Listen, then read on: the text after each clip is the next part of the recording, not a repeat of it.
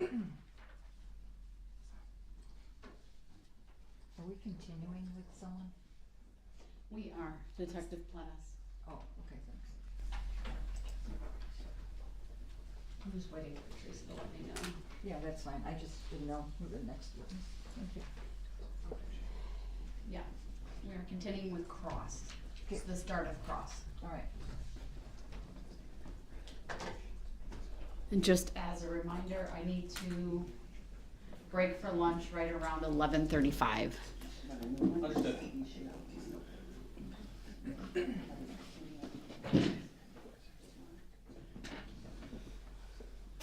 I'm just waiting for Teresa to come back. She was checking to see if all our jurors were here.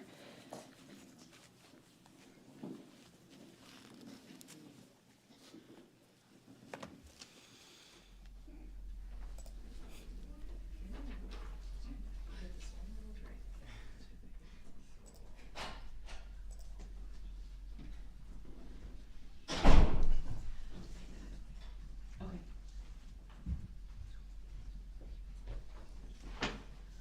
We're just waiting for one more juror to get here.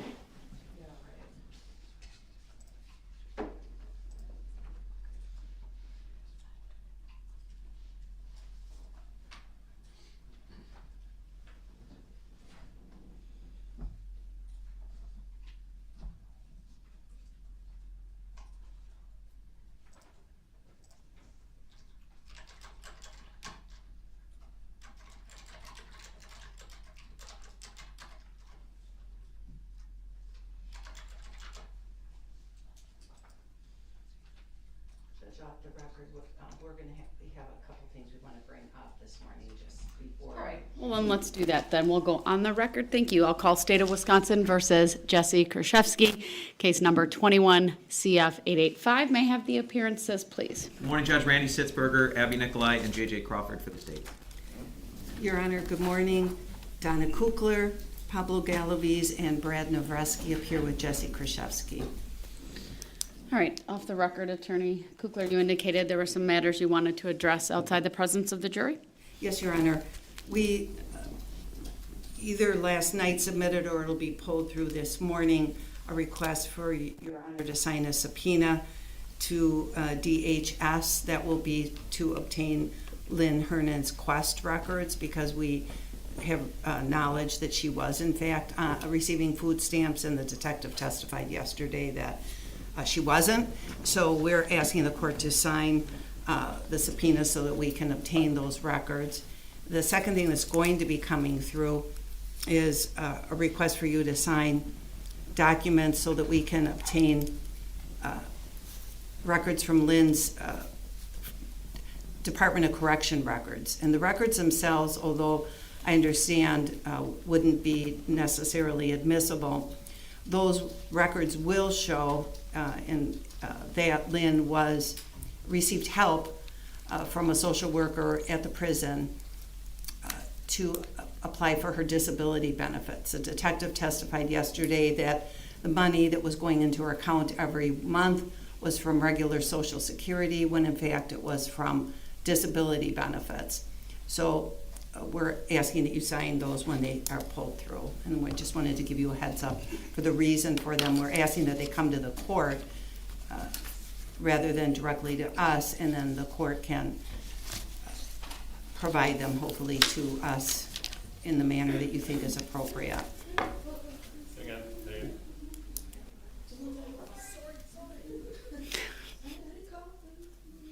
Okay. So our jury was entering, and obviously we weren't planning for that yet, but understandable since Madam Clerk was asking if they were there. I don't believe we have anything in the queue just yet. Should be coming then any minute. All right, I'll have Madam Clerk keep an eye out for those, and then I can review them at a break. And obviously the state hasn't seen them yet to take a position one way or the other. So I'll just take that under advisement at this point in time, and we'll wait till those are filed and we have an opportunity to review. Any other issues I need to address? Not from us. All right. Anything, I think the state said no, but I'll just, I may not have asked you. I think I asked you off the record, but anything from the state? Still a no, Your Honor. Thank you. All right. Okay then, now we'll have the jury brought out. All rise for the jury.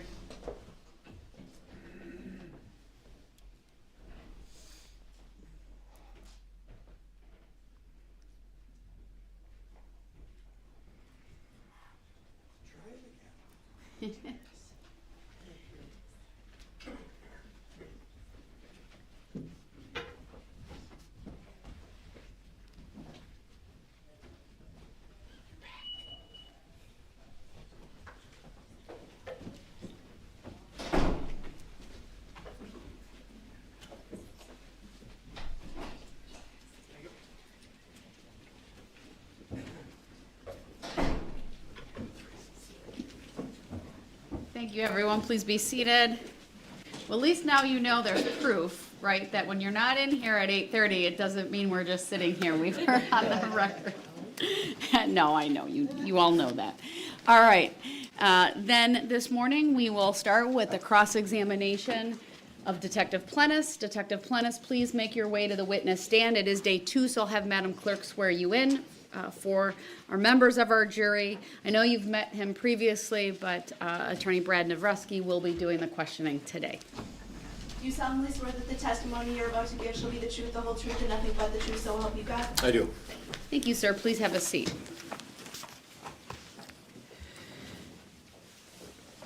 And just for the record, so it's in the transcript, just state your first and last names. Nathan, Nathan, Plennis, Plennes. Thank you. Go ahead, Attorney Navreski. Thank you, Your Honor. Good morning, Detective. Thanks for joining us here again. Good morning. Yesterday, you testified that you reviewed all of the financial documents in this case, correct? Correct. And that included all the bank records that were provided through subpoenas, both the original subpoenas that I believe you did not personally do, and then additional ones that occurred in, I think, 2021. Is that correct? Correct. And you relied on these in creating your various demonstrative exhibits. Is that fair? That's fair. And I believe out of the exhibits that you had, the state introduced Exhibit 98, which was Lynn's account records for the money market account from BMO Harris that ended in 7601. Is that true? Yes, she had the account in 7601. And then you spoke about records from the account ending in 5336 that were introduced as State's Exhibit 117, correct? Correct. Isn't it true that Lynn had 2 additional checking accounts in her name that BMO Harris provided records to you on pursuant to that subpoena? I believe there were 2 other accounts, yes, from BMO Harris that were provided. Now, one of those was an account that ended in 5158. Is that correct? I would have to see the records.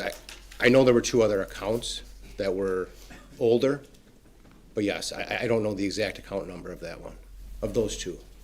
That's fair. May I approach, Your Honor? You may. You'll have that marked, please. Mark Exhibit 599. And I can also pull it up on the screens, but it's not published to the jury yet. Here in a second.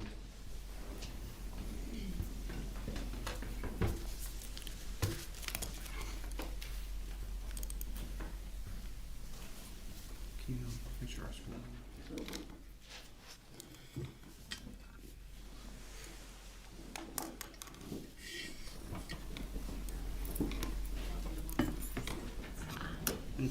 Exhibit 599, which I'm showing you, is it up on your screen as well now? No. Could we also publish to the witness, please? Go ahead. And this is identical. I just thought the paper copies might also be easier for you to go through. I appreciate that. What I'm showing you is statements from each of Lynn's checking accounts. The earliest date we have records, which I believe is June 2016 for each of them. Or 2014, I'm sorry. Did you review the records that you obtained that included these exhibits? They would not have been in order. They would have been at the start of each of the accounts informations within the same return? Yes. Okay. And in 2014, you testified that Lynn first opened the money market account that ended in I believe it was the one ending. Actually, no, this was prior to, I'm sorry, let me back up. So the money market account was opened by Lynn at some point in late 2014, I believe you testified, correct? Correct, I believe it was October. Prior to that, she had already received inheritance, is that true? From my understanding, yes. Do you know what her net worth, or let's not call it net worth, what the total amount of her balance accounts were at the time that we received the first records, June 2014? According to these records for this account that you just provided, For all three of the accounts that she had, correct? I don't know the number necessarily of all the accounts, including this. I know we had approximately $250,000 in the 7601 account in the beginning of October of 14. Okay. Let's start with the account ending in 5158. I believe it is page 1 of the exhibit. True that this would have been the account that was opened for her mother's estate shortly after her death? Yeah, it indicates that it's the Lorraine M. Hernan estate, and it's got Lynn Ann Hernan personal rep. At this point, I would move to admit Exhibit 599 and publish to the jury so that we can go through this exhibit together. No objection. Thank you. Exhibit 599 is received. Permission to publish granted.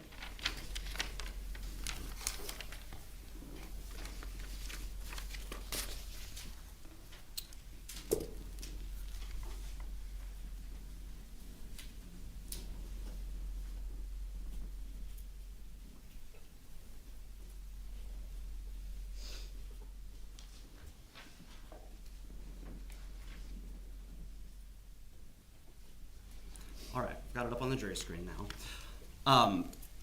So this first page is the checking account created for the estate, as we just established. Can you give me the ending balance as of July 23rd, 2014, which is the earliest record that we have from this account? The ending balance is $4,450.20. All right, I'm moving us now down to page 3. Actually, let's move to page 2. That first one was short enough that it was only a single page, I guess. I'm showing you what is account number ending in 9707. And is that a checking account that belonged to Lynn at this time? This would be, yes, 9707 was a checking account with Lynn Hernan's name on it. And the statement up here is from June 23rd, 2014 through July 22nd of 2014. So ending, I think, a day earlier than the first one we looked at, correct? That would be then the other checking account? Correct. Just the statement period. Yes. And what's the balance of the 9707 checking account as of July 22nd, 2014? The ending balance as of July 22nd of 2014 is $181,936.32. All right, and next we're gonna jump to page 4. And this is the earliest record we have for the 5336 checking account that you spoke of in detail yesterday, correct? Correct. And we've got an ending balance of July 19th, 2014, a couple days before the end of the statements that we just reviewed. Correct. What is the balance of that account as of that date? The balance as of July 19th of 2014 for the 5336 account was $159,551.82. So between the three accounts as of the end of July, or near the end of July, we're sitting at about $160,000 in one, $182,000 in the other, and $4,500 in the estate account, correct? Correct.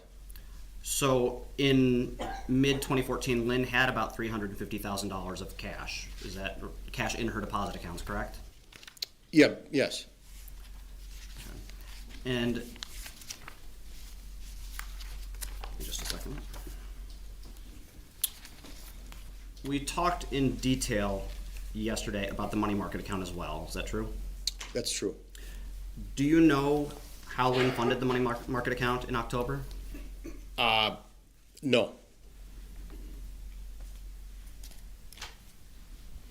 at the point that she funded that money market account in October, she put approximately $250,000 in it, correct? That's correct. And that would leave about $90+ thousand in her checking account had she taken it from these two accounts. Is that fair? That's fair. Okay.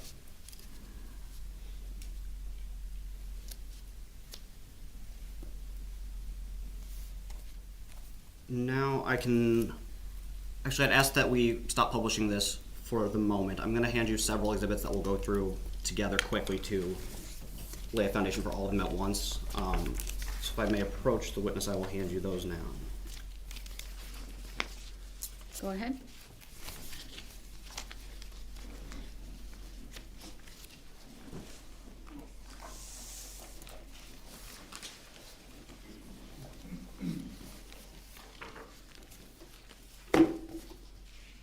Handing you what's been marked 600 through 606.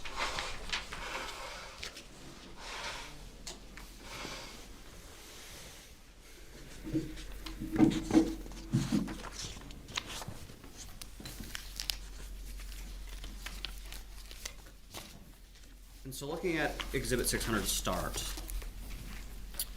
this is a table that I created based on the certified records that were provided to you from BMO Harris and Associated Bank, which you've testified that you've reviewed thoroughly.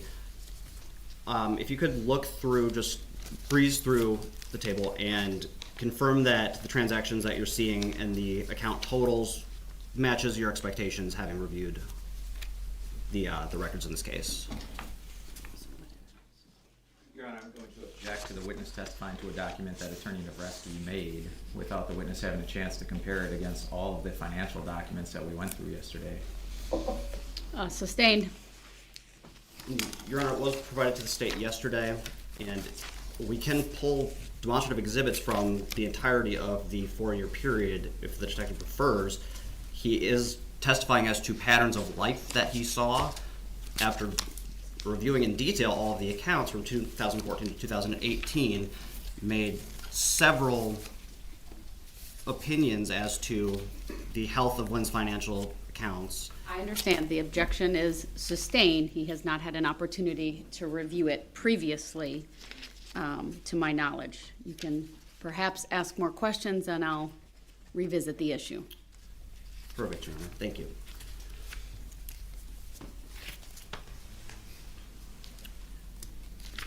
Yesterday, you testified as to account 5336 and the money market account, correct? Correct. From the BMO records, you did not testify, mention, or refer to the 9707 account, correct? That's correct. You testified that Lynn created the money market account and that its existence came to be based on her inheritance of approximately $250,000, correct? That's correct. That was my understanding. When you say that was your understanding, do you doubt that understanding now? No. Okay. You presented this number and the transactions and the account activity of Lynn in the money market account over the course of several years based on this $250,000 figure, correct? Correct. Fair to say that the exhibits that you provided and your testimony as to the 5336 count did not include any data from prior to 2016? That's correct. Why did you not include the account activity prior to 2016 for that account when you had it? Because when I became involved in the case, the investigation that was ongoing surrounded the time frame beginning in 2016. And that was based on Jessy, for lack of better words, re-entering Lynn's life in a more regular capacity, correct? Correct. So you testified repeatedly as to patterns of living that you were looking for in these records, fair? That's fair. You were trying to establish Lynn's patterns of living prior to Jessy entering her life, fair? I established the patterns of life with Lynn's life from 2016 to her death. And that was to try to determine whether transactions seemed quote-unquote suspicious to you, correct? Correct. Now, knowing that the period of time that you were looking at from 2016 onward was the period of time where Jessy was already in her life, how can you establish the patterns of Lynn's life without Jessy's involvement based only on that information? On Lynn's life, based upon just that 2016 period, The patterns of life prior to Jesse's involvement in her life. I was focused on the time period starting in 2016 in Lynn's life. Now, having reviewed the records, it's fair to say that the money market account was left largely untouched from its creation in October 2014 through, let's say,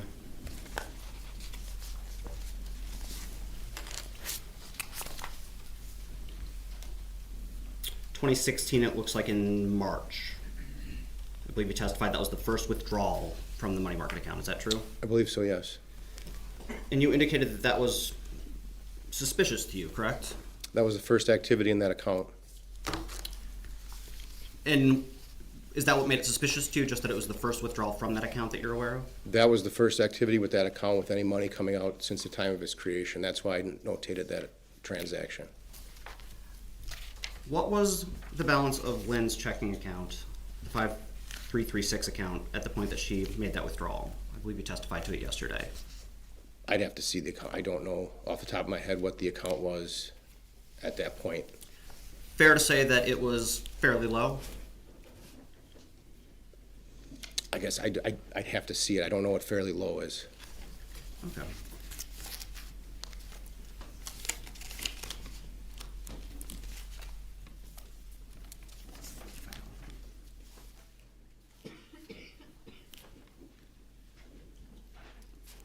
So we've established that in 2014, based on the first records that we have, Lynn's cash assets in her deposit accounts were approximately $350,000, correct? Yes. And based on the records that you discussed yesterday, as of approximately March 2016, would it be fair to say that Lynn's net worth in those accounts, which no longer included the 9707 account, would it be approximately $270,000? I believe it was around 250,000. I don't know if it was 270. I believe from the 5336 and the 7601, and I guess yes with the, I believe this is what, the 5158. Although that account was opened, the money market was opened in October. This statement shows July of 14. Was around $250,000. So about just short of $100,000 less than she had June 2014. Fair? That's fair. And if her total value was around $250,000 and there was $250,000 in the money market account, fair to say her checking account was near empty? Fair. So around the time this first transaction occurred, Lynn had gone from a balance that we established of about, I believe, $98,000 in her checking account and $250,000 in the money market account to having exhausted that approximately $98,000. True? The 98,000. I'm sorry, I'm just objecting to vagueness. What $98,000 specifically, if we could have account numbers or exhibit numbers? Sustained. The $98,000 figure, if we want to go back and look at record 599, is based on the three checking account totals that we added up together. We got to about $346,000. You testified that Lynn opened a money market account with $250,000. That leaves around $90,000 in the account. Fair? That's fair. That would have remained in her 5336 account. Fair? Fair. By the time the money market account was tapped into, you've just testified that 5336 account was empty or near empty, correct? Jack, the witness actually earlier stated he would like to see the record to answer affirmatively. Sustained. Did answer affirmatively. He agreed that the account was drained or nearly drained based on the net worth that he testified to yesterday.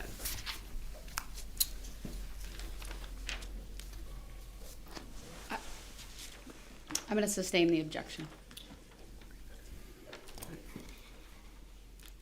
You're talking in March of 2016, right? Is that your question related to that The time question frame? was related to the difference between the opening balances of $346,000 and the 250,000 net worth he testified to in March 2016. It's a subtraction question. Judd, I don't know if you want a sidebar. I know you don't want speaking objections, but I do have a response to this. Yeah, let me meet the parties at sidebar, please.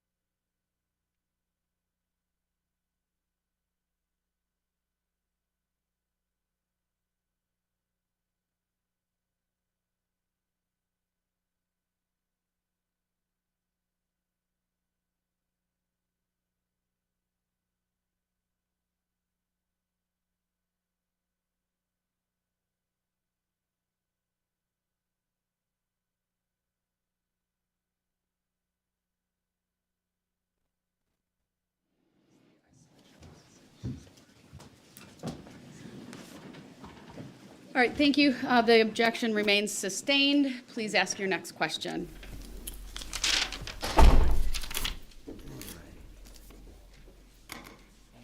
I'm gonna bring up Exhibit 98 that you discussed yesterday, and I'll publish that to you.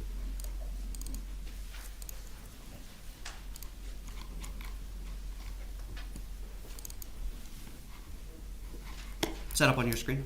Yes, And this is the same exhibit that you discussed yesterday, the certified BMO records, correct?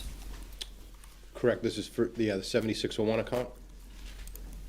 And I'm going to jump to page 37. Do you want this published or just questioned? Just question for a second. I'll put them side by side and then ask to publish. Okay, very well. Sorry for the interruption. I just wanted to point out it wasn't. Totally okay, thank you. This is the money market account, correct?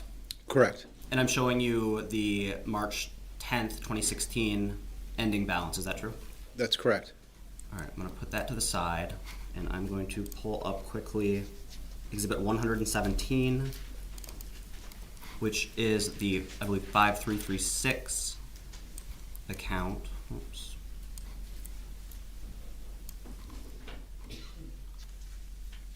And just quickly, I'll have you again verify that this is the certified record from BMO that you received for the 5336 account. Correct. And let's jump forward to page 59.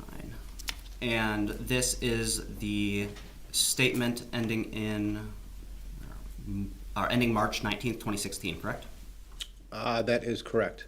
So at this point, I would ask to publish to the jury. Go ahead.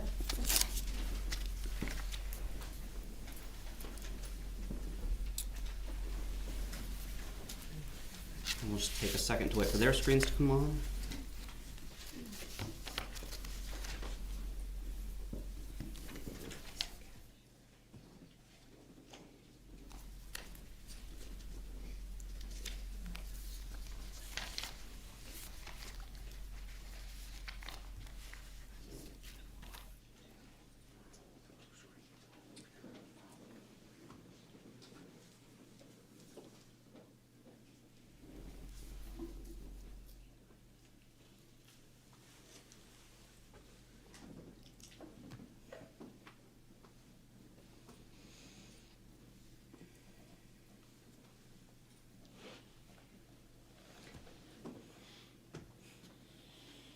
Apparently it's extra long this morning. All right, we have it.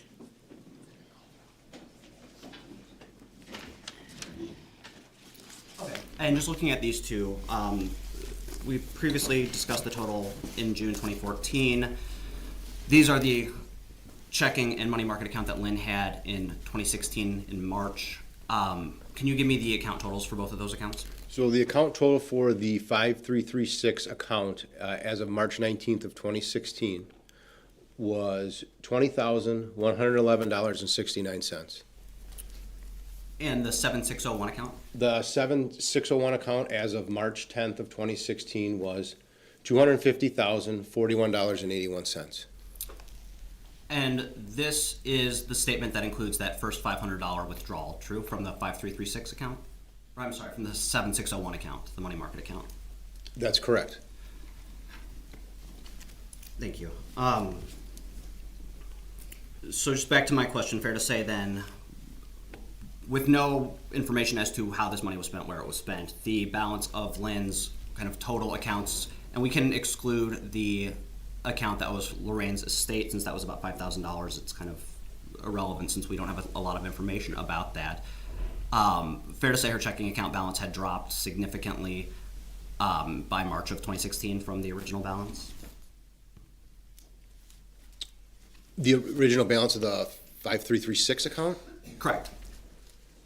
Can you go back to, you're talking about it dropped drastically. During that month, this statement period, or? No, over the course of the 2014 period that we talked about through the March 2016 period. I don't recall what the, Going back to 599. And we're on page 4 of that, looking at the original balance for July 2014. Yes, it did drop drastically. And I believe we discussed that about 70,000 of that had gone into opening the money market account, correct? Yeah, I believe so. So the $90,000 that was in the account, we're down to 20,000 as of the statement that I showed you a moment ago. In March of 16, yes. And this was at the first point that Lynn dipped into the money market account, as you testified, correct? Correct. Now, in your review of actually, strike that. You had records going back to 2014 for all of the accounts that we've discussed today, correct? I believe so. Did you review those when you were doing your financial reviews? When I went through the 7601 account, yes. I believe through the 5336, I believe I went through, I believe I documented from 14 on. Okay, so you just didn't discuss it yesterday, but you had reviewed all of these in the course of investigating. I believe so. Okay. If I received them, I would have at least gone through them.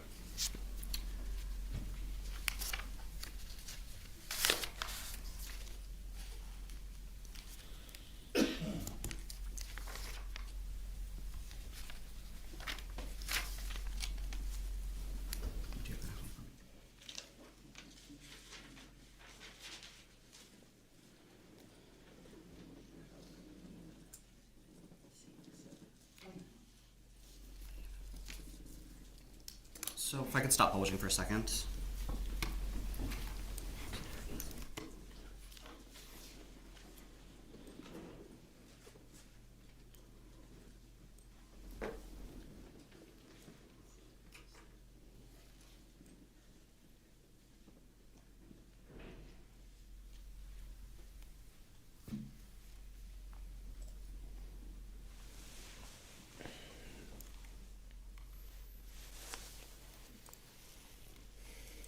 And I'm going to show you momentarily. We're just going to jump through and kind of look at these balances year by year.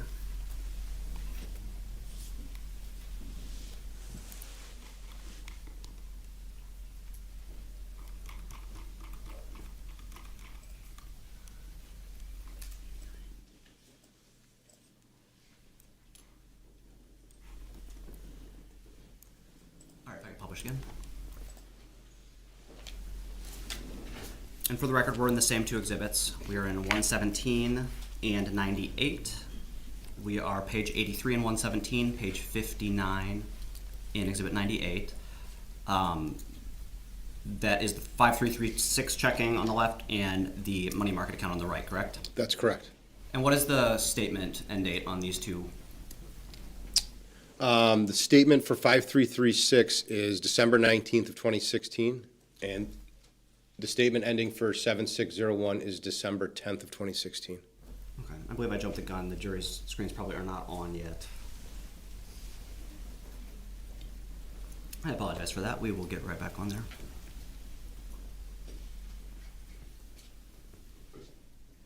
All right, sounds like we're good to go. Could you give me the ending balances for the 5336 account? The ending balance for the 5336 account as of December 19th of 2016 was $10,090.81. And the money market account? The 7601 account as of December 10th of 2016 was $169,771.33. So together, the total cash that Lynn has in her deposit accounts is about $179,000, correct? Yeah, that's correct. And that is just shy of 2.5 years from the high balance of $350,000 in July or June of 2015 or 2014, correct? Yes. Fair to say that in those 2.5 years, Lynn had one way or another used approximately half of the total balance of her accounts? Fair to say yes, that money is no longer in those accounts.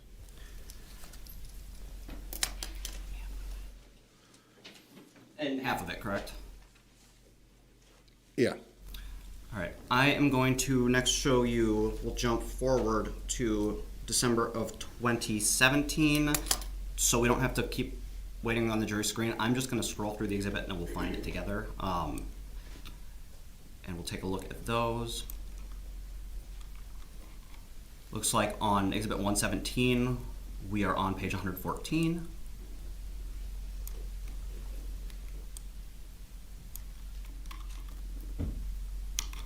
And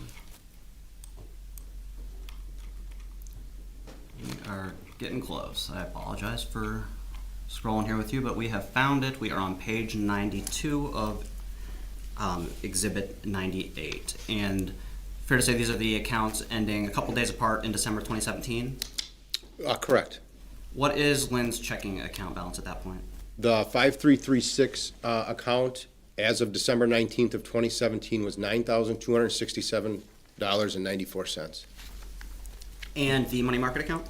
The 7601 account as of December 10th of 2017 is $30,506.20. So about $40,000 together, correct? Roughly, yeah.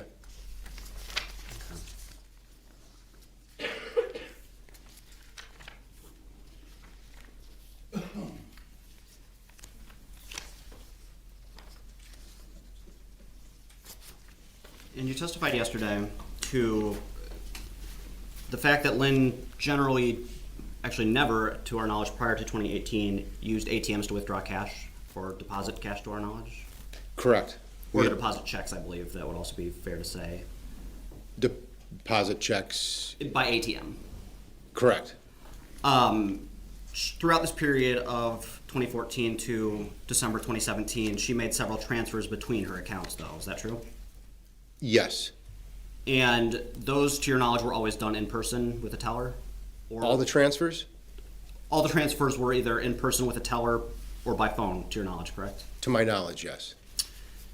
And those transactions you were able to trace between her money market account and 5336 checking, is that true? Correct.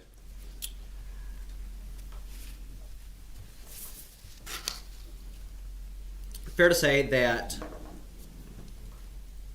beginning in, say I'd say after the $500 deposit you discussed in March of 2016 coming from the money market account, there were several transfers over the course of years from the money market account to the 5336 checking, is that true? Yes. And those were generally large multi-$1,000 transfers? Yes.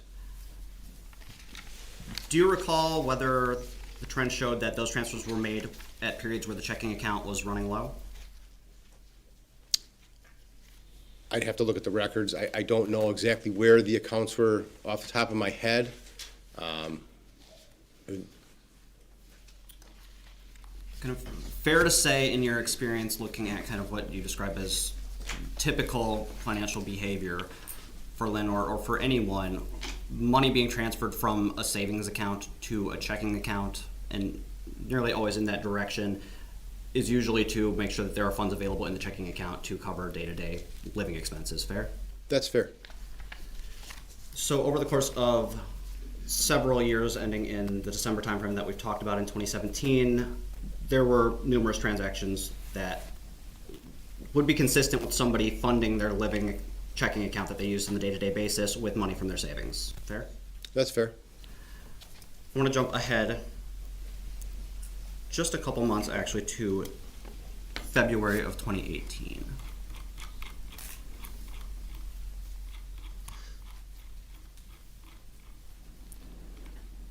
So for the Exhibit 117, which is the 5336 checking, that puts us at page 120.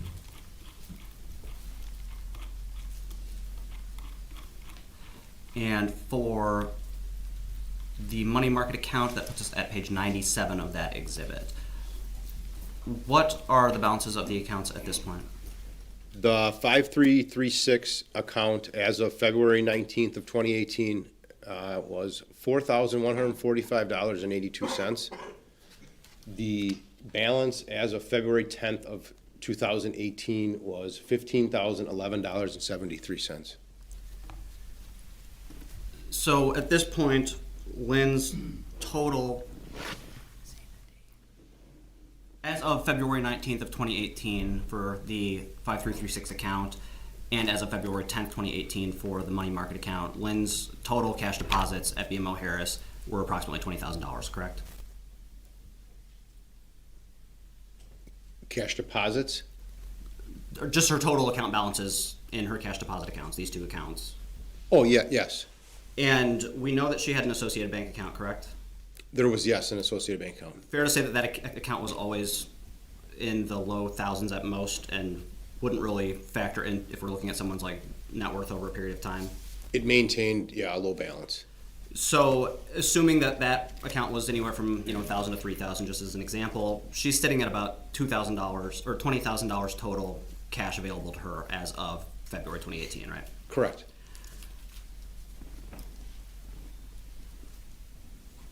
And her total available cash remained at or below, let's say $30,000 between this period and the end of her life. True? During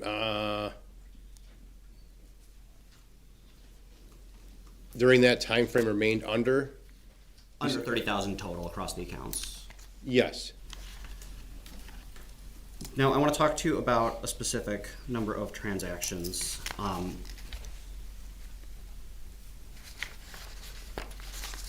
And let's stop publishing for a second because I want to bring up a new exhibit for that.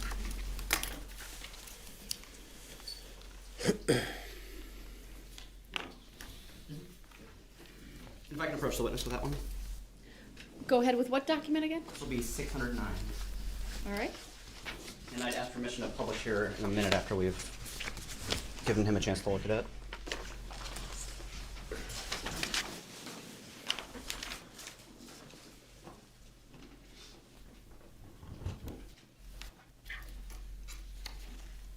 All right, I am showing you what's marked Exhibit 609.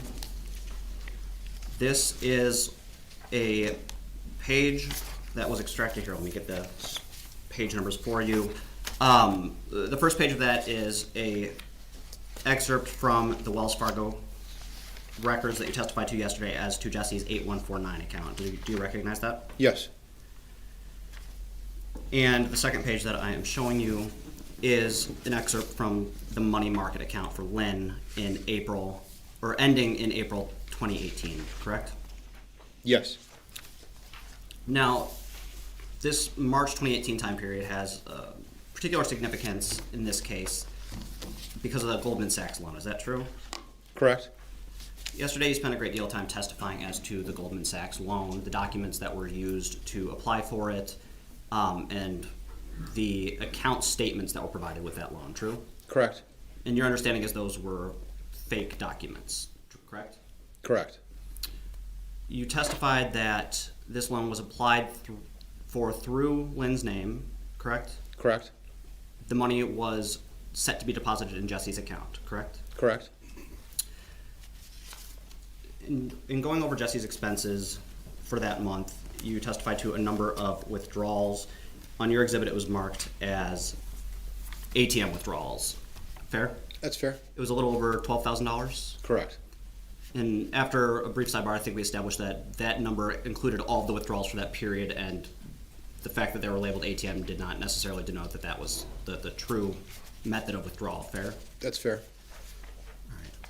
I would ask for Exhibit 609 to be admitted and permission to publish that. No objection. I'll pull that one back. Exhibit 609 is received and permission to publish granted.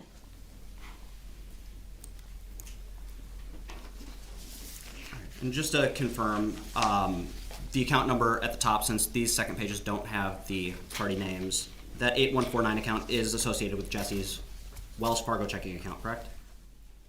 As of March 8th of 2018, it's associated with both Jesse's and Lynn's name. Right, thanks for that clarification. On the first page here, on 312, there is a deposit for $30,000, correct? That's correct. And that is the proceeds from the Marcus, the loan that was procured. Yes. Several days later, on the 15th, there's a withdrawal, Yes. and that was for approximately $12,000. Correct. And that was done at a branch or a store, correct? That's what it says, yes. You testified yesterday that you didn't know exactly how that money was spent, correct? Correct. And part of the reason is that it is a cash transaction. Is that true? That's true. Looking at Lynn's account statement for the same period for the money market checking account, what was her balance as of March 10th? As of March 10th, it was $15,012.31. And there was a deposit to her account of $9,900, correct? That's correct. That would have been a teller deposit in person? That's correct. And what date did that happen? It states here March 16th. And going back up to page 1, that would be the day after the withdrawal of $12,000 cash from Jesse's account, correct? That's correct. Is there anything significant that jumps out to you about the amount deposited here being $9,900?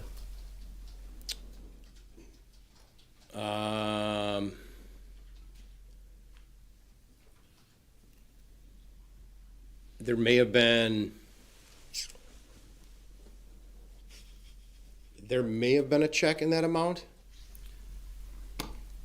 And just from the perspective of investigating financial crimes, why would somebody deposit $9,900 as opposed to a $10,000 amount, the full $12,000? Well, if it's under $10,000, it doesn't have to be reported. So tell me more about what that means, what it means for a transaction to be reported. Over $10,000, you need to report it to the IRS. And when you say you need to report it, who does the reporting? I believe the bank would do the reporting. And what kind of information would they have to provide? I believe they have to provide, I guess, where that money came from, why it was being deposited. And that then becomes reportable for tax purposes, true? True. So somebody that wishes to deposit money without dealing with tax implications or questions as to where it came from would attempt to keep their transactions under $10,000, correct? True. Fair to say that we can't say for sure where this $9,900 deposit came from? Yeah, I absolutely cannot tell you where that money came from. And we absolutely cannot say for sure where that $12,000 withdrawal from Jesse's account went? I absolutely cannot say where that money went. But it is also fair to say that Lynn was added to Jesse's BMO account or Wells Fargo account on March 8th? That's what the records indicate, yes. And the deposit to the account was on March 12th of that year, correct? The deposit in, From the Marcus account to Jesse's Wells Fargo account. yeah, it lists here as the date, I guess it would be posted to that account would have been March 12th. Fair to say that the approval for the loan and disbursement might not have occurred on the same day? Correct. And I believe the Marcus records that we looked at yesterday said that March 8th was the date that the disbursement was approved. Is that true? That's true. So the same day the Marcus loan is approved, she's added to Lynn's account. Fair? That's fair. Several days later, 12,000 of that 30 are withdrawn. True? True. Looking at Jesse's account, no other source could have contributed to that 12,000 but the 30 that came in. Is that true? And let me actually rephrase that. If we go to, let's say, the 6th of March, which is just a couple lines above my highlighted line, what is the ending daily balance for Jesse's account? It is negative $474.58.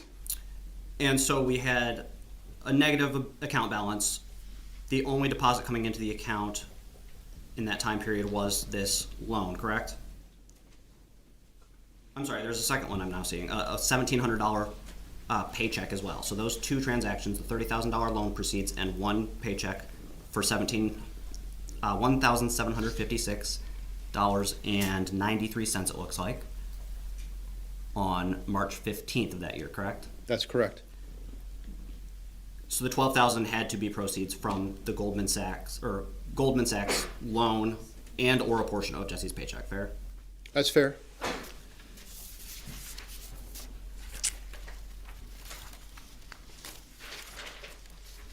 And just to reiterate, the $9,900 that was deposited, we cannot more particularly trace that money, but it was deposited in person. Are both those statements correct? Yeah, it shows as a teller deposit, so it would have been deposited at the bank. Okay. And we can stop publishing that.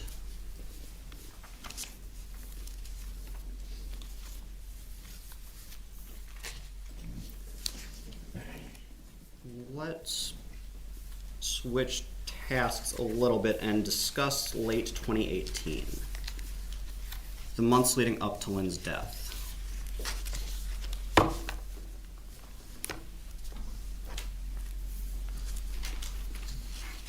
Now, I'm gonna pull up two exhibits here again so that we can look at the records in late September. But as we previously established, her accounts remained below 30,000 through the entirety of the period from March through her death, correct?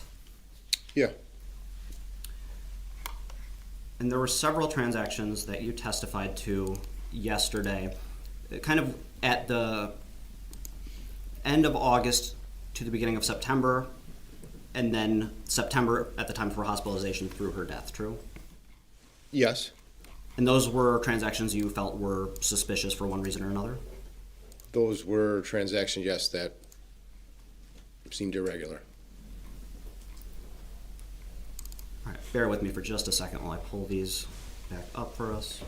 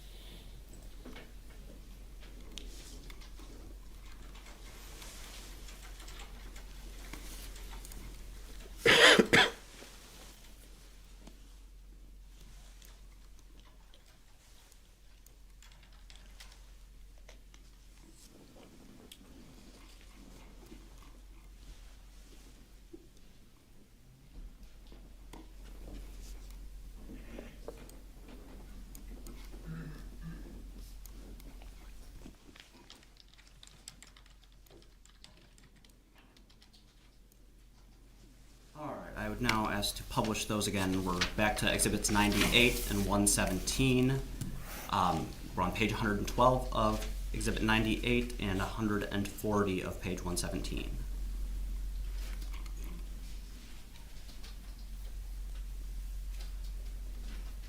I'm sorry, we'll actually start at page 139 of 117. So once those are up, we can get into them.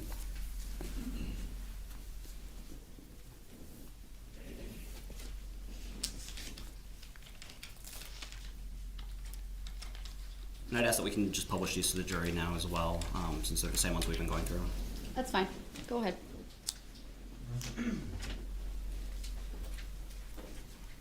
All right. Is that now up on your screen while we wait for the jury's screens to Yes. kick in? Perfect.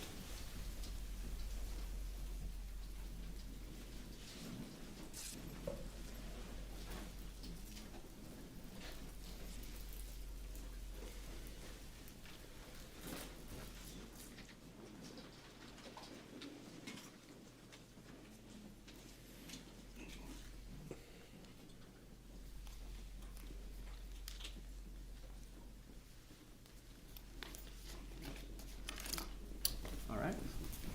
Now, these are statements that both begin in August and end in mid-September, fair? Correct.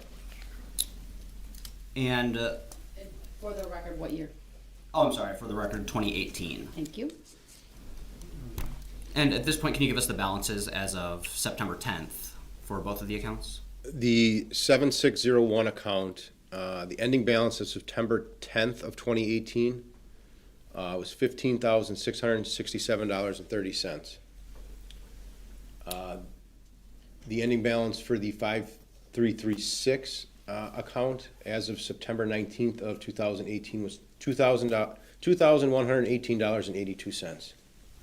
So about 17,600, fair? That's fair. Between the two? And this was prior to Lynn entering the hospital? The 5336 ends shortly after Lynn goes into the hospital. And she entered the hospital the 15th of September 2018, true? Correct.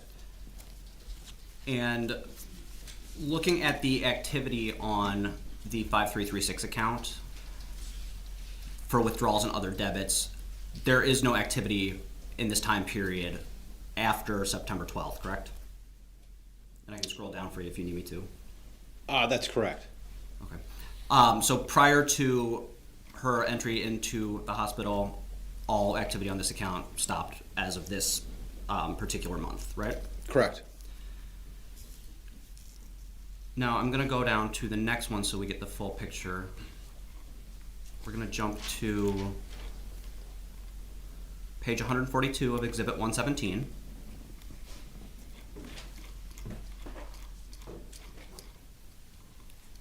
And 114 of Exhibit 98. And what are the ending dates for both of these statements? For the 7601 account, the ending date is October 10th of 2018. And for the 5336? For the 5336, the ending date is October 19th of 2018.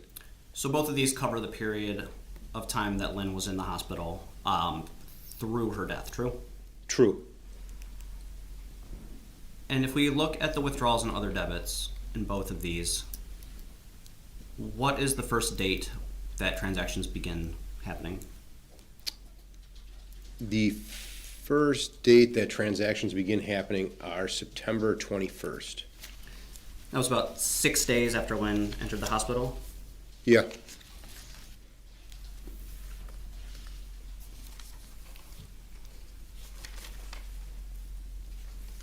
And you've been present for the entirety of the trial, correct? Correct. And so you were here when we heard testimony from the medical examiner's office Yes. and went through various medical records of Lynn during this period? Yes.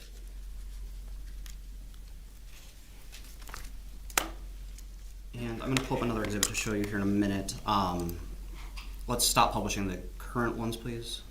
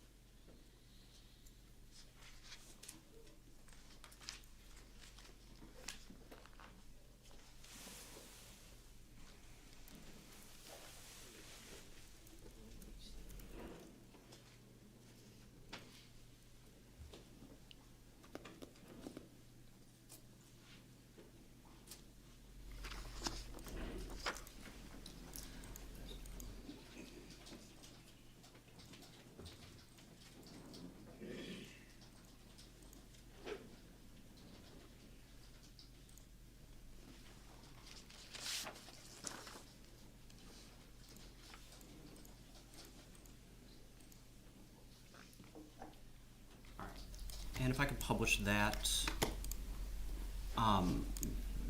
let's publish both to the witness and the jury. This is Exhibit 541. It was introduced by the defense several days ago during the testimony of the medical examiner's office. Go ahead.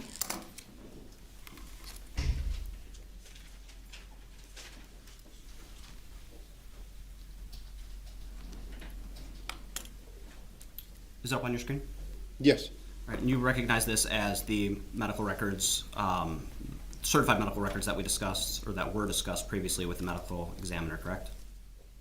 I know there were records that were provided, yes, to the medical examiner. I can't say I've ever reviewed them.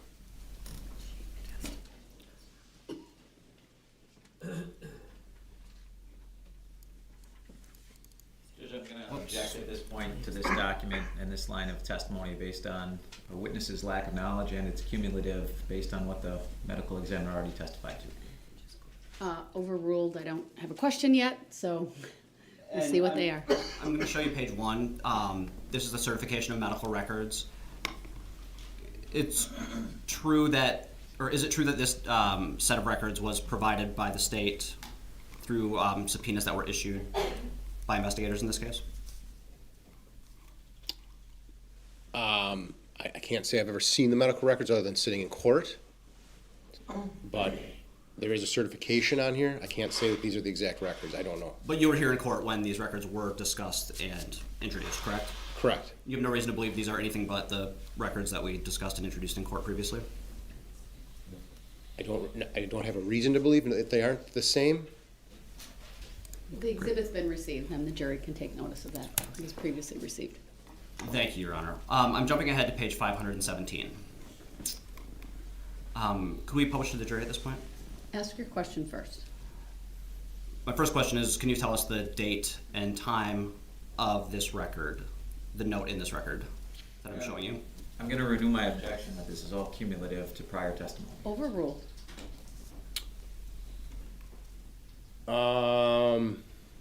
This, it's notated, it says consults by Ann M. Thompson, 9/21/18 at 13:15. So 9/21/18, the first date that we see some of these transactions occurring, fair? Fair. And I'm just scrolling here to get to the page that I want to discuss with you, since going up to the front made me lose it. Let me jump to it.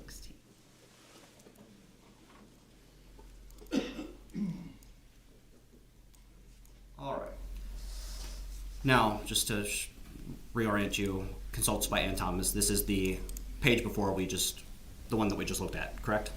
Correct. And this is still 9/21/18? Yes. All right, at this point, do you want me to continue? For the record, you're on page 516 of the document. I just wanted to make a note of that. At this point, I would ask to publish to the jury. I could continue asking if you would like more information as to where we're going. No, go ahead. It's previously been received, so. Okay.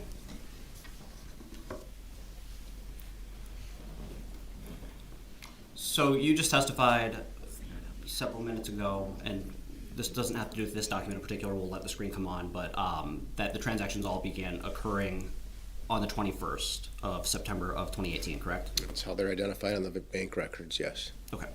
Now we'll wait for the jury's screens to come up, and it looks like it is up, so let's proceed. True that this would have been day 6 of Lynn's hospital stay? Yes. Now I want to jump down to the second to last paragraph on the page. Can you read that paragraph to us?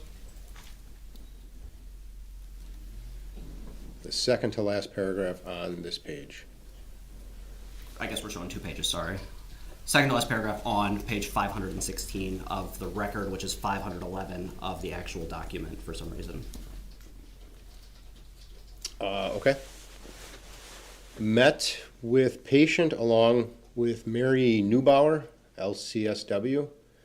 I introduced the role of palliative medicine and how we help patients and families dealing with serious, potentially life-limiting illnesses and help them to navigate their care in focusing on the whole person, providing emotional, social, and spiritual support, including symptom management, information sharing about what to expect from the illness itself, but available treatment options and what effect those options may have on the disease course, and provide effective communication and caring support. Can you go ahead and read the paragraph following that? What's that? Can you go ahead and read the paragraph that follows that? She right away seemed upset and talked about refusing to do GI Rex as she has had a colonoscopy in the past and they found nothing. And she is frustrated that she is having these issues for 5 years and she feels nothing has helped. And what is palliative care, if you know? From what I've learned in court, what palliative care is would be assistance. I guess you could go to like a rehabilitation facility. It could consist of assisted living. It could consist of hospice. Obviously, that's my understanding from when I was here in court. And in the first paragraph that you read, fair to say that they were discussing with her the scope of her medical issues, which included serious, potentially life-limiting illness-related symptoms. Is that true? I object, that's a misstating of prior testimony and this document. Overruled, he may answer, given his understanding and being in court throughout the testimony and his role in the investigation. Can you repeat that? I'm sorry. Fair to say, based on your understanding of this record, hospital workers were having a discussion with Lynn about what it looks like to receive palliative care based on having a potentially life-limiting illness. Correct.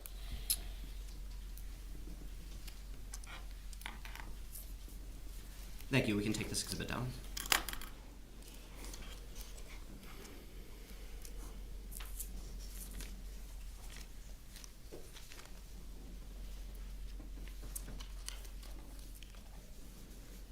Now, yesterday you discussed kind of a pretty broad shift in Lynn's financial behavior beginning September 21st of 2018, true?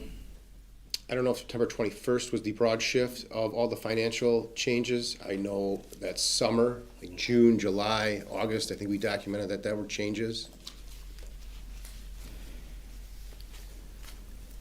Do you recall when the first use of an ATM to withdraw cash was in Lynn's accounts? I believe that was in September when Lynn was in the hospital.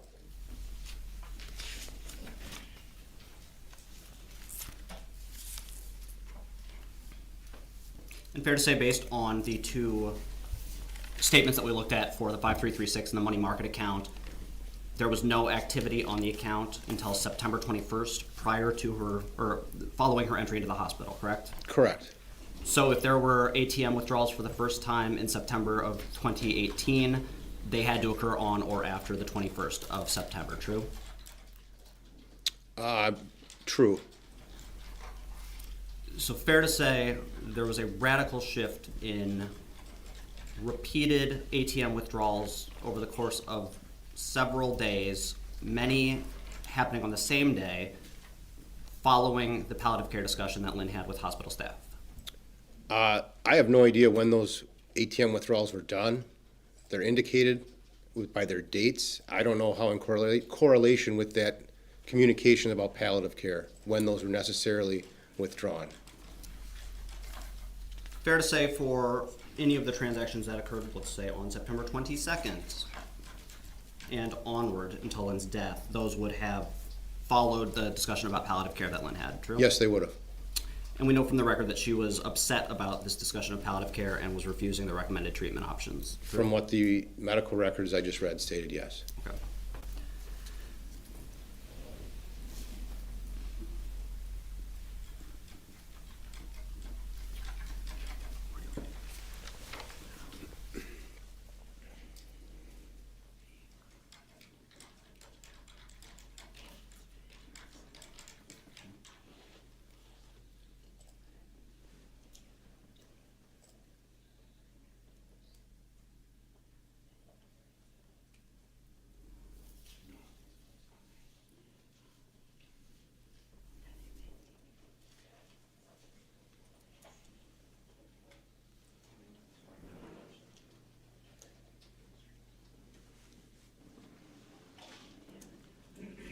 I'd like to shift gears a little bit and talk about kind of several, honestly, unrelated topics to kind of cover some ground that was discussed over the last several days that you had either involvement in the investigation of or were present for testimony on.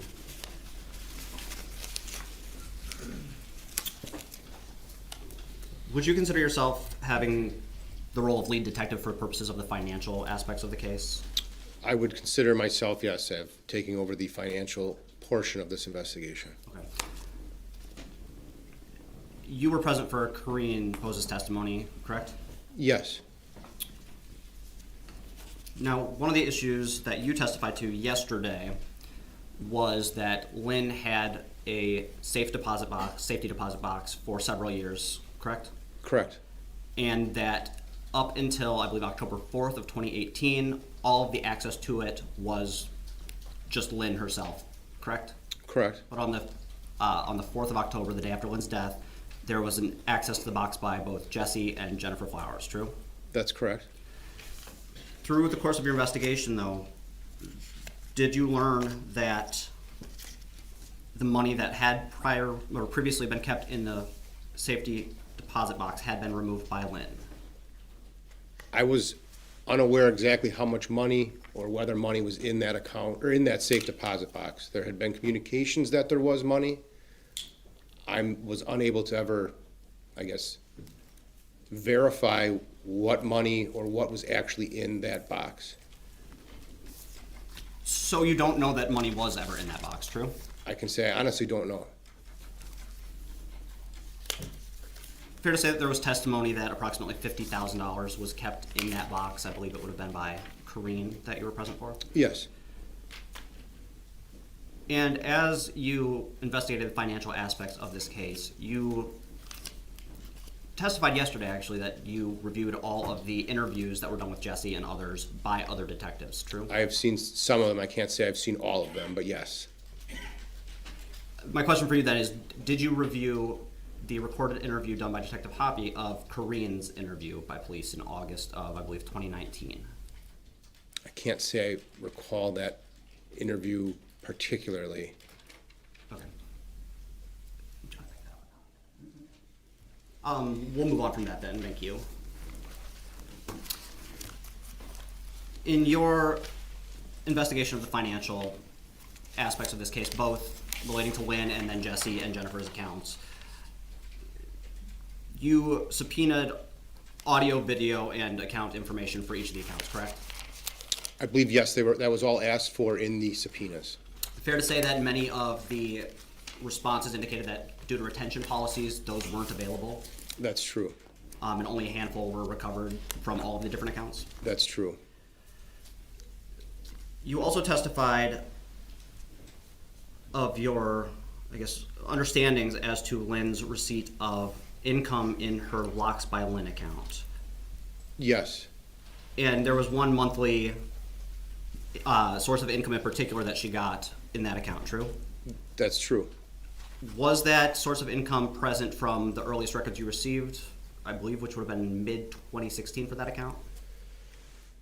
I have to review the records. I know that there was an ongoing payment that she received. And that was from the Social Security Administration? Correct. What is your belief as to what that income was from? It was just identified as Social Security. That could be a retirement, that could be Social Security. I don't believe she was necessarily old enough, but it could be a disability, it could be anything, but she's getting some type of Social Security benefit from the government. And as far as you're aware, there's only two ways you can receive money from Social Security, correct? Disability or reaching the... Correct. And how old would she have been in 2016, if you recall? I believe Lynn would have been 62. And are you aware that that is too young to receive Social Security as a retirement benefit? That's true. Fair to say that this had to have come from Social Security disability? Absolutely could have. Absolutely could be coming from disability. And you don't otherwise have any information as to whether she was on disability or why, fair? I do not. Now, are you familiar at all with the financial rules surrounding receiving disability through Social Security? I can't say I know them in detail. I do know some aspects in regards to disability. Okay, so generally speaking, is it accurate for me to say that an individual receiving Social Security disability is subject to pretty specific income restrictions and asset restrictions? Yes. What happens if they go over those income limits or asset limits?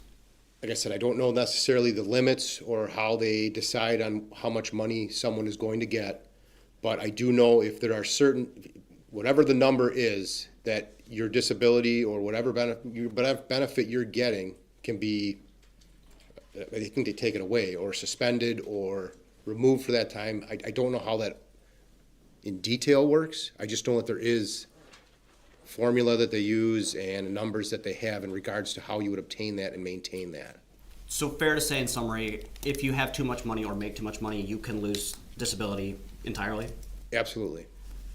fair to say that the IRS and Social Security share information about an individual's income as reported for taxes? I would say that's fair to say. And so an individual that is receiving disability might take measures were they to receive income over the limit to avoid having that income tax or reported as taxable to the IRS, true? Yes? Did it strike you as odd at all that the disability payments were coming to Lynn's business account at a separate bank than her personal checking accounts? Just people have different banks. I figured that was probably the bank she had when she started that. I didn't really look into or notice necessarily why she had that account at that financial institution. But fair to say that we established earlier, broadly speaking, that account always was $3,000 or less at any given time. It was a low balance account, yes. And that was an account, I believe, yesterday you testified, that was used kind of just for monthly expenses. I think there was a Time Warner and an AT&T bill, fair? That's fair. Okay, so if someone were looking at that account, they would see an energy payment, true? True. A phone bill, True. and probably a TV bill, since we know Lynn did not herself have internet to our knowledge. True. But other than that, the account was not heavily utilized, true? That's true. Okay.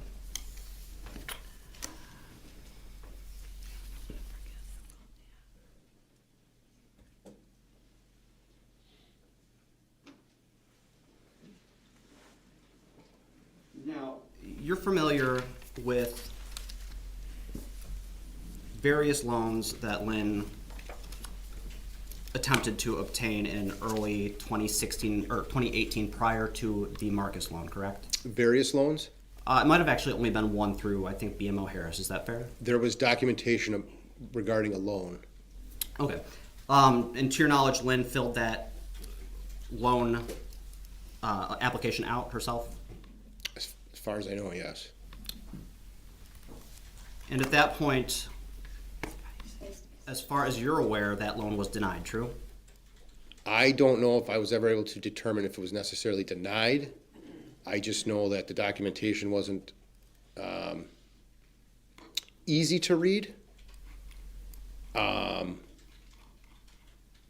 not sure if I remember seeing it actually saying it was denied. I don't believe I could ever attribute a payment from, so it was a BMO. I wasn't able to determine a payment from BMO. So you didn't see any deposits from proceeds for a loan, nor payments to that loan that would indicate that she received it, true? True.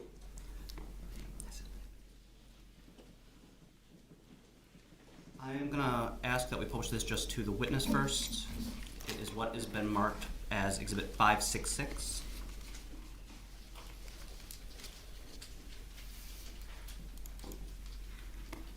And when is a good time, since we're approaching 10 o'clock, let me know when it would be a good break to give the jury a break as well with your line of questioning.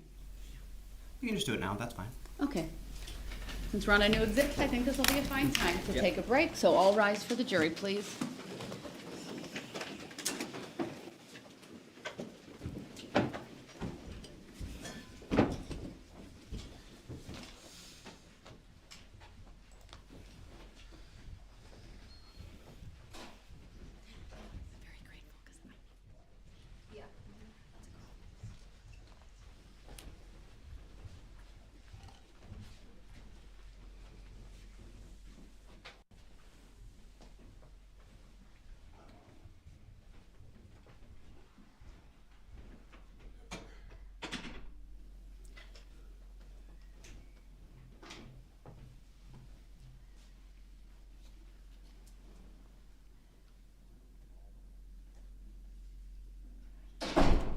All right, we'll be in recess until 10:15. I'll put the sidebars on the record when we come back.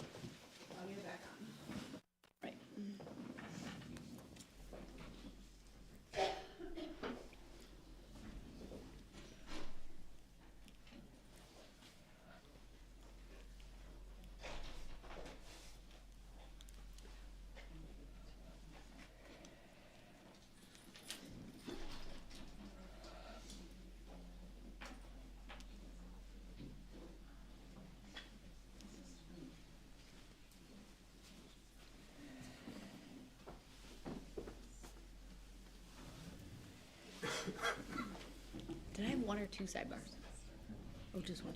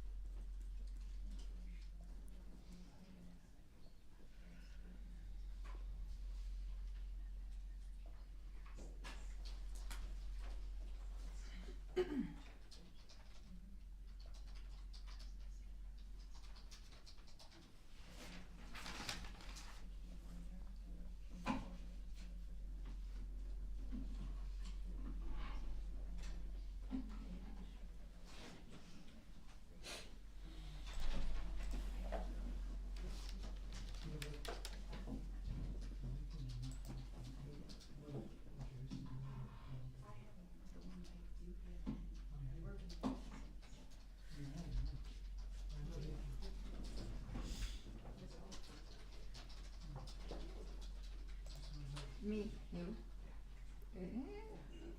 A little at the end there, you got a little quicker. Not too bad.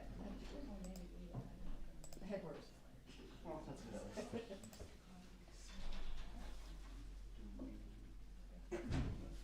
All right, we are back on the record. Appearances are as they were before. I have one sidebar to put on the record. I believe it was the state that requested the sidebar during cross-exam, and specifically as it relates to Exhibit 600 and questions regarding it. And we had a little bit of a discussion at sidebar just about not only that exhibit, but whether the bank documents themselves should be used versus questioning with round numbers. I indicated I wasn't really going to dictate what parties could do, but we did have the exhibits available. I did confirm, though, that I was sustaining the objection as to Exhibit 600 due to the witness not creating it, nor having an opportunity to review it and compare with the actual records that he has. And ultimately, when we came back on the record, I think Attorney Navreski just continued with his questioning, started utilizing Exhibits 117 and 98, and did questioning on that. So I think I've accurately summarized. It was a little bit more lengthy of a sidebar, so if there's anything either party wants to add to that, please do so from the state. Nothing from the state, thank you.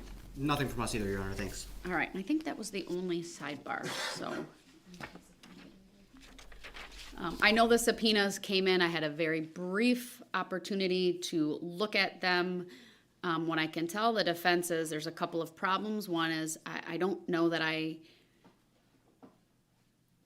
have authority to sign it that quickly, or what the basis is with a turnaround date of would be 24 hours or so, or if you go to the end of the day, add, maybe 8 or 10 hours to that. But it also has the return to my clerk's email, which CCAP would absolutely not like if I did that. I don't think that's proper as well. And then third, why would the defense not simply just do a subpoena ducus tecum for a date next week for when you are presenting the defense? So I'm not saying I want you all to give me arguments right now. Those are just some of the concerns I saw off the top of my head.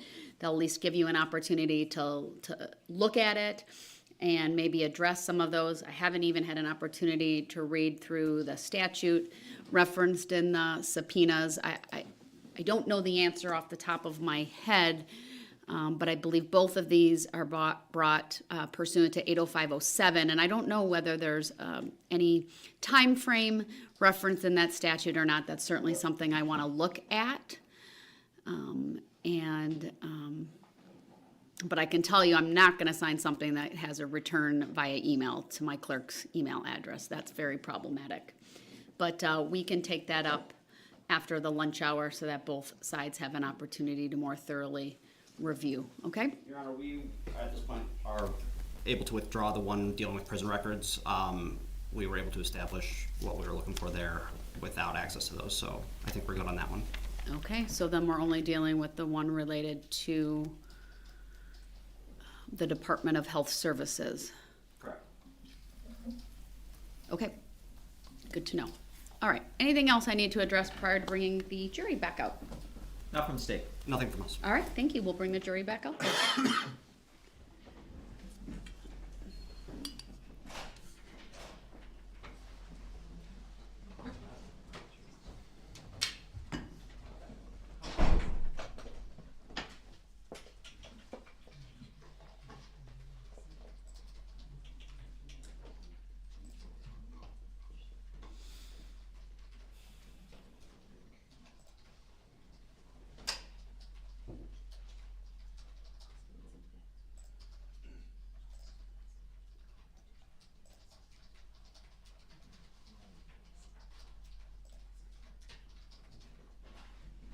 All rise for the jury.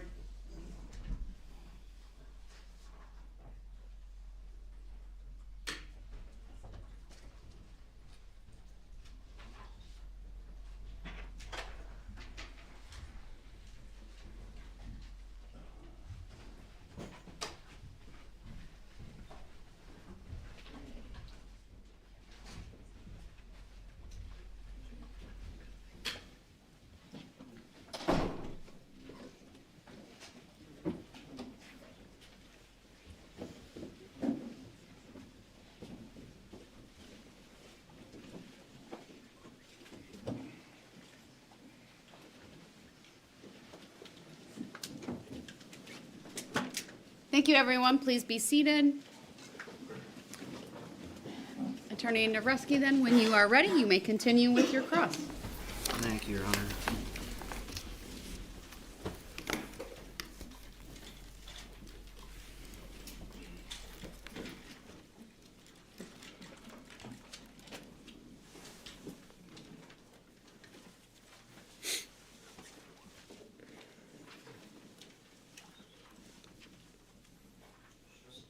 Get this pulled up, and we can publish to the witness, please.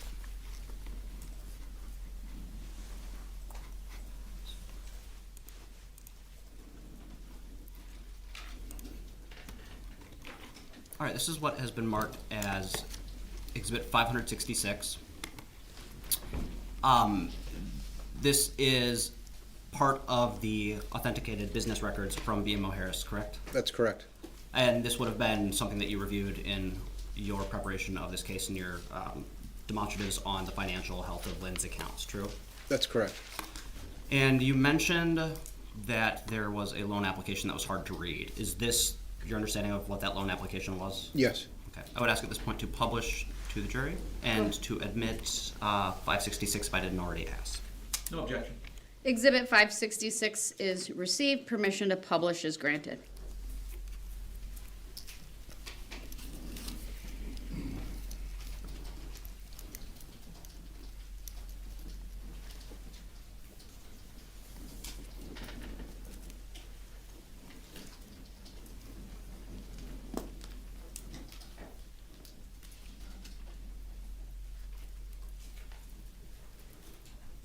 All right, looks like the jury's got it on their screens at this point. So this is the best copy we have of this loan application, true? That's correct. When you reviewed this, were you able to make out parts of it despite its fuzziness? Yes, there were parts that you can make out some things. Okay, I'm going to zoom in here just to try and give us a slightly better look at what we're looking here. So this was a loan that Lynn applied for, correct? Correct. And looking at what's circled there, I think it says base loan amount. This, I believe, was for approximately $15,000, true? Or $35,000, I'm told. Is that correct? I can't say exactly what that number is. If we go up to the first line there, the base loan amount, does that look like a $35,000 to you? It possibly could be a 3. It's very difficult to read. Understood. To your knowledge, she didn't get this loan, correct? I couldn't find anything that I could attribute to a loan being deposited into the accounts that we had. All right, I'm gonna breeze forward here. And bear with me, I know it's very difficult for us to actually discern. Now, at the top of page 4 of this exhibit, are you able to read the headings of those columns for us, or at least the ones you can make out? I guess we'll start from left to right. Looks like an income source. Monthly equivalent. I can't read that next next box. Well, I guess the third box might be income type. I'd be guessing at the fourth box.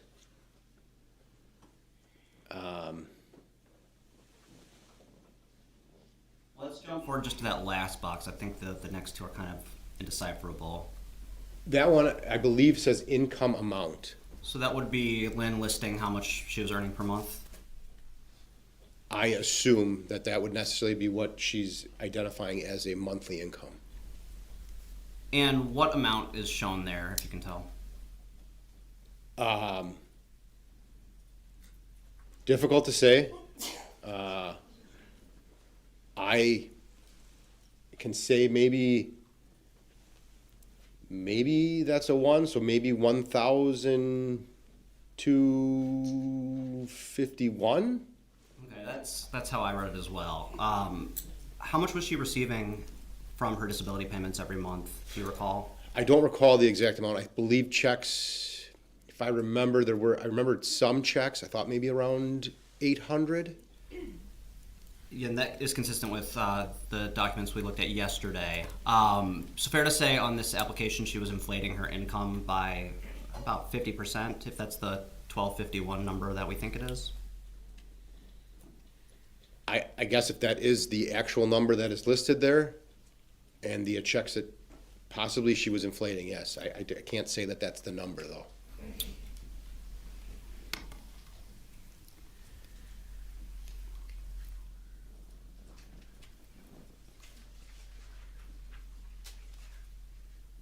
All right, and we've got a couple other places where it's listed. This box down here that I'm showing you with the mouse, other income, again, that looks to me like 1251.35 maybe. Does that seem accurate? It appears that first number may be a 1, and I do see possibly a 2 following that. The last 4 are difficult. Fair to say that the boxes above that are all zeros, though, true? I would say, yeah, those are zeros. And from what I can tell, the first one is something employment income fair, that's listed as 0. Something, yeah, employment income, I could say that, yes. The next one appears to be overtime, also listed as 0. Same with bonuses, commissions, dividends or interest, and net rental income. Does that look right from your read? Yeah. And so the only income she claims is this other income, true? Yes, it would appear that that's the only box that has anything in it. And that's consistent with what you know of her employment status in 2016 when this was applied for, or 2018 when this was applied for, correct? She was not working? As far as I know, no, she was not working. And the only regular income would have been that disability payment? Yes. And if we look down here, describe other income. Can you read the white drop-down box there at the right?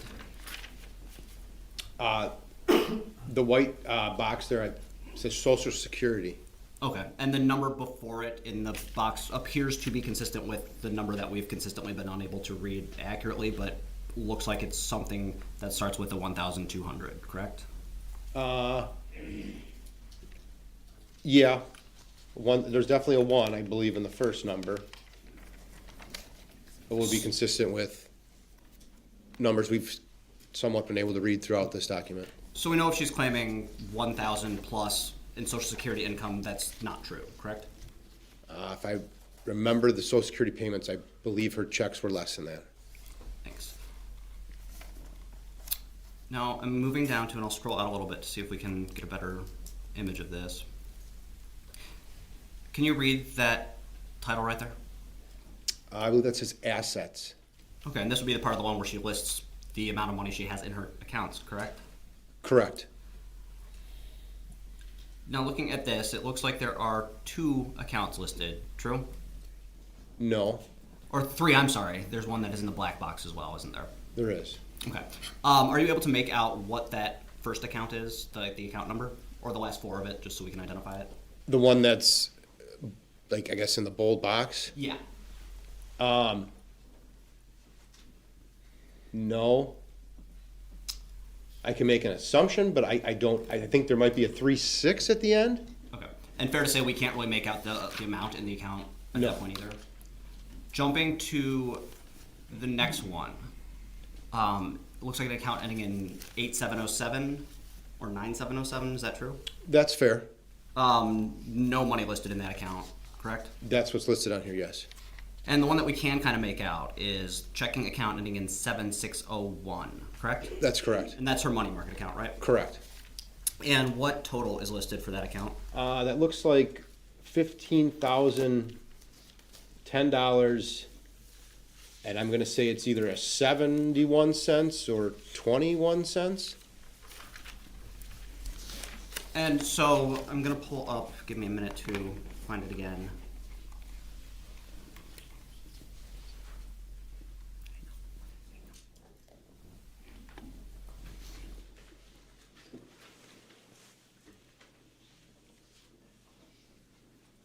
And we can stop publishing it because I'll move this one over, just then confirm with the witness that we're looking at the right one.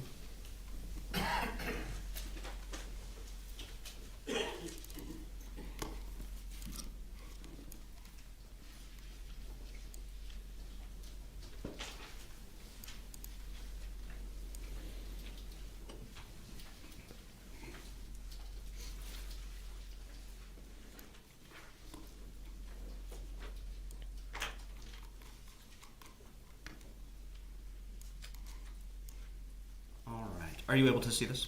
Yes. And this is page 97 of Exhibit 98. Do you recognize this as part of the records that you reviewed? Yes. And at this point, I would ask that we publish to the jury. Go ahead.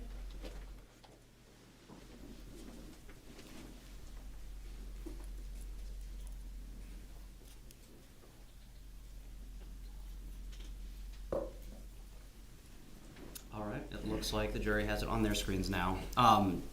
This is the account statement for the period ending, I believe, February 10th, 2018, correct? That's correct. This is for the 701 or 7601 checking, the money market account. That's correct. And this is the only account that was listed on this BMO loan application that we could more or less make out, true? That, yes, so we could see an actual amount, yes. What is the ending balance as of February 10th, 2018? As of February 10th, 2018, it indicates $15,011.73. And I'm going to jump back to 566. And she listed a number that is 15,000 and something. It's not entirely clear what that is, but consistent with what her checking account balance was at the time that this was filled out. That's correct. Would that suggest that in March 2018, she knew how much was in her bank account? I don't recall if those statements were in February. I think this, I can't remember the date on this loan, if this was a March or if we could make out the date of when this actually occurred. And yeah, let's scroll back and try to find that out. Fair to say that if she were applying prior to March 10th, her most recent statement would be from the exhibit 98, page 97, this account statement ending in February 10th, 2018, If she were applying for a loan on March 10th? or prior to getting her next statement. This would, yeah, I mean, she would have this statement after February 10th of 2018. So anything after February 10th of 2018, this was the statement that we would believe she would use. Okay, let's jump back to exhibit 566, page 8, and we're going to see if we can decipher this date here. Can you tell what that date is in the date sign that we've got circled? The month looks like a 2. I honestly can't say what the day would be. Could you scroll out just a little bit? Yep.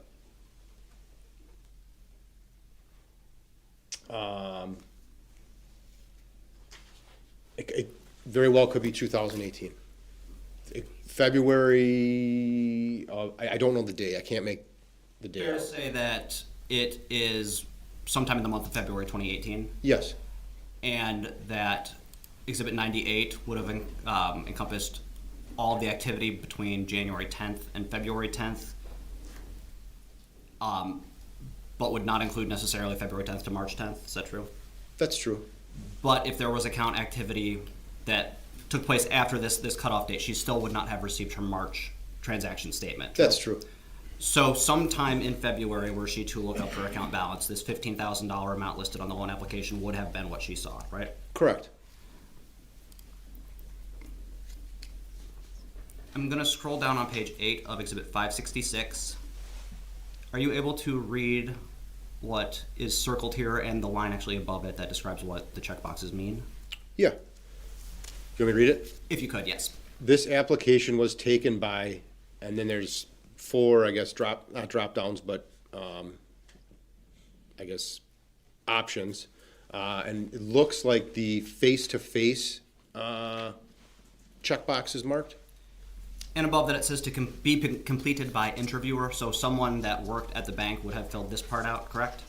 The way it's written, yes, I would assume that someone from the bank would have had to do this. And someone at the bank that was completing this loan face-to-face would have verified the identity of Lynn, true? I would hope so.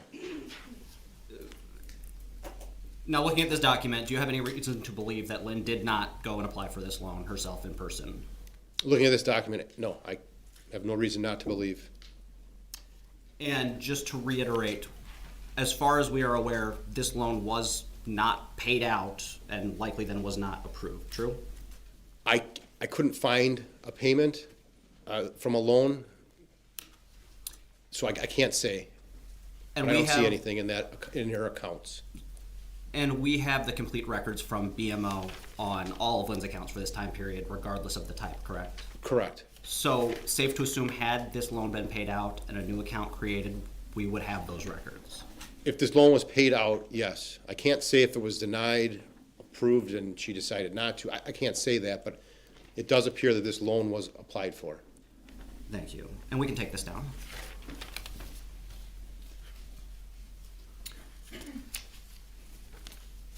And based on your understanding of the case, after this loan was either denied or declined, not paid out, Lynn applied for the Marcus loan. That Lynn applied for that loan? Correct. The Marcus Goldman Sachs loan? Correct. No. You can't say she did not apply for it, though, can you? I believe, based upon the statements and the investigation, that Lynn did not apply for that loan. That doesn't answer my question. You cannot say for certain that Lynn did not participate or approve or partake in the application process for that loan, true? True. And you cannot say for certain that at least $9,900 of the proceeds of that loan very likely could have originated from the proceeds of the Marcus loan, true? I would have a hard time saying very likely, but I can't say that $9,900 cannot be attributed to the $30,000 loan. And you have identified no other plausible source for that $9,900, correct? I have not identified a source of where that money came from. Okay. And fair to say that this loan was applied for sometime, it looked like, in mid to late February based I on? would say the loan was applied for in February at some point, yes. And we know that the Goldman Sachs loan was dispersed March 8th, 2018, correct? Per the records, yes. And we know also that it was applied for at or prior to that by some number of days, true? Correct. So likely at most a few weeks passed between Lynn applying in person for this loan that was for whatever reason not paid out and the application in her name using false income information was applied to with Goldman Sachs, true? That was a long question. Can you repeat it? Right, so about 2 weeks passed between this loan being denied and the Goldman Sachs disbursement, true? True. Okay. And this loan and the Goldman Sachs loan both used false income information that inflated Lynn's income, correct? The Goldman Sachs, yes, they both did. The Goldman Sachs was extremely inflated. Yet the Goldman Sachs one was approved, true? Absolutely was approved. We can take that exhibit down, thank you.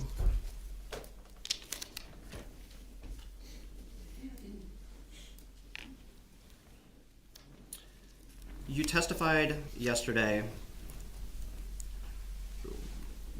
that Lynn did not receive any food stamps requests to your knowledge, correct? To my knowledge, she did not. Did you specifically attempt to determine whether or not she did by subpoenaing records? No. And food stamps are typically now issued on a debit card that the recipient gets, correct? That's correct. And those transactions would not be reflected on someone's personal bank statements, true?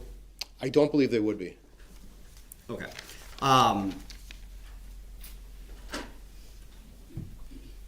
And in your preparation for this case, did you review any of the handwritten notes / documents that are depicted in the scene photographs at Lynn's house? I would have seen, yes, some of the documents that were obtained, or at least from the scene photos. Are you aware that several of those contain references to a Quest card? I can't say that I recall that. And as far as you're aware, no one's ever recovered a Quest card, true? That's true. But nobody would have been looking for one at the time. Is that also true? No, there would have been no reason to look for a Quest card. Thank you. When we're talking about kind of your investigation and approach to trying to verify kind of the flow of money, especially when it comes to cash being withdrawn and spent elsewhere after a check has come into Jessy's account, for example, what steps did you take to try to determine where the cash was spent? Just by using the bank statements, the transaction statements. So several of the checks that you discussed yesterday have memo notes in them that list things like a car payment or car repairs, true? True. Did you take any steps to try to verify whether Jessy ever made cash payments at a car repair place, for example, to try to trace that income? I can't say that I checked into any cash transactions. Fair to say that yesterday we went through numerous examples of checks from Cone Law Office, for example, that you testified that you don't see any transactions on Jessy's account that would correspond with that memo in the check. That's true. Did you ever try to subpoena or request records from Cone Law Office to determine whether Jessy had paid bills there using cash or, for example, a cashier's check, a money order? No. So the extent of your attempts to trace that money was to review the records that we had, see that cash was taken out, and then just kind of assume we don't have a way to follow up on that cash, correct? That so cash was withdrawn from, you mean Ms. Kurczewski's account? Correct. No, I used the transaction history. So money would go in, and then I'd see the money go out from the transaction history. I can't say if she did any cash withdrawals, if those cash withdrawals would have gone to any of the, I guess, the checks that were issued, to verify if some of those checks, if any of those monies would have been paid by cash to any of the, like the Cone office or any of the other things that were documented in those checks. Okay, and that was something that you did not attempt to follow up on to determine, correct? That's correct. Speaking of the memo lines of checks, fair to say that if someone were to give me a check, other than for like services rendered, the memo line doesn't dictate what I can do with that check as gift money, true? Is it a gift? If someone were to, Why, if the check, I don't know if the check doesn't have anything written down, I don't know what the check is intended for. if someone were to write me a check for whatever reason and they intend to give me $2,000 and think I'm going to use it on a car payment, am I limited to using that money to pay my car payment? Depends if that's how you got the check, if that's how you obtained it. And so that would require you to have facts that are outside of the purview of just looking at the financial records available to us, true? I would have to talk to the person that issued the check. So without talking to them, you would have no way to either confirm or dispel the notion, I guess, that it was a fraudulent transaction or procured in a way that was wrongful, right? Without talking to the individual that issued the check, I'm unable to determine that. Fair to say you could not and did not talk to Lynn about the memos on any of these checks, whether this money was being given to Jessy as a gift or elsewise, correct? I did not speak to Lynn at all in regards to the checks that were issued out of her accounts. So a lot of your opinions regarding whether transactions look suspicious are just kind of based on your gut feeling, having reviewed all the transactions and Lynn's patterns of life, as you put it, true? My opinions were based off the transaction history in the accounts that I reviewed. Okay, thank you.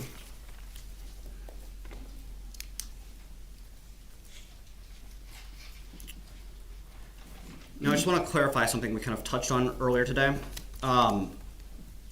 Is it true that you do not know the exact amount that Lynn inherited from her mom after her mom's death? That is true.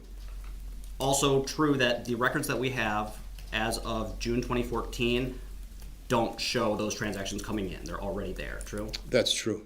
What is the basis for your belief or understanding that it was around $250,000? That was the information that I had received when I started with the case. They believed that money was an inheritance from Lynn's mother or her parents, Who did you receive that information from? from other investigators in the case. Okay, so that was just a number that someone at some point obtained or received or believed, and that was just kind of the basis of the assumptions made when reviewing the financials? In regards to the money coming, it was where the money originated? Just the amount of the inheritance? Yes. Okay. Thank you for clarifying that. Now, I want to pivot to kind of Lynn's patterns of life broadly in, I guess, the last year of her life, 2018. Okay. Repeatedly referenced yesterday was the fact that based on your review of the records, Lynn's activities were largely confined to the Waukesha County area, Pewaukee and Waukesha especially, true? That's true.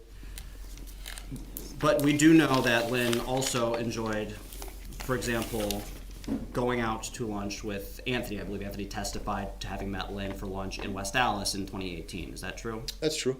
So, knowing that Lynn primarily used cash, are we limited in how broadly we can make assumptions based on the kind of repeated transactions in her accounts as to like geographically where she was going? The accounts, yeah, I can't determine where she spent cash. The accounts and the determinations of geological or geographical locations were based upon the transactions indicated in the account. And so there's nothing that you have reviewed in the records that would make you think that Lynn did not frequent areas of Milwaukee or West Allis, for example? I can't say she did not. Okay.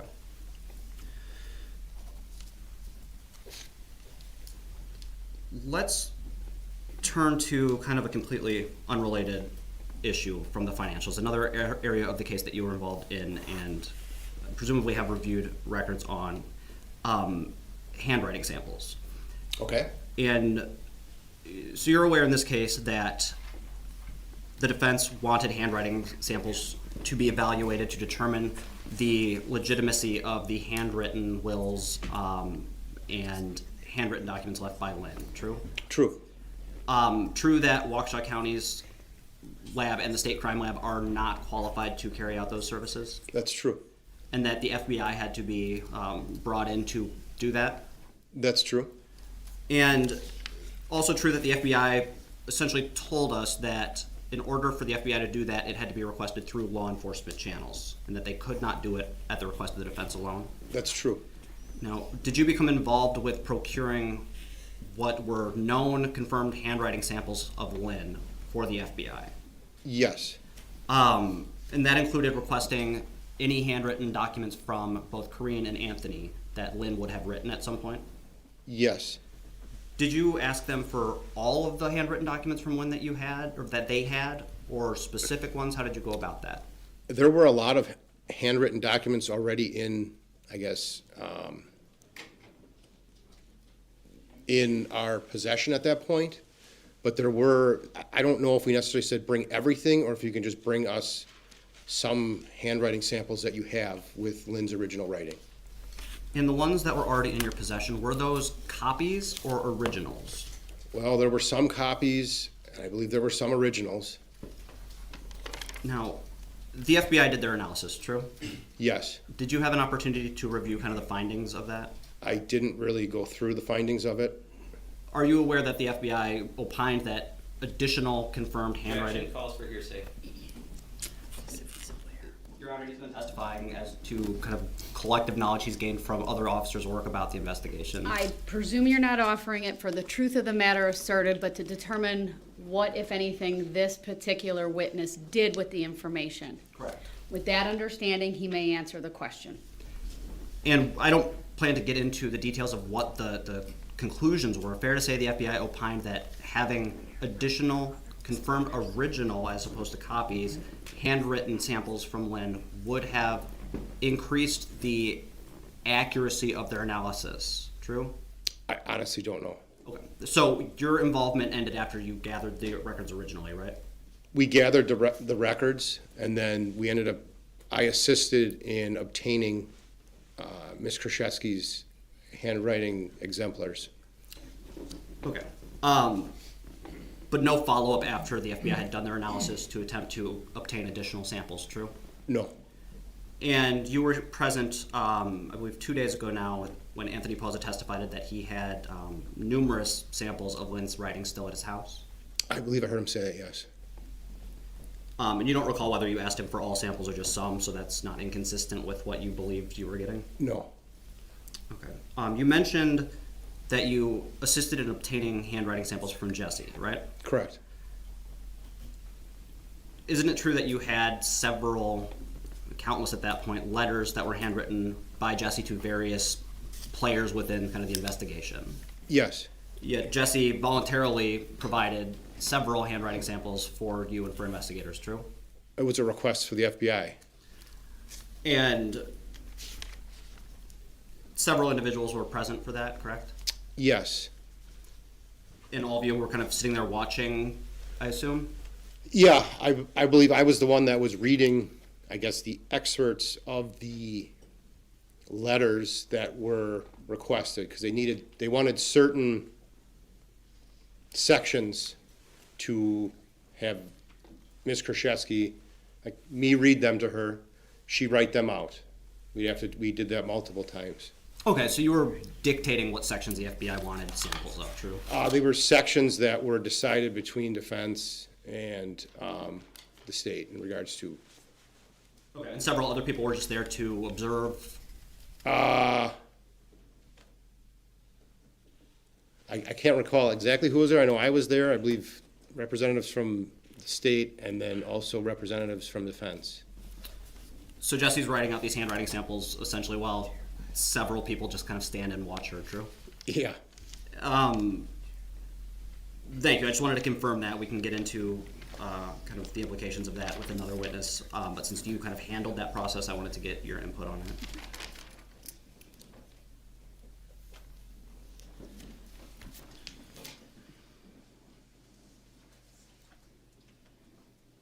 And I would like to show you another exhibit that was introduced, I believe, early in the trial. It's a state's exhibit.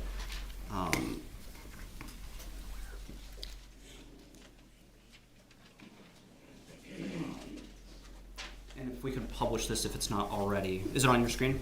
Yes. Okay, let me zoom in a little bit. This is marked as State's Exhibit 19. It was admitted while you were here observing trial, correct? I believe so, yes. Now, It's on the screen, but wait for the jury. oh, perfect.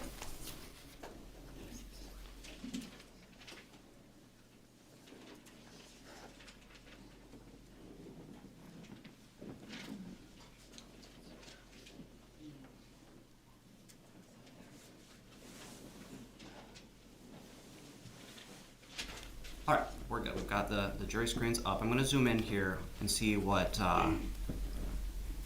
we've got. And this was a photo of Lynn's, I guess, personal papers and important financial documents, correct? From what, yes. Sorry. And I think it yeah. And there's reference in this to having received a denial letter, true? That's what appeared, some sort of denial letter, yes. And so that would have been consistent with receiving a denial letter from the loan that we discussed today, from BMO? I have no idea if that's, would be associated with BMO. A denial for some loan, though. Fair? It says there's a denial letter, yes. Okay. And if you go and read the handwritten text that's kind of underneath the denial letter, can you read through what that says? Put through as regular loan with no corrections on new packet? Okay, so fair to say that based on the note, this was a denial letter for a loan that she intended to reapply for with no corrections in it, true? From what's written, yes. That's what's written on this envelope. Thank you, we can take that down.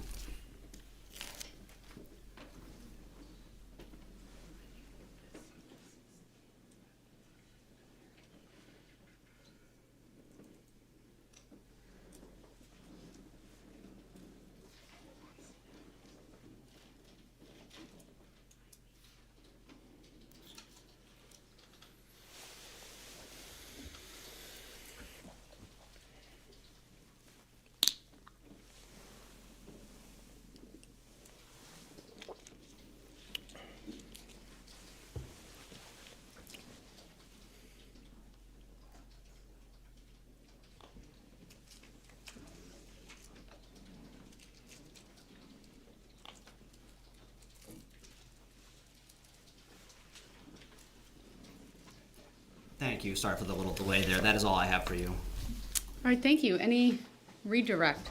Yes, Judge. Detective Plennis, and can we bring up exhibits 98? Actually, I'm sorry, before we bring it up, I'd like to show exhibit 224 to just the witness, please. Detective, can you let me know when that pops up on your screen?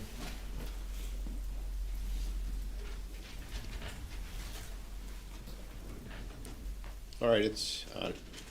Do you know what we're looking at there? Yes. What is it? This would be the signature card for the 9707 BMO Harris account for Lynn Hernan. Okay. Is this a fair and accurate and complete record of the accounts for, I'm sorry, the financial records for that account? Yes. Your Honor, I'd move exhibit 224 into evidence and ask to publish. No objection. Exhibit 224 is received. Permission to publish is granted. Now, Detective Plennis, it's been pointed out, and I know it's slowly popping up on the jury screen, so I'm not going to scroll through it yet. But to use our time wisely, this is an account you and I did not discuss, if we can believe that, yesterday. That is true. And do you recall why we did not address this with all the other financial accounts? There wasn't much activity, and the activity was old. Okay. And in fact, if we flip down, and I'm sorry, actually, on page 2, if we go to page 2, what is the first statement BMO Harris gave you, again, in response to your subpoena? The first statement is June 23rd of 2014 through July 22nd of 2014. But to be fair, if we look at the about almost all the way to the bottom of what's on your screen, do you see previous balance as of June 22nd, 2014? Yes. What is that total? $182,360.86. So fair to say this account went or existed previous to June 23rd of 2014? I'm sorry. Is it fair to say this account existed prior to this monthly statement? Yes. And yesterday you explained why you and law enforcement have to sort of narrow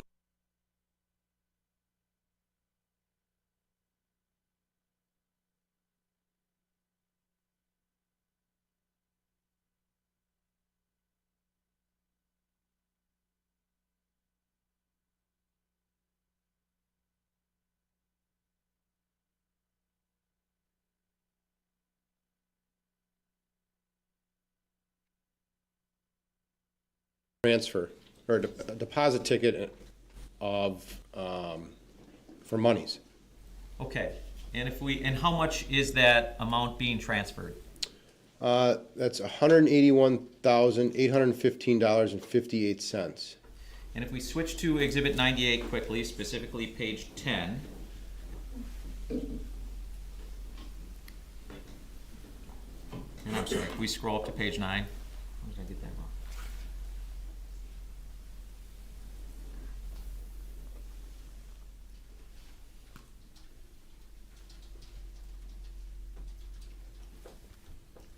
Sorry, Mr. Balconier, could you keep scrolling up to the October 2014?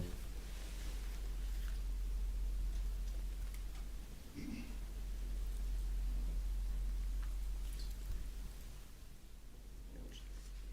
3. Can you go to page 3, Mr. Balconier?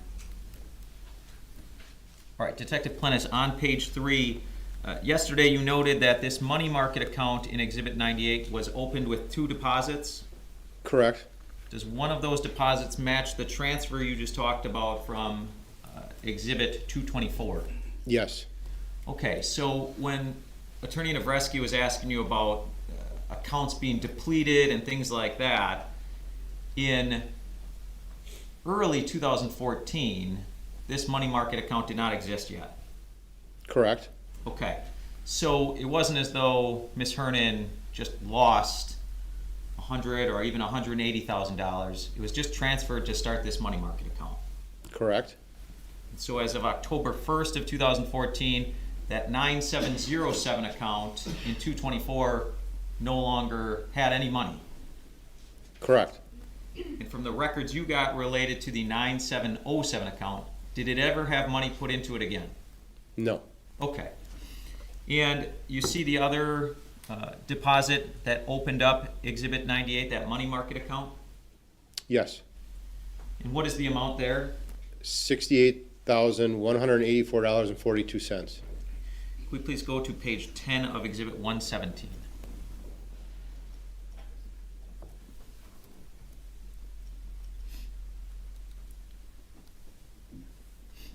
Detective Plennis, on page 10, do you see a corresponding number of 68,000 some odd dollars? Yes. And where is that?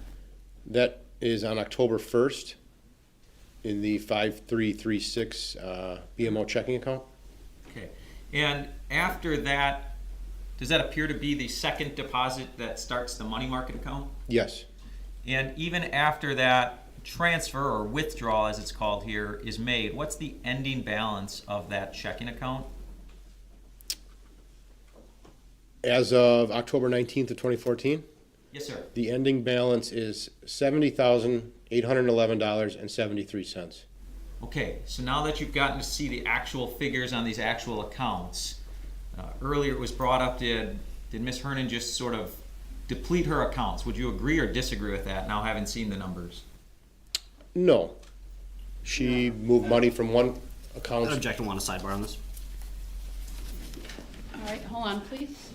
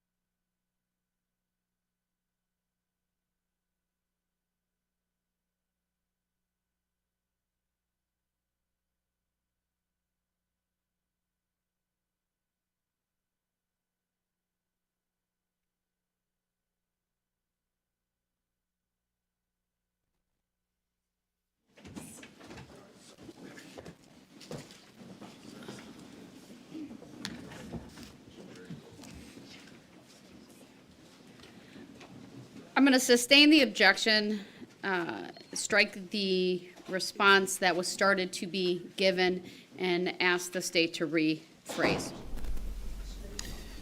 Detective, would you agree, at least as of October 2014, when that money market account is opened with the two deposits, it does not appear Ms. Hernan depleted any accounts at that point? Correct. Okay. And it was asked to go sort of to that March 2016, where you noted that money market is first touched, correct? Correct. And if we can go, and I forgot to write down the page number on 117 for the March 2016 balance. Well, I'm sorry, before we do that, while we're still up on page 10, Detective, after that $68,000 comes out of this account and goes to the money market account, do you see additional withdrawals?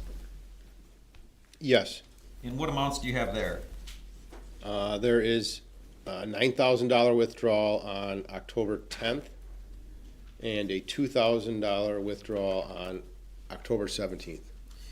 And again, before moving on, while we're talking about account ending 5336, did Ms. Hernan have like any independent income directly going into this account? What I mean by that is Social Security payments or paychecks or anything monthly that was automatically going into this account.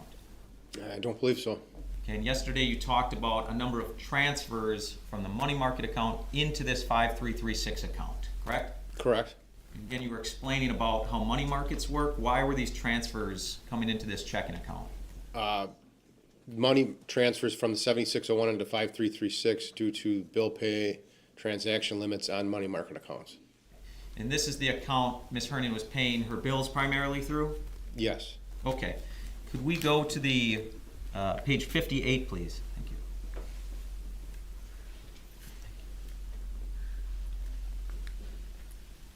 And this is where Attorney Navreski was asking you about this end balance of $20,111.69. Yes. Okay, so in this intervening 18 months, 17 months or so, between October of 2014 and March of 2016, approximately $50,000 has come out of this account. Correct. Okay. And you've been in court when both Anthony and Corrine Posa talked about this amount of money Lynn talked to them about? Yes. You recall what amount of money that was? I believe it was around $50,000. Okay. So, and you would agree that in addition to paying bills, Ms. Hernan was sort of taking cash withdrawals out of this account? This account seemed to be an account she used to make purchases. Okay.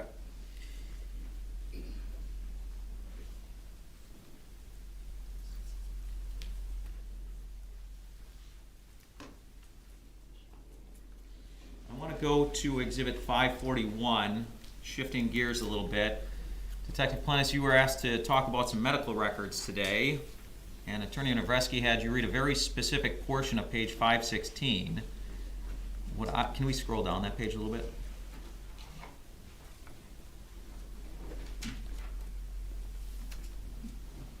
Not that far, I'm sorry.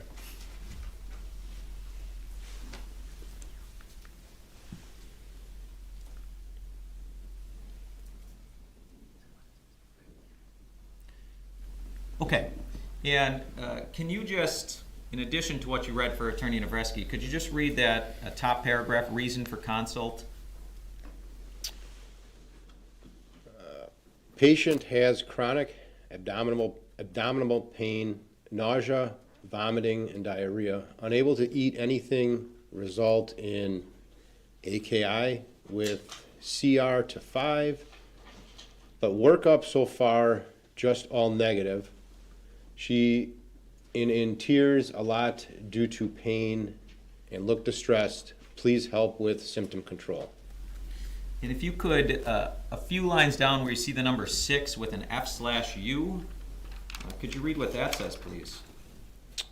Will sign off as no palliative needs.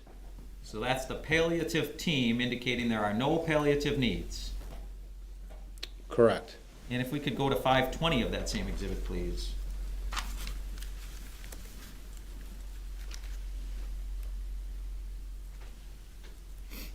And if you could scroll all the way to the bottom, please, Mr. Vulcanier. All right, right there is great. Detective, can you read that last paragraph? 30 minutes total time with greater than 50% spent of counseling.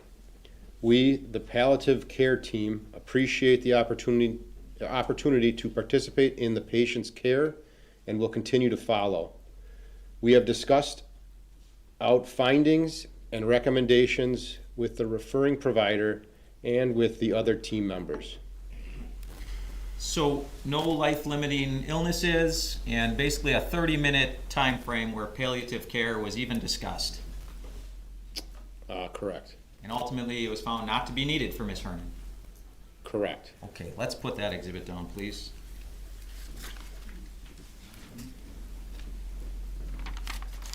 Can we bring up exhibit 566, please? I would ask to publish it. Go ahead. Thank you. Just wait for it to be on the jury screens because it is very hard to read.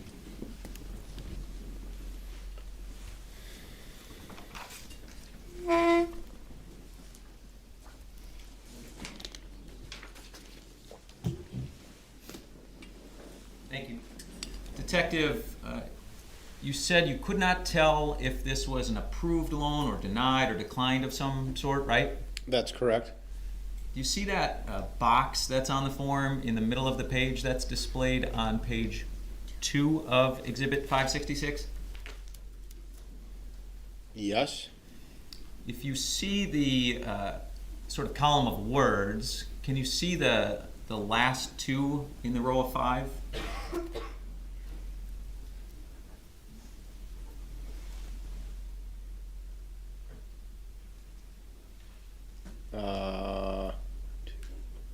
Yes. Can you make out what those 2 lines say? Is that the enable full product eligibility checking? And allow product selection for denial only?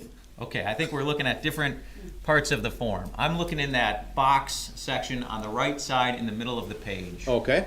Do you see that now? Yep. I'm sorry. Do you see the words to the left side of that box? Yes. Okay, the last 2 lines, can you make out what those words are?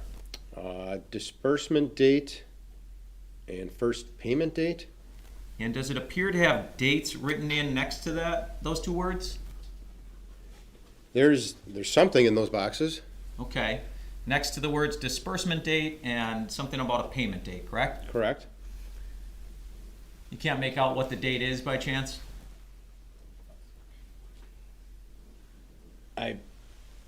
I can't. Okay. You said earlier that you searched Miss Hernan's bank records for any amount from a loan, $15,000 or $35,000, whatever that number is. You searched for it, right? Yes. No loan of any amount from BMO Harris went into any of Miss Hernan's accounts. Not that I could find. And this was a face-to-face application, you said? That's what it states. I noticed BMO Harris did not give you anything about what ID was used. No. Could you even tell whether it be a state ID card as opposed to a driver's license or something like that? Not that I could see. Okay. And you've been in court to hear that Ms. Kurczewski, in fact, has used other people's identities in person to apply for loans. Correct. Okay. So when Attorney Navreski asked you, I think he said, based on this document, does it appear Lynn Hernan filled out this application, correct? Correct. I want to ask you, based on your entire investigation, do you have any reason to doubt Lynn Hernan made this application? There is reason to doubt, yes. Okay. We can take that down, thank you.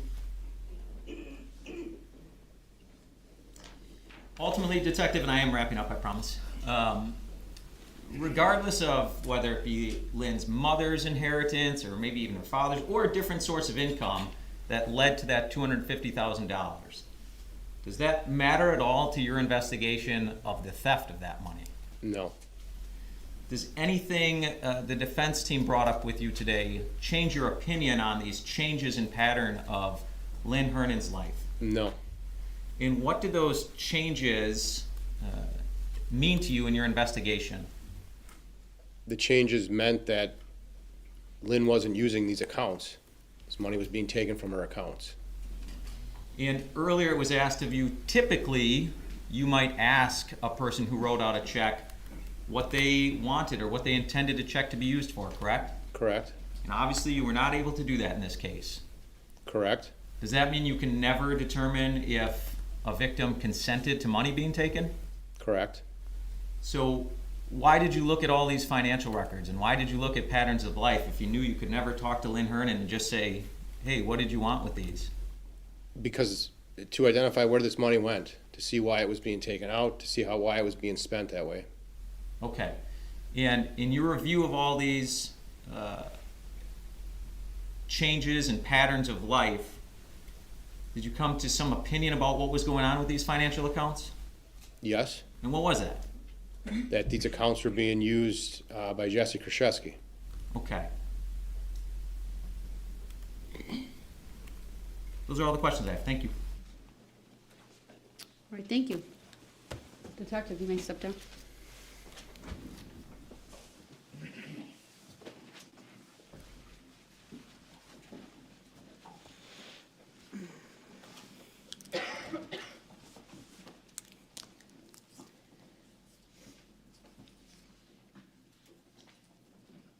Let me excuse the jury. I want to talk with the attorneys about our schedule and going forward and make a determination if we'll start with another witness or just simply break early for the lunch hour. So all rise for the jury.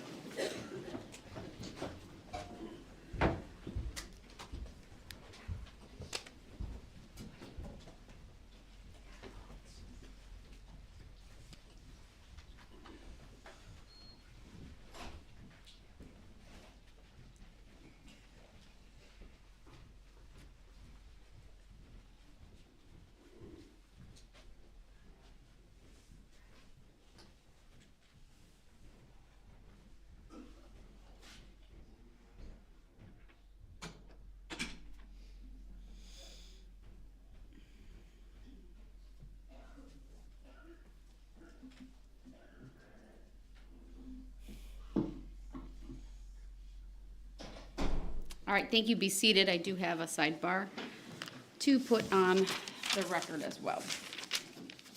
The sidebar was requested by Attorney Nawrowski regarding a question that was asked by the state during redirect. The defense believed that the question did not accurately relate back to answers the detective gave during cross, given the time frame that Attorney Nawrowski was questioning. My understanding, between 2014 and 2016, that being Attorney Nawrowski's questions earlier on this topic, I indicated I was going to sustain the objection based upon the ambiguity in it and not referencing a specific time frame. So I didn't get to the ultimate issue that was raised by Attorney Nawrowski, but and then ultimately the state I guess rephrased the question. I did strike the portion of the answer that was already given at the time the objection was made. Anything the state wants to add to the sidebar? No, thank you, Your Honor. Anything from the defense? No, thank you, Your Honor. Okay, now, I'm not sure where the state is at. Obviously, I've let the parties know I need to take an earlier lunch break today, and I did let the jury know that it's due to a schedule issue that I have over the lunch hour, so they're aware that I needed to stop at about 11:30, and I don't really want to start a witness with 10 minutes, so that's why I indicated I would talk to the parties. But I don't know who your next witness is, so I assume it's not a short witness, but let me know. Go ahead. No. It's not. Judge, to give you that landscape, we have 3 more witnesses. I think they're all somewhat on the lengthier side. All right. I presume there's no objection to starting a witness, knowing that I need to take the break in 10 minutes from the defense. No objection. All right. So we'll take our lunch break now. Unfortunately, I don't think I can get back until about 1:15, so you all will have an extended lunch hour, and we'll be back here. I'm hoping I'm back by 1:15, but be back here ready to go, and hopefully it's not any longer than that. So we are in recess. Thanks, everyone.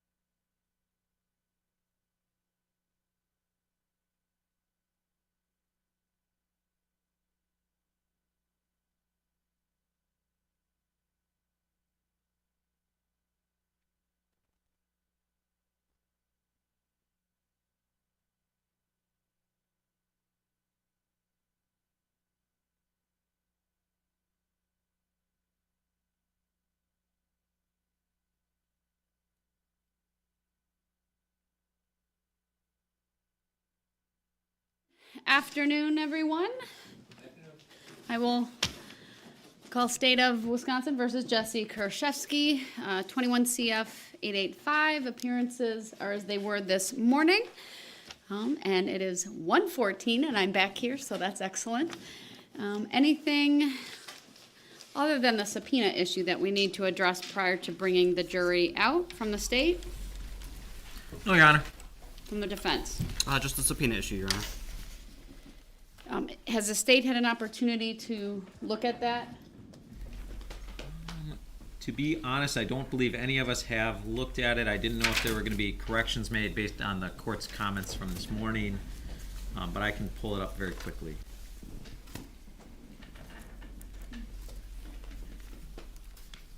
And we can change the return date to Monday or whenever as necessary. Did you look at the statute? Is there a timing? I gotta find the statute up here. I did not have an Would opportunity be to do so. 8:05.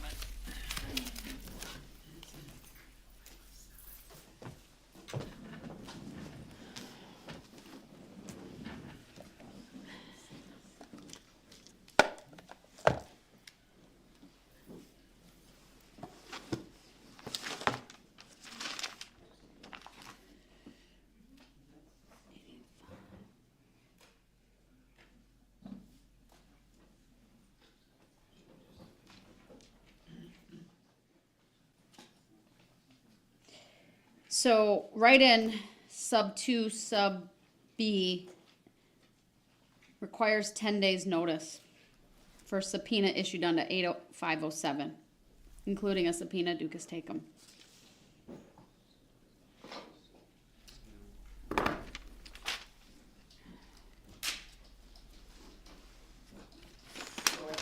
I guess from our position, the best option would be to have that be the deadline and just ask pretty please if they could get it to us quicker. And if they do, excellent. If they can't, you know, we are where we're at on it, so.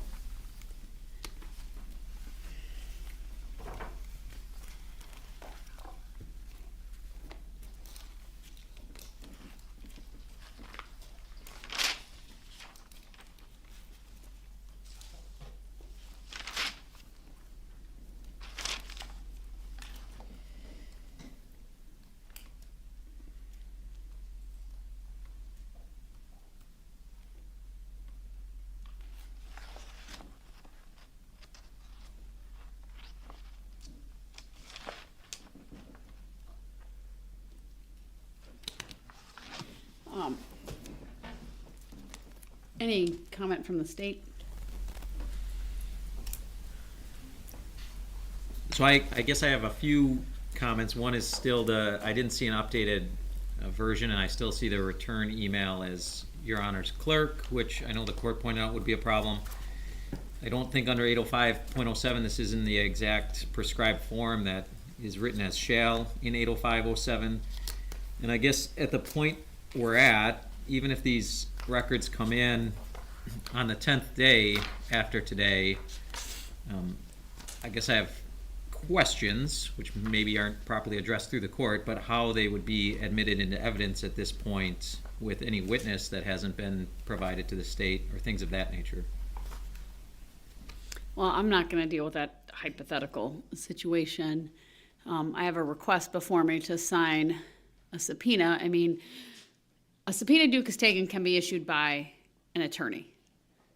So why am I being asked to sign this? My understanding is that in criminal, we're much more limited in what we can get subpoenas through, especially with a state agency. So it was kind of we want to avoid any problems due to the tight turnaround time to have it come directly from the court. And I guess I was referring to, you obviously could do a witness subpoena.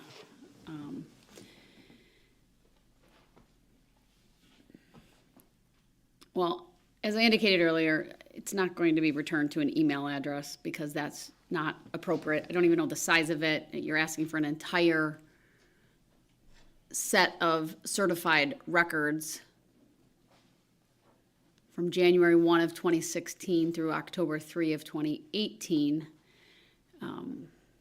So yeah, see you've limited it in time a bit, but it could be nothing, it could be voluminous, but in any event, it's not going to be returned to my email address or my clerk's email address. There is a 10-day limitation in the statutes. Should be coming through with those updates. And again, as for the 10 days, it might be the case that they do not respond quick enough for it to be made, useful to us, but in the chance that they can respond quickly, we'll give them the full time they're due and hope for the best. I mean, I don't have an issue if you have the appropriate 10-day deadline. I don't have an issue if they're returnable to me at the courthouse. I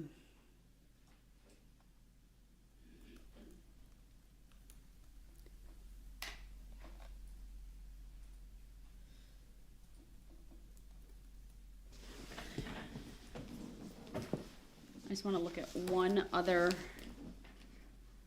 provision.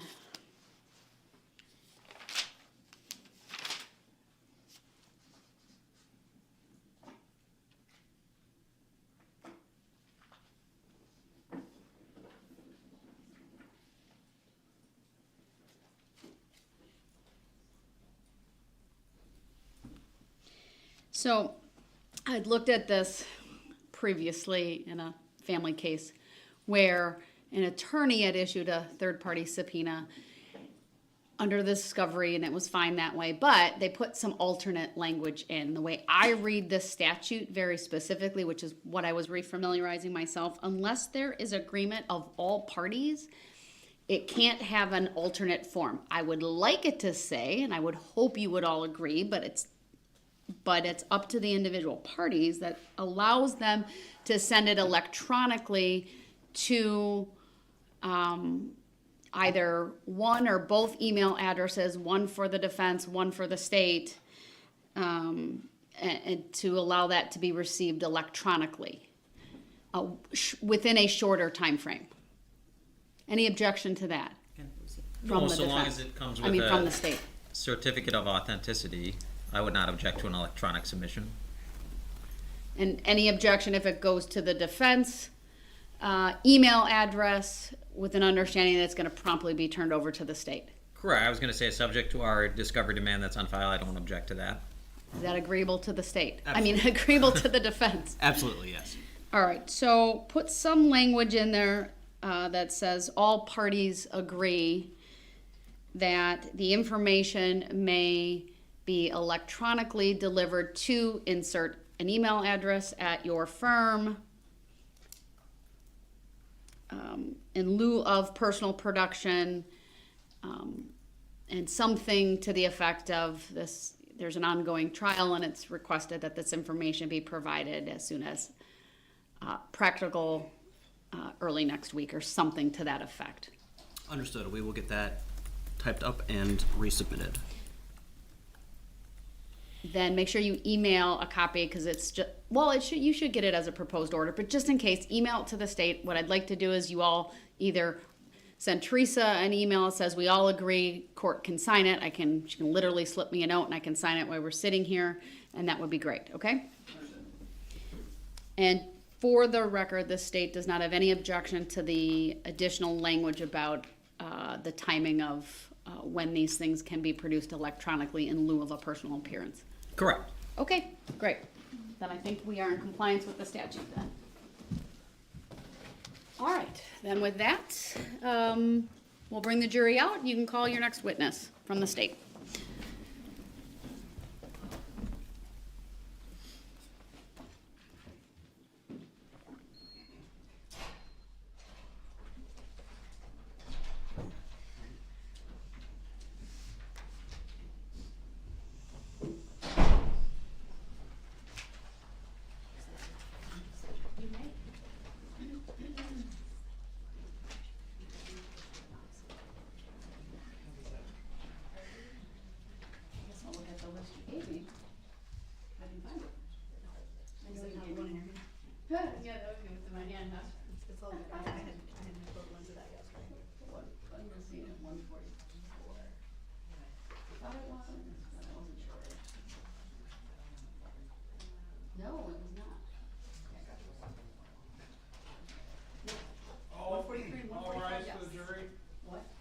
143 and 145, yes. Right. 144, no.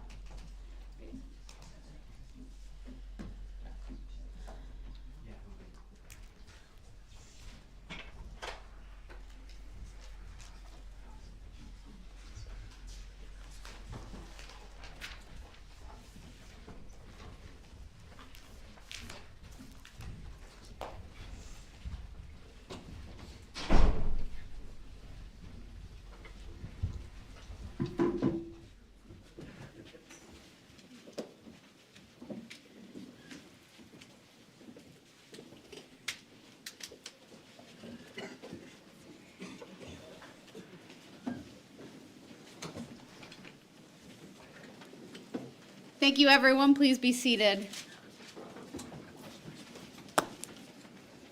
The state may call its next witness. Thank you, Judge. State calls Detective Fredericks.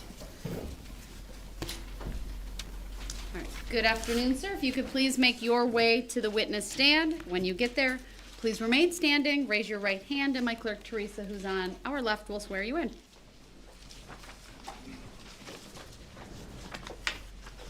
Do you solemnly swear that the testimony you're about to give shall be the truth, the whole truth, and nothing but the truth, so help you God? I do. Thank you. Thank you, sir. Please have a seat. First thing I will ask you to do is to state your first and last names for the record and spell each. Brian, B-R-I-A-N, Fredericks, F-R-E-D-E-R-I-C-K-S. Thank you. Go ahead, your witness. Thank you, Judge. Detective Fredericks, where do you work? For the Waukesha County Sheriff's Department, How long have you been there? 13 years. Okay. What is your current role with the Sheriff's Department? I'm a detective. Okay. Is there any special unit that you're in? Not at this time. Okay. Have you ever done work in the Sheriff's Department's forensic lab? I have. And what is that lab for?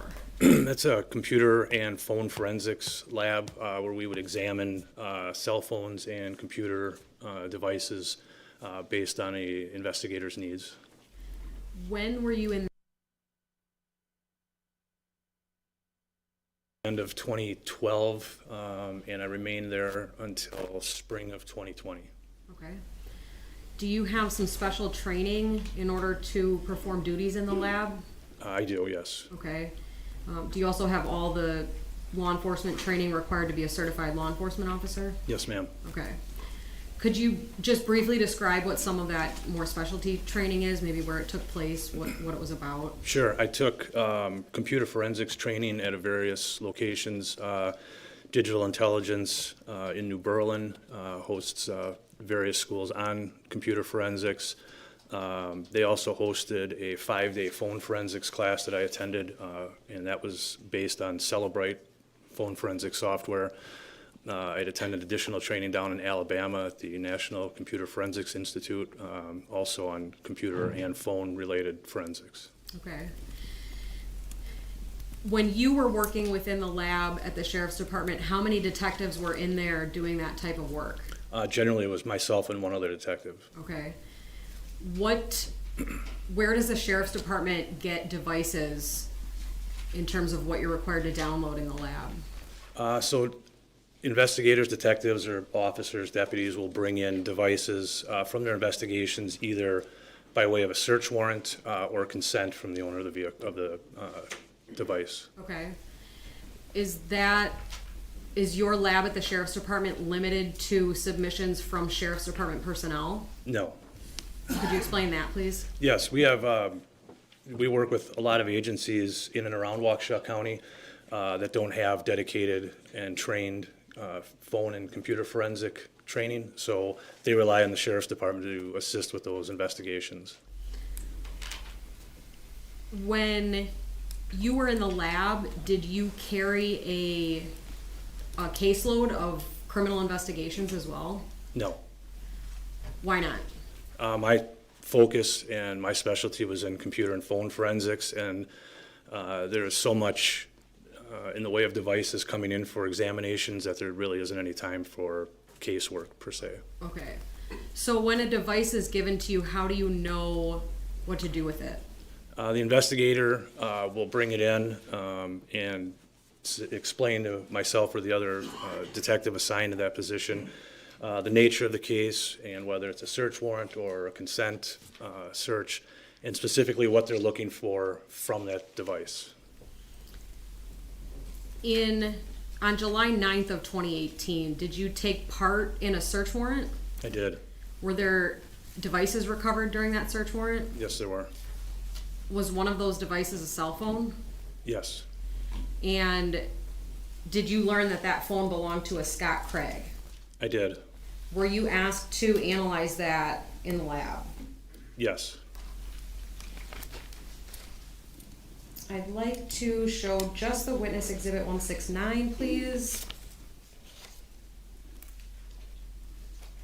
And detective, let me know when that's on the screen before you. It is up. And if we scroll to page 2 of exhibit 169. Detective, is that a 2-page exhibit? It appears so, yes. What is it? This looks like a Celebrite report from the phone extraction. Looking specifically at page 2, can you tell what device was downloaded? Yes, this is Scott's iPhone. Okay. Do you know who conducted the download of that device? That would have been me. Okay. Does exhibit 169 appear to be a fair and accurate copy of the first 2 pages of that download? Yes, ma'am. I'd move exhibit 169 into evidence, ask for permission to publish. No objection. Exhibit 169 is receive permission to publish granted.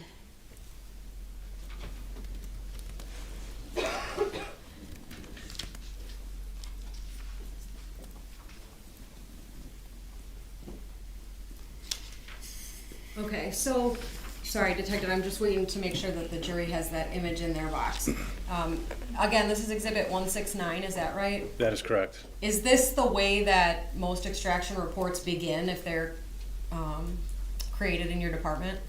That's how they were when this report was created. Fair. If we go to page 2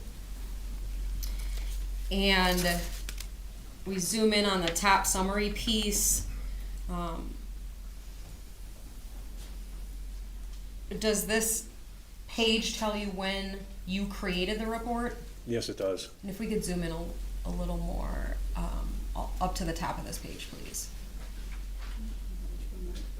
Could we unpublish for a moment? Thank you.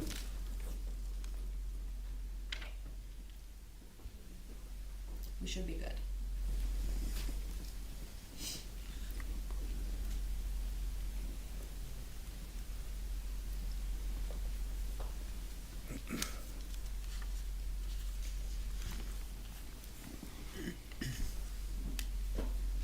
We're all set. Okay. Detective, does this summary area indicate when this report was created? Yes, it does. And what is that date? The report creation time shows July 22nd of 2019. And then a couple boxes down, is that your name, Detective Brian Fredericks? Yes, ma'am. Okay.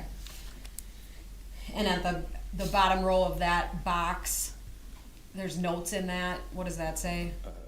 States Scott Craig's iPhone and Detective Hoppy. Do you know why Detective Hoppy's name is on there? Because he was the detective assigned as the lead investigator. Okay. I'd like to show you what's been marked as State's Exhibit 170. It's a CD, and I'm going to hand this to you, Detective, and I'd like to ask if you recognize what it is.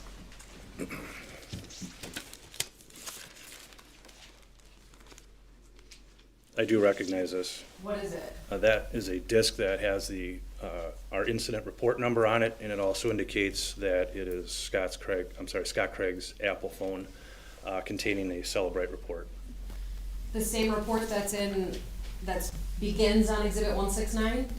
Correct. Okay. Have you actually looked on that physical CD to make sure that that's what's on there? I have, yes. Are your initials on there for that reason? Yes, ma'am. Okay, I'll take 170 back from you. I will move 170 into evidence, ask for permission to publish. Check this point. We have 3 sidebar.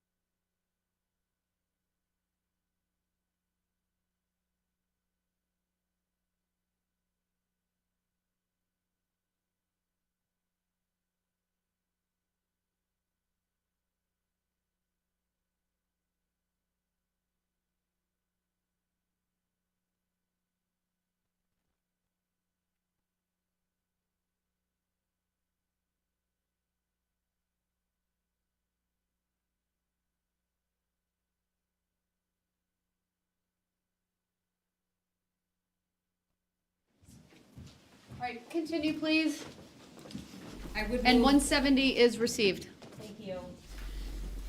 And permission to publish is granted. Now, Detective, in terms of, all the jury can see in my hand here is a CD, right? Correct. Is it fair to say that there's a lot of files on here from the download you did? Yes, Is it only from the one phone that they're looking at, described on Exhibit 169? that's correct. So would it be fair to say that Exhibit 169 and 170 go together? This is essentially the first piece of what's on here? That's correct. Okay, so I'm gonna just paper clip these together and set them up here. Now, if you could explain to the jury generally the process that you used to download this phone, and we can take the publish down. So when a phone is received, one of the first things that is done is we put it into airplane mode, which prevents a couple things. It prevents the phone from ringing or receiving text messages. And we set the phone settings within the phone up so that it'll communicate with the software on the forensic phone computer, and will essentially trust that computer so that it will extract the data from it to our phone PC. During this process, are you able to alter data on the device through your software? Yes and no. Okay. The phone is altered in that it will show that it was connected to our device for that extraction. It doesn't alter or change any of the user's data. It doesn't manipulate timestamps or things like that. Is that very important in the work that you did within the lab? Yes, Why? because we want to work just based off the information and not adjusting or not touching files on the phone itself and changing access dates or times. Okay. Now I'd like to show just the witness exhibit 167, please.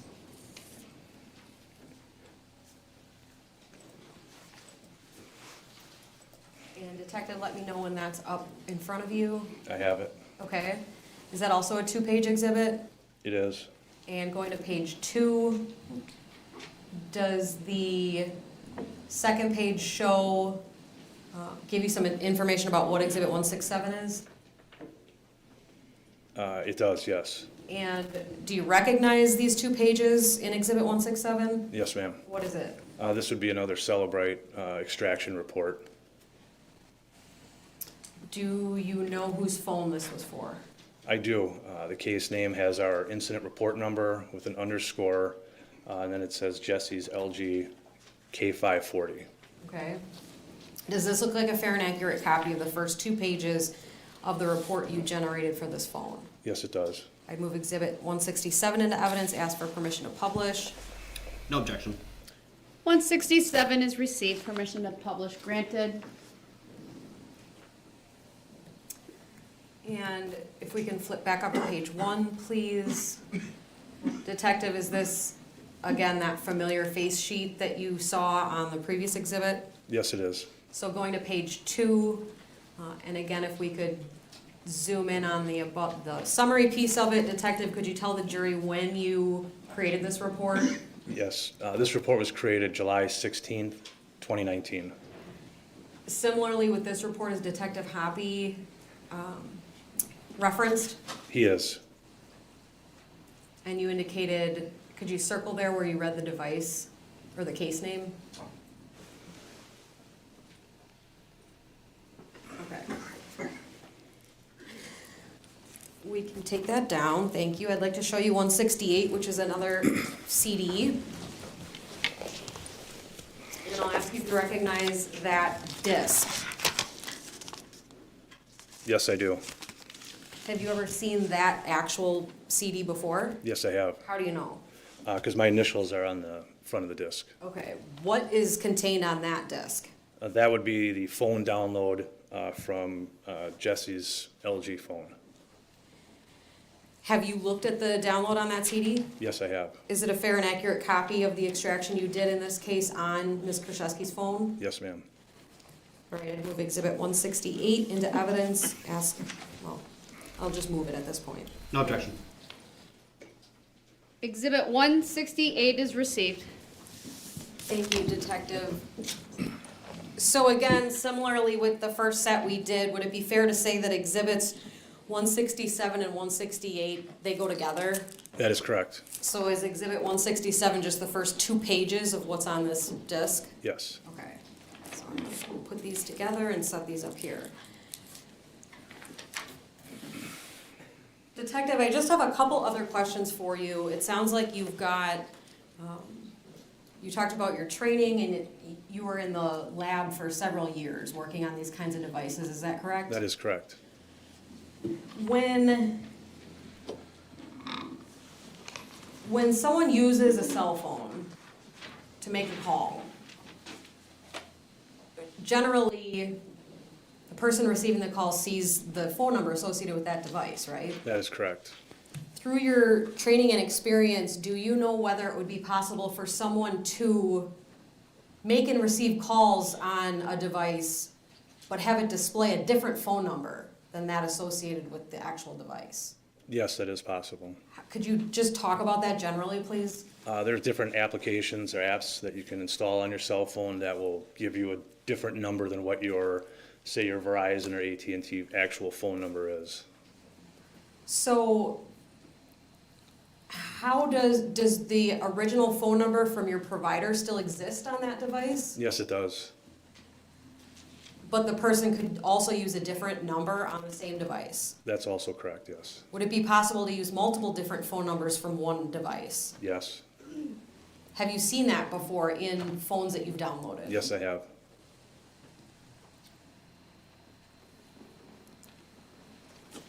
That's all I have, thank you. Any cross?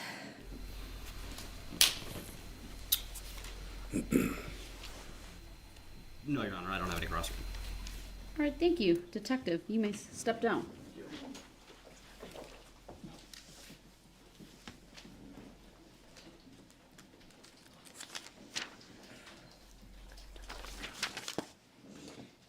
All right, you may call your next witness. Thank you, Judge. State would call Detective Schrader.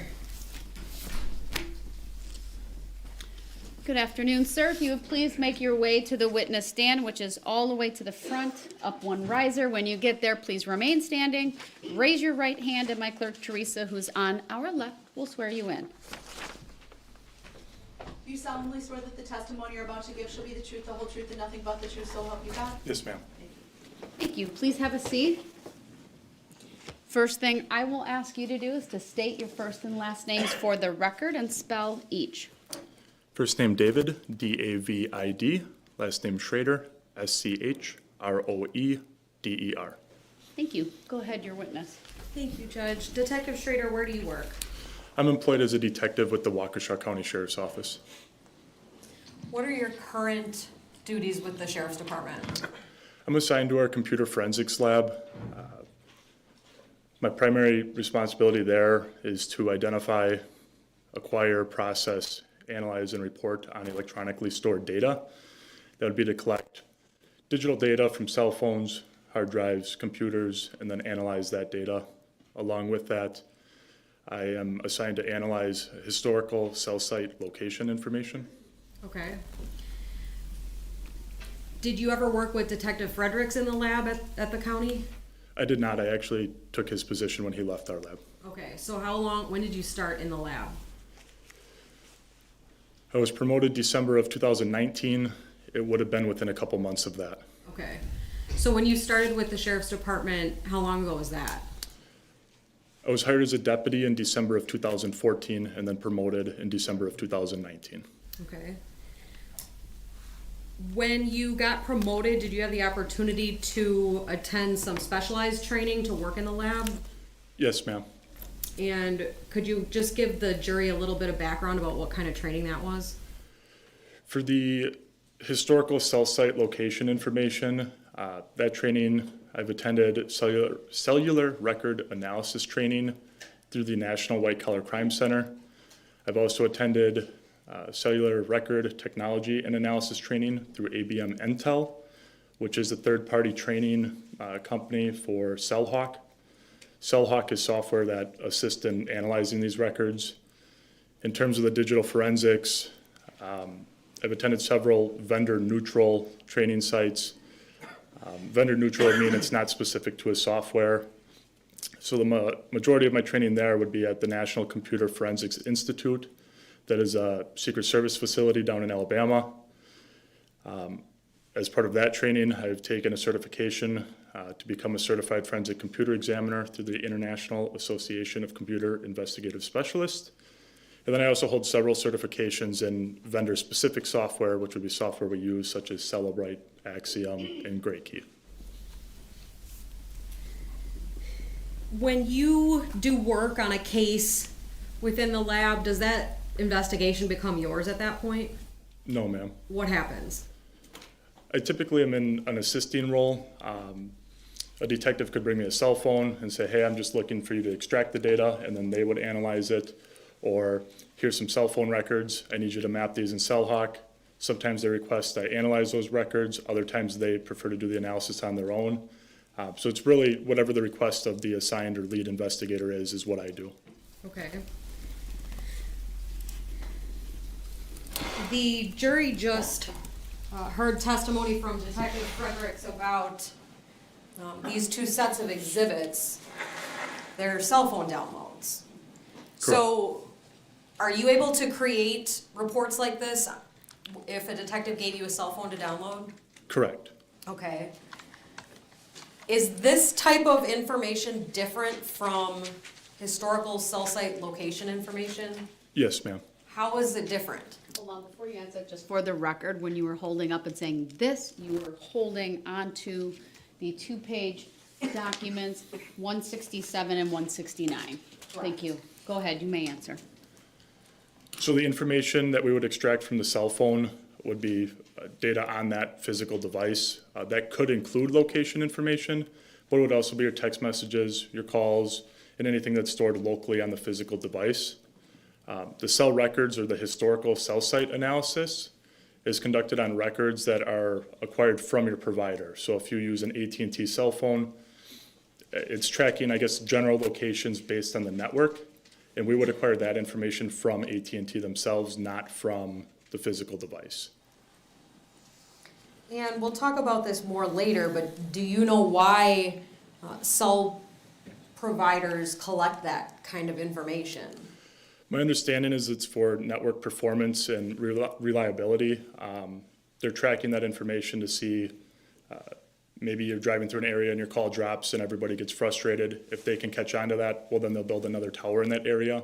So my understanding is they're doing it to track different usage on different towers throughout their network.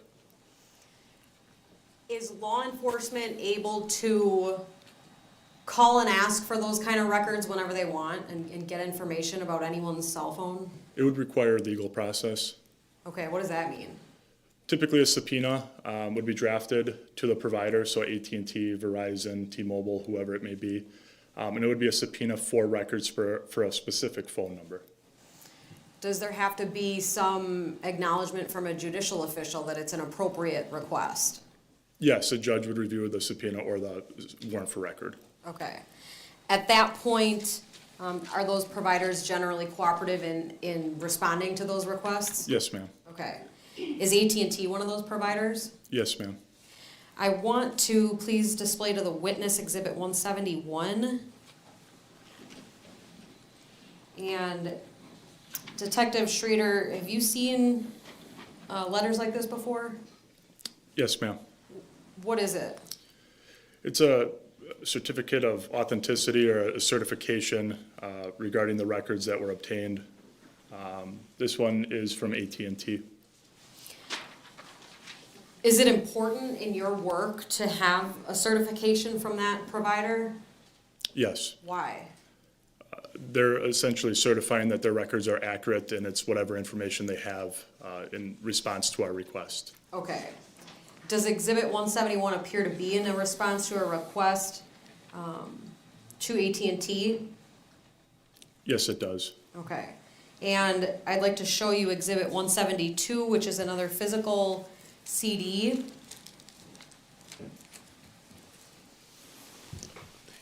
and ask you if you've actually seen that specific CD before. Yes, ma'am. How do you know you've seen that disc before? I have signed my initials on it. Okay, so do you know what files are on there? Yes, this would be the response from AT&T for cellular records. Okay, the records relevant to this case? Yes. Okay. Looking back at Exhibit 171 that's before you, would this document be something that's also on the CD that you initialed? I don't recall specifically if it's on there, but typically it would be included with the records, yes. Okay.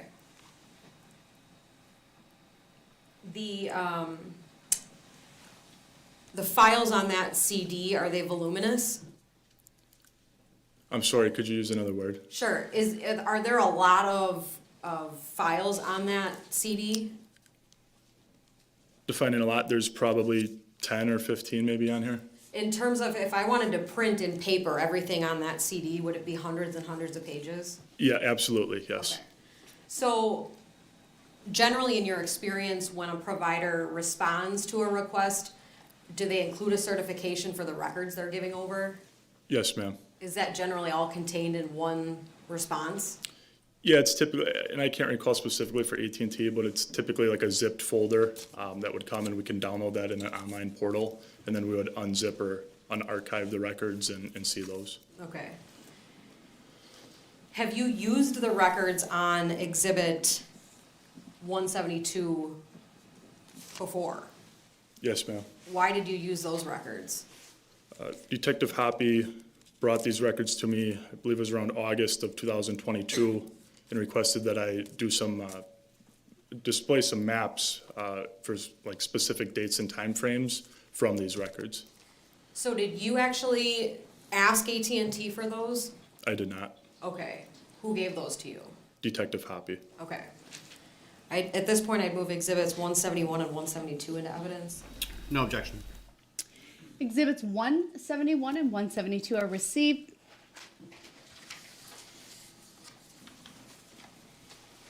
So again, Detective, I want you to hold that Exhibit 172 up, please, and remind the jury, where is the information on that CD from? This would be from AT&T. Okay. In terms of what you were asked to do with that information, could you just generally tell the jury? Yeah, so within the number of files that are on this CD is, for AT&T, it's called the Report AU file. That file, it's a PDF. I don't know how many pages, but at least hundreds of pages of PDFs that has individual network transactions. So every call that was made on the network, incoming calls that were answered or weren't answered, data usage, incoming and outgoing text messages, and it's all just about network transactions. It's not any content. So for your text messages, I may see a text was sent. I am not able to see what that text said with these records. In there is historical cell site location information, which would provide coordinates for the tower that was used to complete that transaction, along with sector information, which tells you which direction off the tower that signal was coming in. Somebody could go through the hundreds or maybe thousands of pages and map each individual record by hand. We have CellHawk, which is software that maps all of these very quickly, and then we can go in and analyze them and typically verify any specific points of interest to make sure that our software worked appropriately and read the correct data. Were you able to compile some information requested by Detective Hoppy in this case? Yes, Is that in the form of those maps that you just talked about? correct. Okay. I'd like to show the witness only, please, 173, and Detective, let me know when it's before you. I can see it. Okay. And if we can slowly scroll through the slides, please.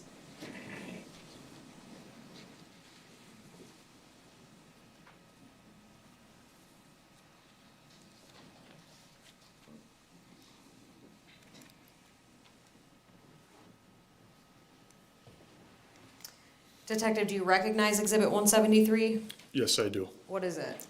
It is a PowerPoint presentation that I created. The first several slides are basic information regarding cell towers, similar to how I just explained. Then they're followed by several slides that are specific screenshots of a map that will show records specific to the request from Detective Hoppy. There's then a demonstration of an animation of those records that is not relevant to this case, but it presents a demonstration of what they're going to see. And then the last slide would be a full animation of a cell phone being, I guess, moving throughout the day. Okay. Does it look like a fair and accurate copy of the report, so to say, that you created in this case? Yes, ma'am. I'd move Exhibit 173 into evidence, ask for permission to publish. No objection. Exhibit 173 is received permission to publish as granted. And Detective, what's that number on the top of slide 1? That would be the Waukesha County Sheriff's Department incident report number specific to this incident. Okay. And then both your name and Detective Hoppy's name is on the front page, is that true? Correct. Okay, so if we can please go to slide 2. You've included some information. Is this information that you've used before in your professional capacity? Yes, ma'am. Would it be fair to say sometimes it's hard to understand these things? I would definitely agree with that. Okay, so I'd like you to please walk the jury through some of the basic things that it's important for them to understand before we look at any maps, please. Okay, so a cell phone is a radio. It uses radio frequencies to communicate with towers on the network. If your cell phone's on and you're moving or you're sitting here and it's on, it's constantly scanning the network looking for towers available to it, so that the second you decide to pick that device up and make a phone call, it already has that in queue and it's ready to know which tower it should provide you with. It doesn't pick, generally, it doesn't always pick the closest tower, but it's basing its selection on the best signal and quality available to it at that time. Normally that is the closest tower to you, but again, it's going off of signal strength and quality. There's several factors that play into that. The biggest two are gonna be geographical obstructions or man-made obstructions. If there's a cell tower, say on the side of a building, it's mounted on the side of a building, that would obviously cause an obstruction going through the building. Or a large mountain. A cell tower might have issues getting the radio waves around that tower. So it's not always necessarily the closest tower to you, but it's gonna be the one with the best signal at the time the network transaction is made. Okay. Slide 3, please. So cell sites, as I just kind of said, they can be anywhere. Some of you, actually most of you have probably seen them driving around, whether or not you knew what they were. A typical cell site is going to have 3 sectors to it. Each sector covers 120 or approximately 120 degrees, giving that tower a full 360-degree coverage. It's important to know that each tower is unique with an identifier. That number is not used anywhere. So an AT&T tower, each individual AT&T tower will have its own unique number to identify that tower and its location. Can you get information about tower numbers from the provider, like AT&T? Yes, we can request a cell site list. AT&T has location information in their call detail record or in these records. Some carriers don't provide that. They just give the tower identifier. We would have to reference a cell site list then to identify which tower or the tower's location and then use the records to show where that is. Okay, thank you. Slide 4, please. We were looking at a couple images on here. What's the one on the left?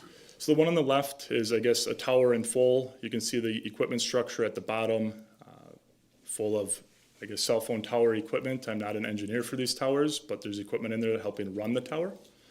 The picture on the right shows those sectors that I was talking about. That specific tower has 4 antennas on each side. Those 4 antennas where, I guess, the gray area is, the gray arrow is pointing to, that would be one sector. So those 4 antennas are all one sector. And then you can kind of see with the triangle there that there's 3 sectors. Each of those would cover approximately 120 degrees.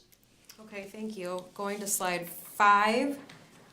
What's the jury looking at here? So this is a screenshot from CellHawk. This is, I guess, what the records look like when we put them into the software. It's typically not going to have all 3 of those areas shaded, but if we had a record that indicated sector 1 was used, just that top right area would be shaded with the 60-degree mark there.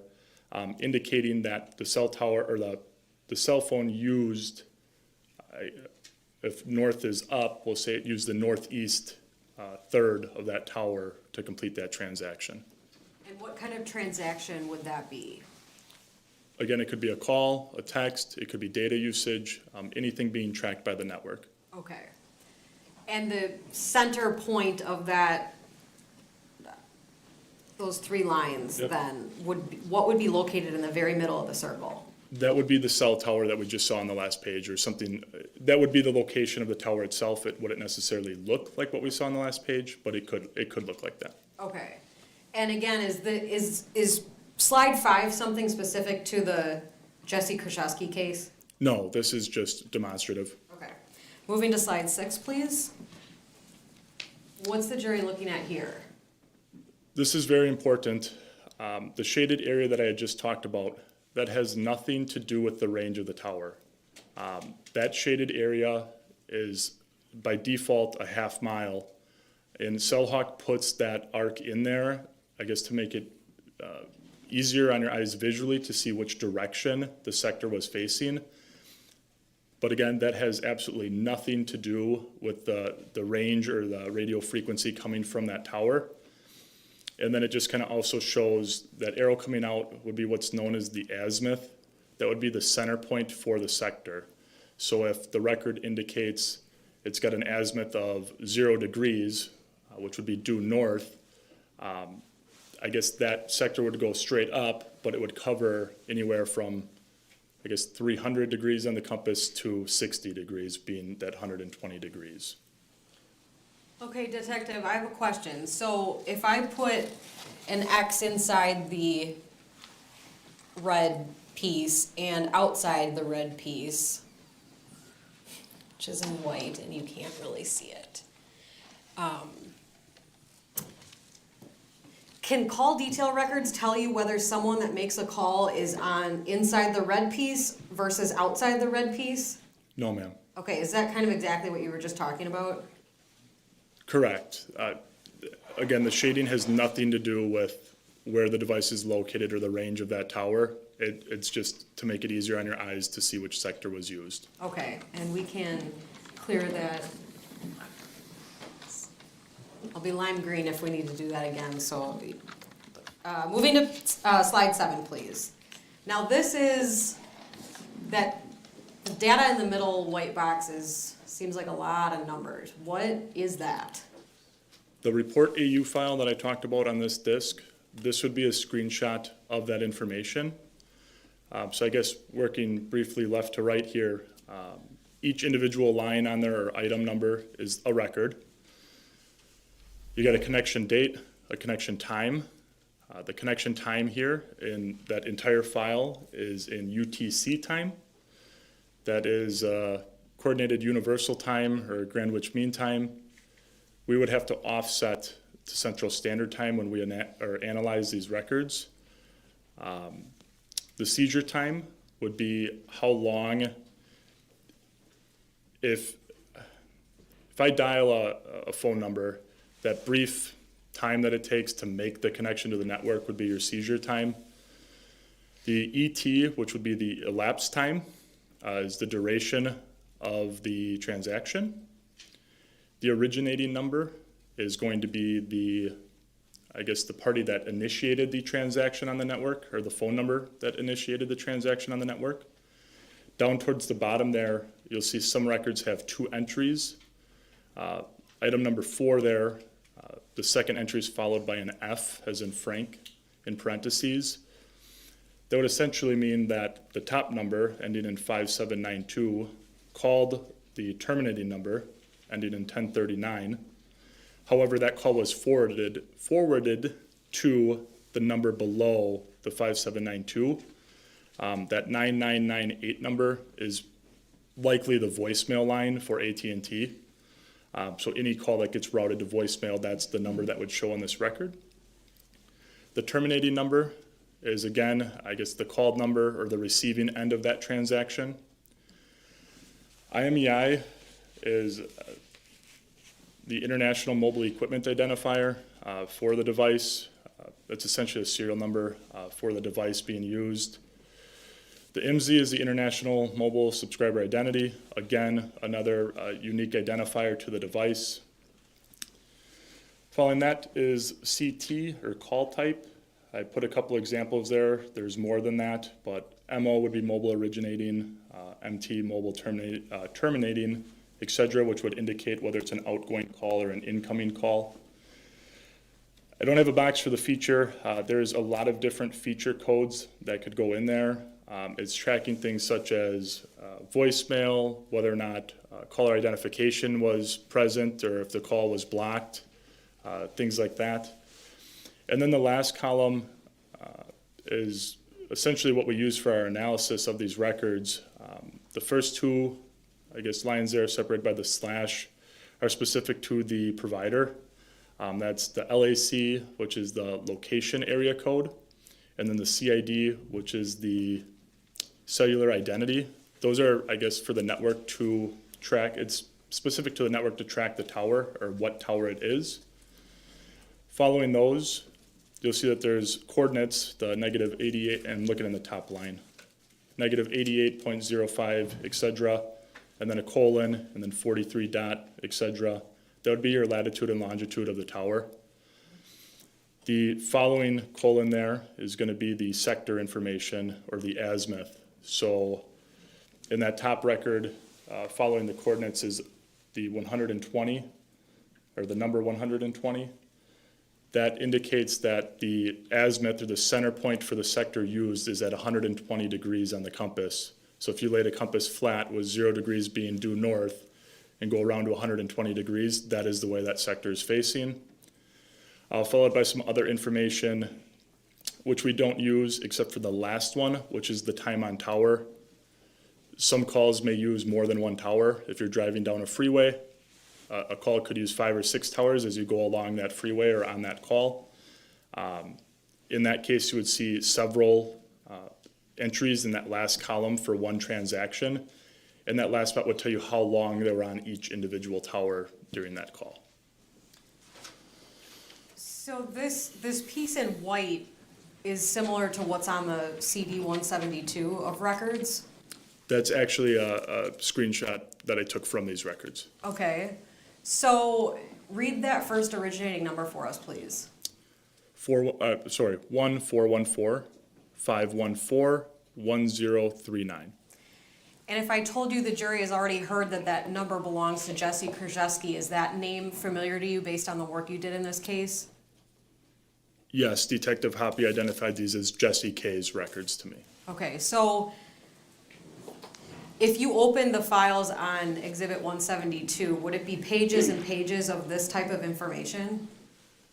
At least that report AU file would be. The other files may contain subscriber information and other information, billing records, that type of information. Could Detective Fredericks have gotten all that information from State's Exhibit 168, which is a cell phone download? No, ma'am. So that isn't contained on someone's phone as you're walking around with it? Correct. Okay. If we can go to the next slide, please, slide 8. Now, at slide 8, Detective, do we start getting into a more case-specific? Correct. Okay. And how did you know what date and time you wanted to display in slide 8? Detective Hoppy provided me with dates and times that he was looking to display the records in. Now, were you an active member of the investigative team for this case? No, ma'am. Okay, so if I wanted to talk to you about what happened on August 21st of 2018 between 7:45 and 8 a.m. in this case, what would you say? I don't know. Okay. Could you please go through what the jury is seeing that you mapped, nonetheless? Yes, so the next several slides are going to look similar to this. But on the top left, I have the date, August 21st, 2018. The time frame being displayed is 0745 to 0800 hours. That would be 7:45 a.m., excuse me, to 8 a.m. And I did convert this to Central Standard Time. On the top right, or I guess the top side of the right, is the phone number that I have, or that I'm targeting here, which is the number ending in 1039. In a list of all activity from the call detail records during that time frame I queried, there's two icons there. I think you'll see the third one eventually, but the globe or the circle looking icon would be a data event. So they're using data on the phone or on the cellular network. The one that looks like a telephone would be their incoming or outgoing call. And then towards the bottom, that last one with the telephone, you see there's what's called a first and a last on there. That would be what I talked about earlier, where there were more than one tower used. So it'll track each individual tower used for that network transaction. When I went through and I reviewed all of those points and confirmed that they are in fact using that tower, which you're seeing on the screenshot of the map there. And they all use the same tower, however, they're using two different sectors. So some of those transactions are using that sector facing due north, or it could be a little offset. I don't know the specific degrees on that. And then the other calls or transactions are using that sector kind of facing southeast. The blue pin on the map, which reads Jessy K's residence, is the address that Detective Hoppy provided me for Jessy K.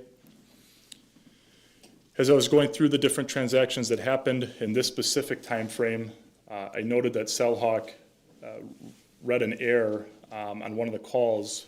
So on the bottom right, there are two different, I guess, detailed boxes regarding two calls that are made. At the very bottom of those boxes is the calling number and the called number. Those would coincide with the originating and terminating number that I had just talked about. And you'll see on the right side there that the calling number and the called number are the same. That was an error in the CellHawk software. And at the bottom left, that's a clip of that phone call or that transaction from the actual records. And you can see there that the originating number ends in 1039. The terminating number ends in 9702. Under the originating number is the 9702 number, and there's a notation on there with a D as in David. What that means is that's the number actually dialed by the originating number. I don't know the significance of it other than it begins with it begins with 011, which is typically dialed before international calls. So I'm not sure why that was dialed. However, it affected the CellHawk software and it read that the calling number and the called number were the exact same. So when you talked about the gray box right above the slide number 8, and that data that's put in there, did you type all of that in yourself? How did that get there? No, that is CellHawk reading the data from the raw files that are on this CD. So is CellHawk a software that you can have on a computer, for example? Yeah, it's web-based. So then, in this case, did you import all the records from Exhibit 172 into that software? Yes, ma'am. And so you're saying when it was reading that, it actually made an error that you caught? Correct. Okay. Moving to slide 9. And Detective, if you could please explain to the jury what this is a map of. Similar to the last slide, this is from August 27th, 2018. The time frame being displayed is 1400 to 1430 hours Central Time. That would be 2 p.m. to 2:30 p.m. Along the right-hand side, the activity for the phone number ending in 1039 is listed. And now you're seeing that third symbol at the very bottom. There's 2 text message entries as well that occurred during this time frame. All of the location information for those transactions occurs on one tower. Then I should preface that by stating not every record is going to have all the information needed to map. So there might be, maybe one of the entries is missing the location information or the tower information. If that happens, we'll still see the network transaction, but we wouldn't be able to map that specific record. So what this is displaying is all of the information that is in those records. I don't know how many are there, but say 10 out of the 15 have location information, all of that information is using that one tower in either one of the two sectors that is highlighted there. So and you said this is from 2 p.m. to 2:30 p.m. on that day? Correct. So if that device had been moving miles and miles during that half hour, would the map look different? As long as there were network transactions being made, yes. How would it be different? You would see each individual tower highlighted and the sector information for those transactions that occurred on a different tower. Is that something that you see when you create maps pretty often? That movement? Yes. Okay. Moving to slide 10, please. Now, Detective, again, if you could please explain to the jury what date and time this map is for. This is for September 2nd, 2018.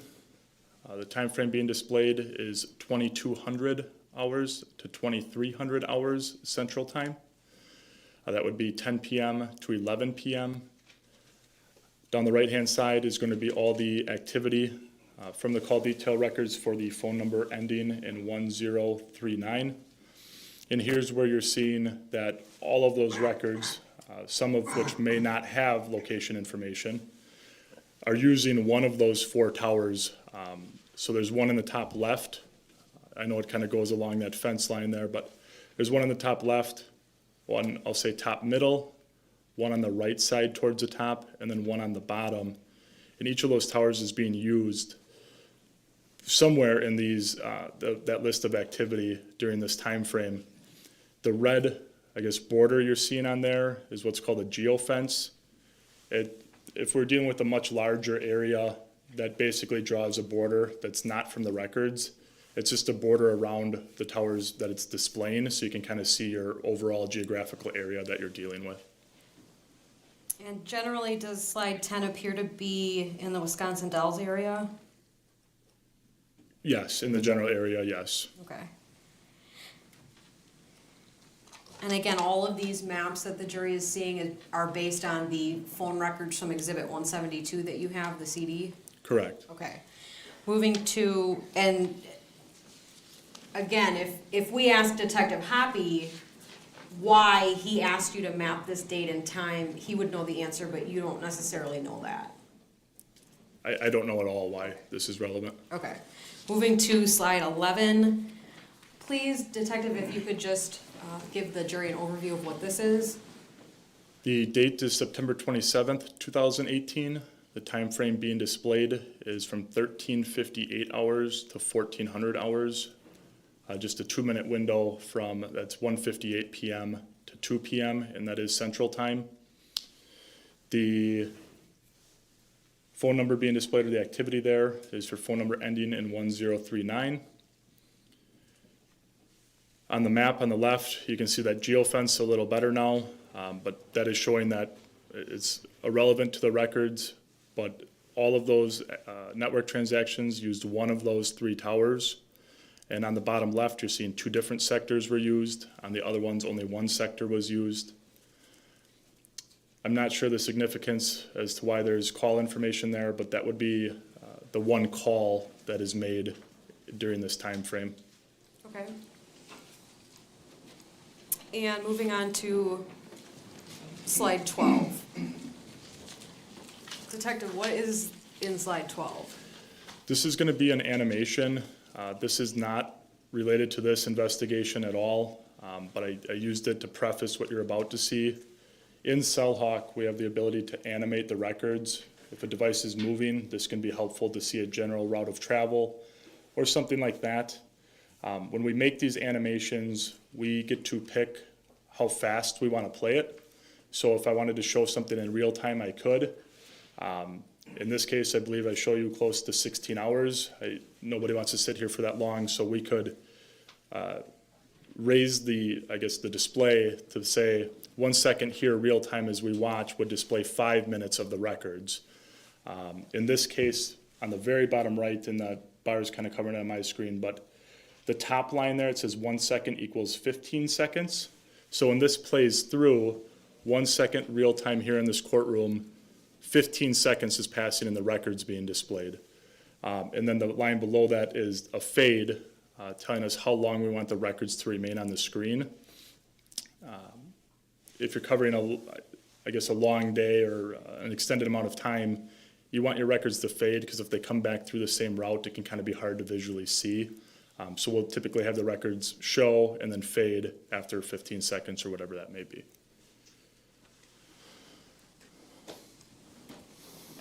What's the right side of slide 12 showing? So the right side is a timeline or a bar. As we hit play on this, you'll see that bar start to move down, and that time on there will display the record, the time in the records being displayed. So as it starts to play, you'll see that bar start to move down, and that's a running timestamp for the records. And then you'll see, I believe, if I recall correctly, on this specific one, you'll see records come across with that sector information, and it's going to be moving from your right to left. And generally, geographically, are you familiar with the area depicted on slide 12? I am. It's near the Milwaukee County Zoo. Correct. Right in the center is the Milwaukee County Zoo. On the zoo interchange, I-94 is running east and west there, and I-41 is running north and south through the middle of the screen. Okay, and in terms of animations, would it be fair to say that in your casework, some animations can be very simple and others can be very, very complex? Yes, and I would lean towards that. The majority of animations are very complex, and they're hard to, see or analyze, because you're watching just the recording and you might not have all the information. So on slide 12, is this a more simple animation so that the jury can kind of understand what they're watching? Yes, this is very basic, and it's played at a rather slow speed, with that 1 second equaling 15 seconds. If you're trying to animate a full day or maybe sometimes a week, and you're playing that at a faster rate, the records are moving so fast that it's sometimes hard to keep track of where you're going. Okay. And at this point, Mr. Vulcanier, if you can play the animation in Exhibit 173, side 12.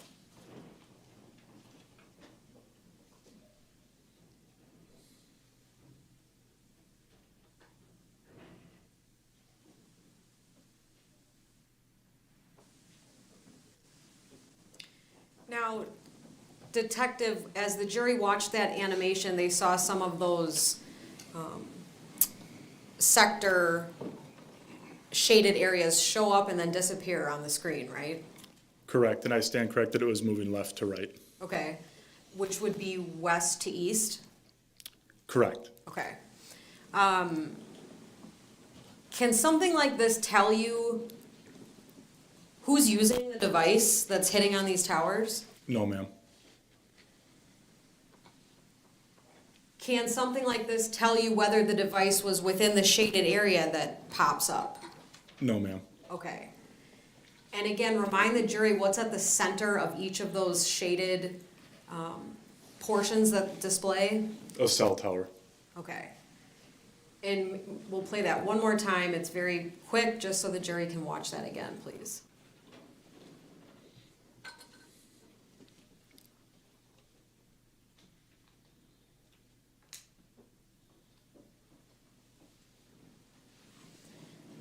Detective, it looked like as the shaded areas display themselves, there's some information in white in the middle of it. Do you know what that is? That's the timestamp for that specific record being displayed. And another word for record in this instance could be phone call or web. Correct. It would be whatever network transaction is creating that record. So it could be a call, a text, data usage, etc. Okay. And going to the last slide, slide 13, Detective, were you asked to create that kind of an animation in this case by Detective Hoppy? Yes, ma'am. For what day? It's going to be for October 3rd, 2018. The animation is from 07/06/13 to 23/40/28. So from approximately 7:06 a.m. to approximately 11:40 p.m. And then here's where I sped up the animation here, given the time frame trying to be shown here. So this one will display 1 second of real time here in this courtroom. 5 minutes of the records will have passed at that point. And then they'll fade after 30 minutes of the records has been displayed. So doing simple math, if you see a record on the screen, that record should stay for 6 seconds, and then it would dissipate as 30 minutes of the records have passed. And this is for the phone number ending in 1039. Are there some locations that are pinned on slide 13? Yes, those are addresses provided to me by Detective Hoppy. I have Lynn's address and the death location or location of this incident, Jesse K's residence, and then Flowers' residence. Okay. Now, in terms of this being almost a whole day, is this quite a bit longer than the last animation that was shown? Yes, I mean, I sped it up, so it's not gonna be as long as you think it will be, but it's gonna move rather quick. Okay. But in total, this is, I think, over 5 minutes long, right? I don't recall specifically how long it is. And again, in terms of your ability to explain to the jury what significance the movement has, you're not able to do that. I mean, I could describe what they're gonna see, but I don't know the significance of it, no. Okay. But someone like Detective Hoppy could watch this and explain that to them. I would think so, yes. Okay. At this time, I'm not going to ask to play that animation in Exhibit 173, Slide 13. And we can actually bring that down. Detective, I just have a couple more questions for you.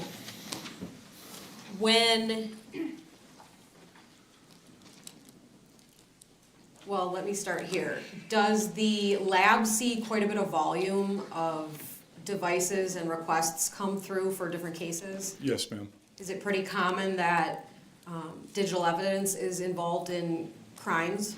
Yes, ma'am. Okay. Can it sometimes be helpful to have information about a device, not only from the device itself, like in Exhibit 168, but also to be able to compare that to the provider's records? Yes, ma'am. Theoretically, would it be possible in comparing those two sources to tell whether something's been removed from a physical phone, deleted? Yes, you would be able to see that. How would you be able to see that, comparing those sources? I guess for an example, if I make a phone call on my cell phone, obviously I would see that in the call log on my cell phone, and then AT&T, my carrier, would retain that network transaction. If I went into my physical cell phone and deleted that call from my phone, and then a forensic examiner looks at my phone, they would not see that call in my phone. However, when they get my records, they would see that a call was made, and they're not seeing that on the device. You could make an inference there that something was deleted. In the case of, say, a text message, I could see a text message was deleted by looking at the records, but I don't have the content of that message, and we might not ever be able to, I guess, determine what that content was. In terms of, would it be fair to say that technology is changing all the time? Absolutely. And what might be correct today wasn't necessarily true in like 2018? That could be, yes. Okay. So focusing more around the 2018, 2019 time, would it be possible for an examiner to get deleted information off of a device? Yes, ma'am. Are you going to get every single thing every time? No. Okay. Is there a way that the examiner can try to target certain deleted information while they're examining a phone? I'm not sure what you mean by that. Okay. When the examination is done, would it be fair to say it's pulling whatever is on the phone, and if it's not there, you're not going to get it? Correct. Okay. Those are all the questions I have. Thank you. All right, go ahead, Cross. Detective, following up on that last question,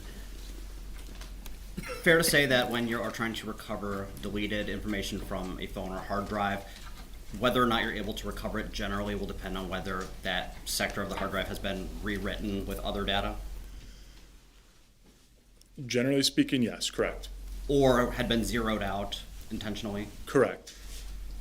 Also fair to say that text messages or other phone records that are contained within the physical hard drive of a phone are deleted periodically by the phone itself depending on user settings so that the log data just doesn't become overwhelming. Is that true? That is true. So seeing deleted records would not necessarily indicate somebody went in and manually removed them, correct? True. Also fair to say that people, for completely benign reasons, delete text messages, delete information on their phone? I guess some people could, yes. Thank you.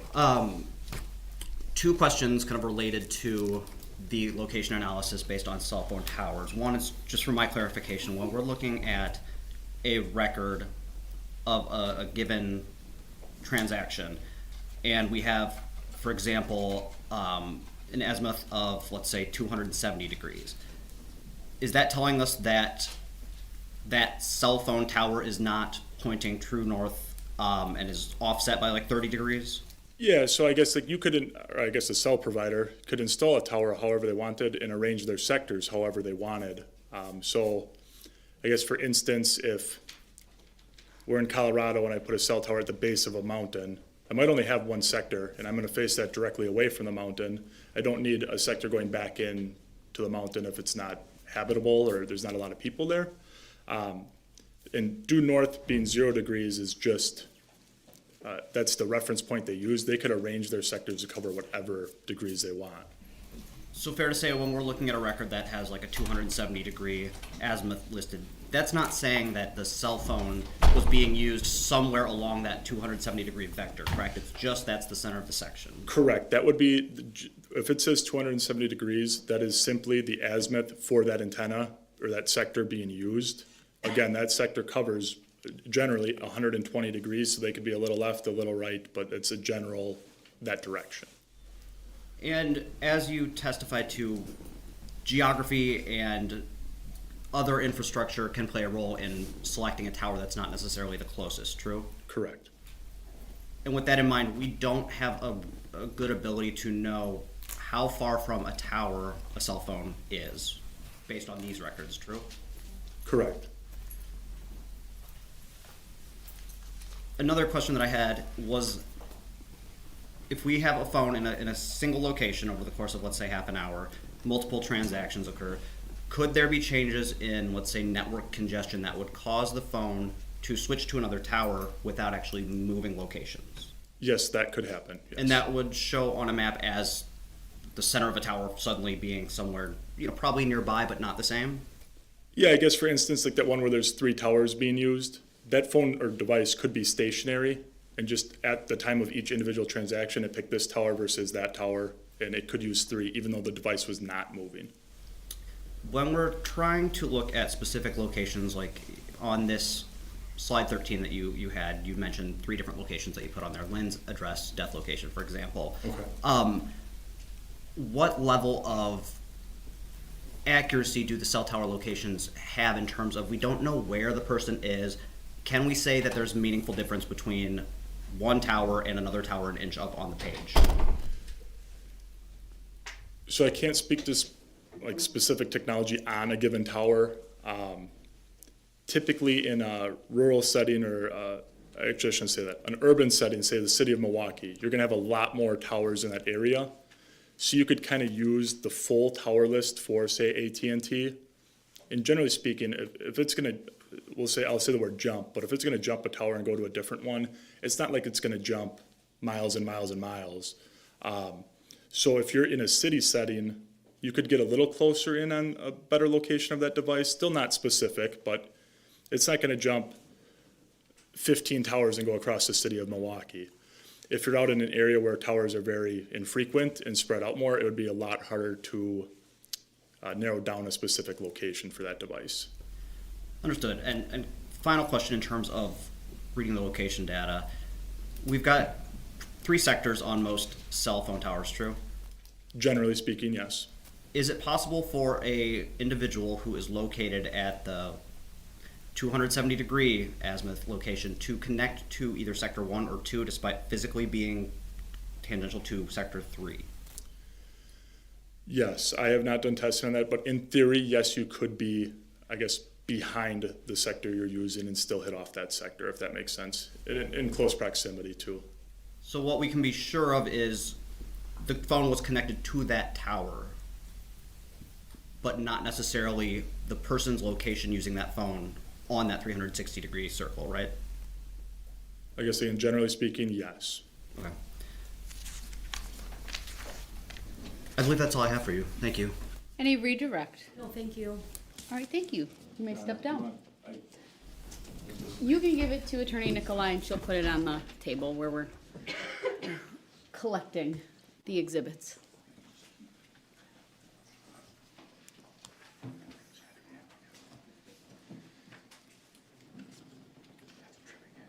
Before we start the next witness, just curious if it's a shorter one or a longer one?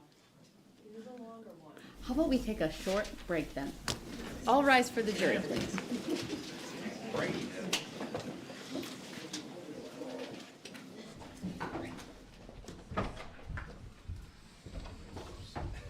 This one will be a little shorter. Don't go too far. They're not going anywhere, so. Inside joke.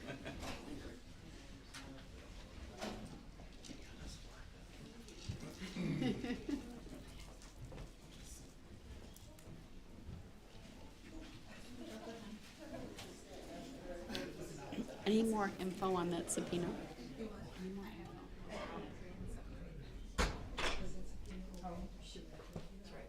No, you're fine. You can sit.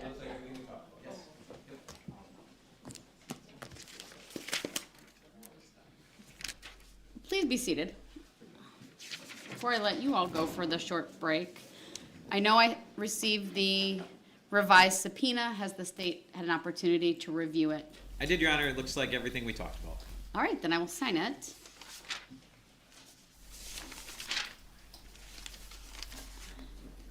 I believe I have one sidebar, right, to put on the record. So that was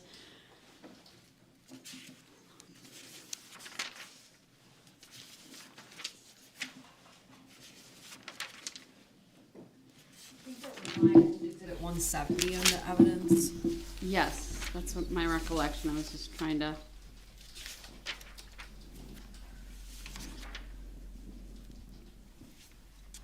Was that during Detective Fredericks, or was that? Yes. I know, I wrote a note, I'm just trying to find it. Oh, I wrote it on the exhibit, that's why. Not sure why I did that, but. Either 170 or 169 is the face sheet. Right.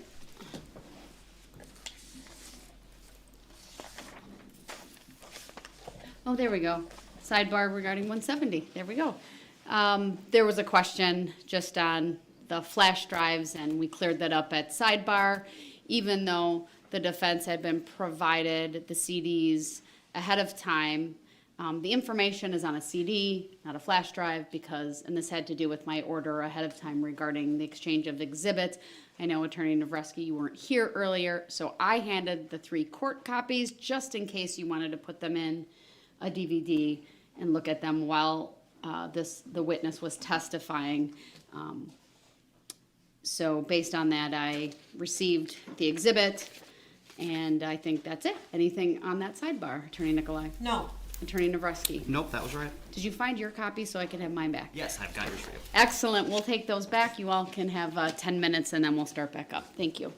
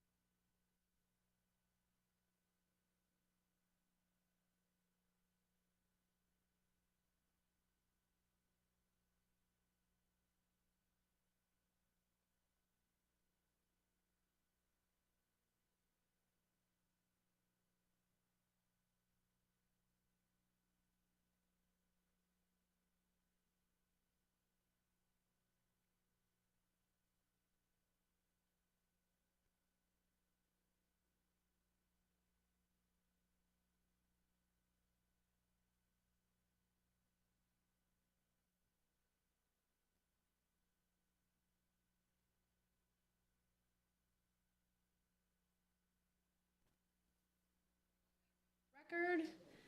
Appearances are as they were before. Are we still waiting for, oh, there's Attorney Gallo. He's ducking down. I couldn't see him. Anything I need to address from either of the parties before we bring the jury back out for the next witness from the state? No, thank you. From the defense? No, thank you. All right, and then Teresa will have that uploaded momentarily, the subpoena, so. Should be there momentarily. So it's pulled through, but Great. someone prints it and sends it. All right, go ahead and have the jury brought in, please.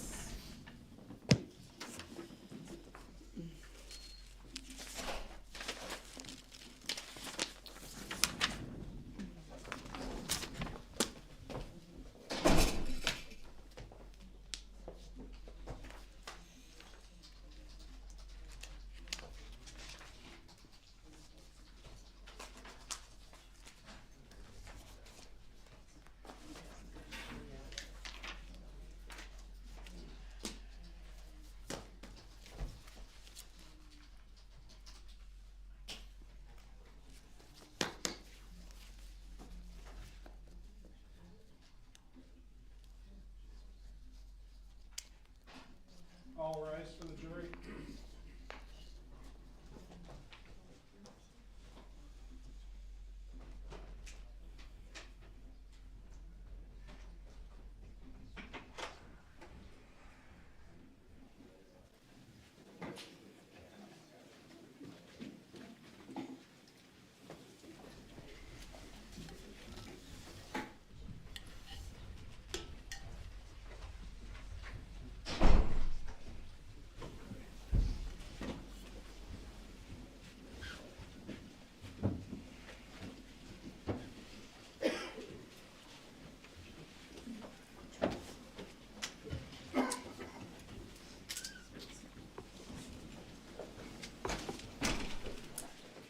Thank you, everyone. Please be seated. State may call its next witness. Thank you, Judge. State calls Detective Aaron Hoppy to the stand.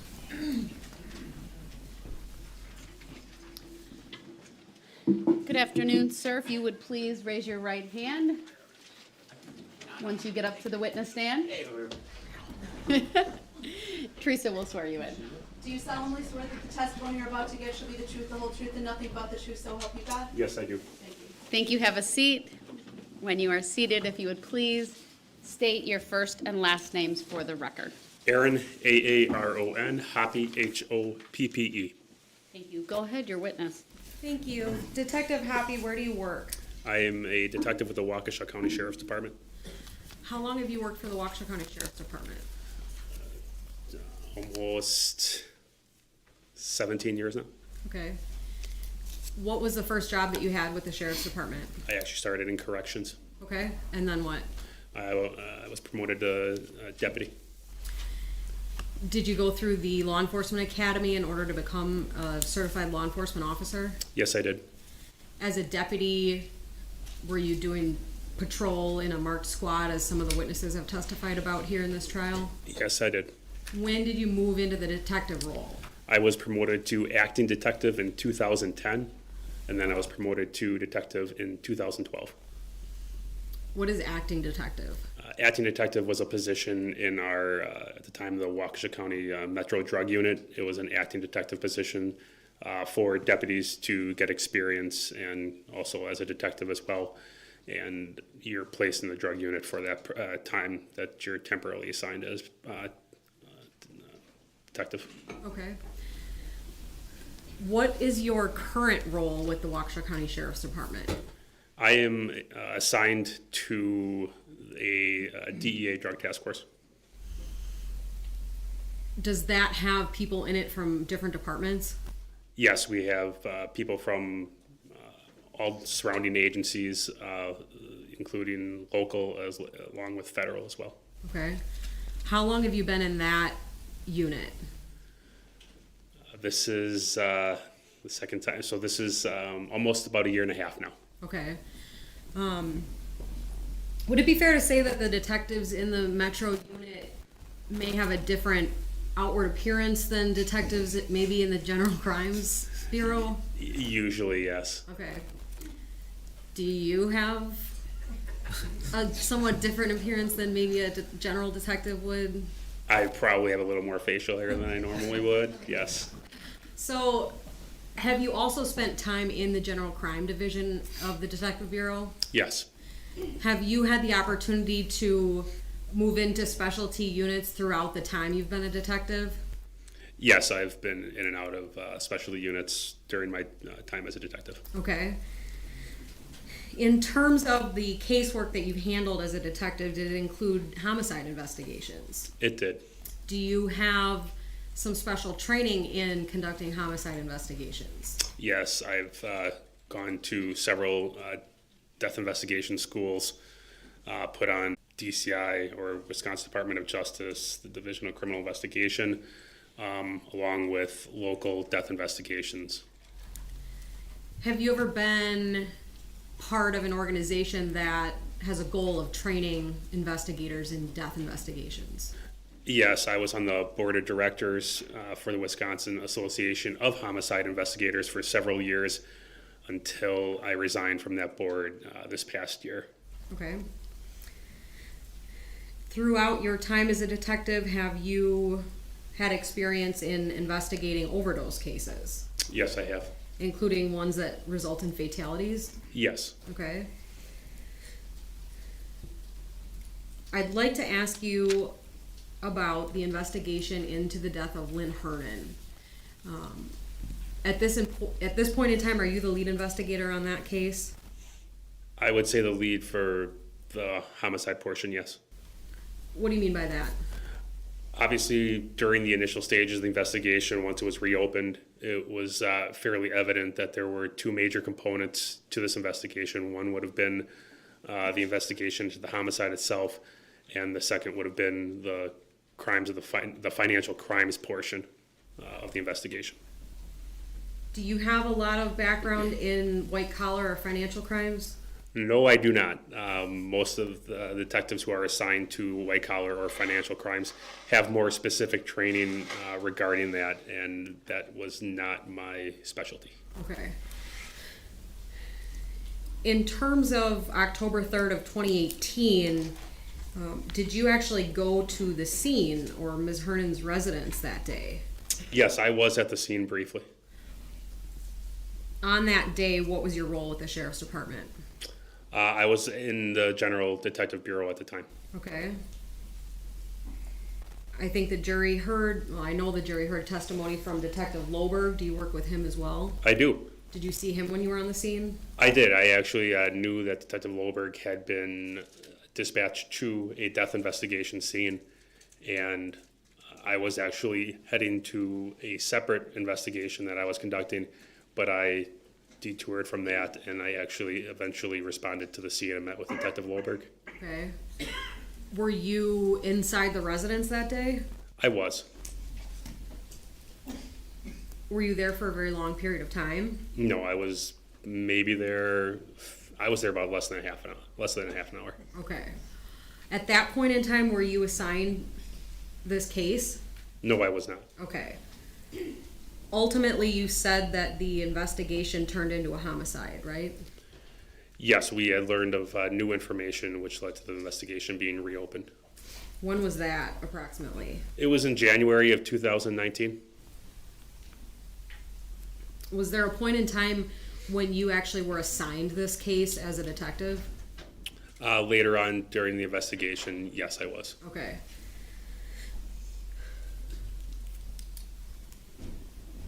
Since that point in time, have you familiarized yourself with the different aspects of this case, including scene photos and reports that have been written?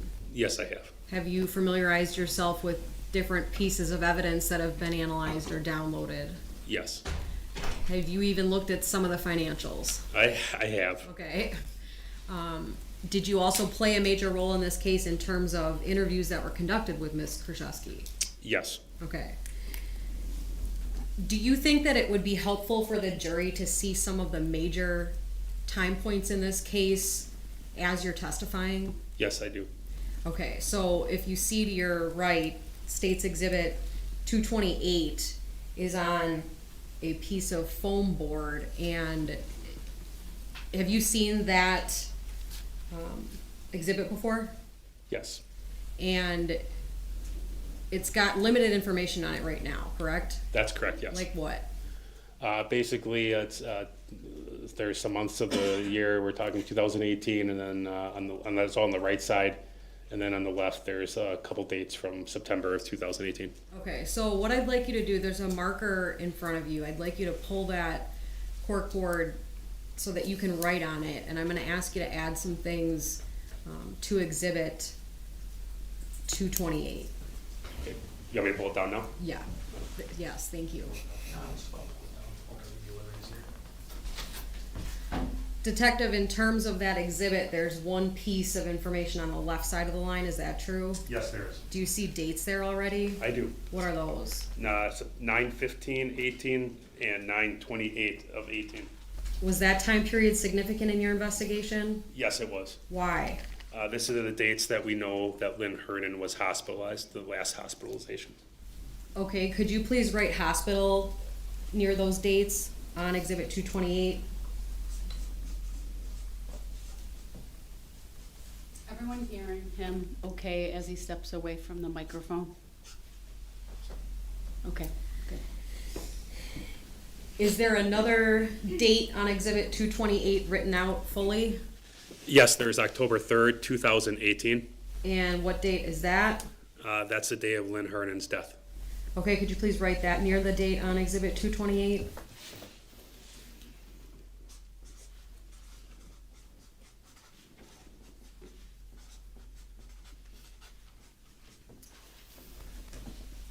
Did you participate in what the jury's already heard about in regard to search warrants that were conducted in this case? Yes, I did. And when was that done? July 9th of 2019. Is that, is there a space on exhibit 228 for July There is? near the bottom? Yes. Could you please fill in that date and write search warrant?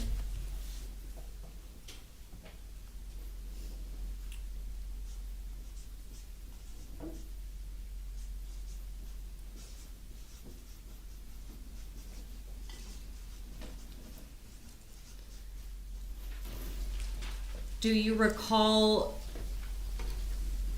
when Detective Cole testified and the jury was shown an interview in this case? Yes. Were you actually in the interview as well? I was present for this, yes. Okay, with Ms. Kurczewski? Yes. And was that March 6th of 19? That was? Could you please add that to exhibit 228?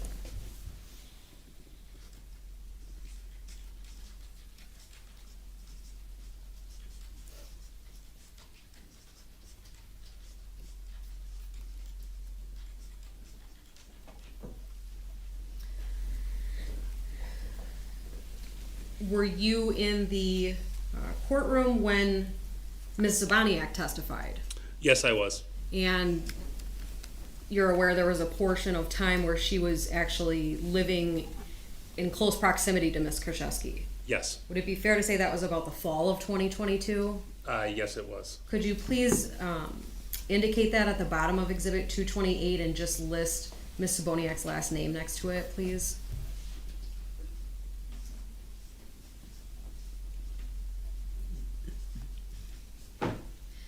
And then in terms of a couple, you were in here when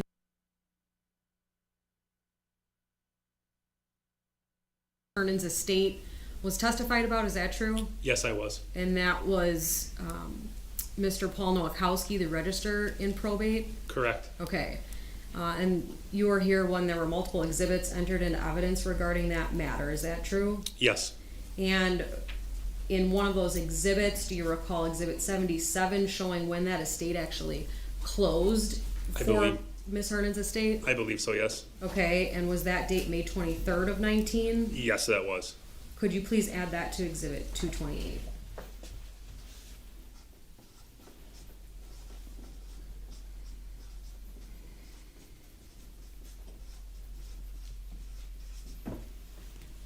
And then lastly, throughout your investigation, and throughout sitting through this trial, have you seen and heard that there was a second or new will filed in that probate case? Yes, I did. And the jury saw that in Exhibit 83, is that true? Yes, Had you actually seen that document yourself before this trial? I believe I had. Okay. Nonetheless, regarding that probate file, is it fair to say that that new will was filed November 4 of 2019? Yes. Could you please include that on Exhibit 228?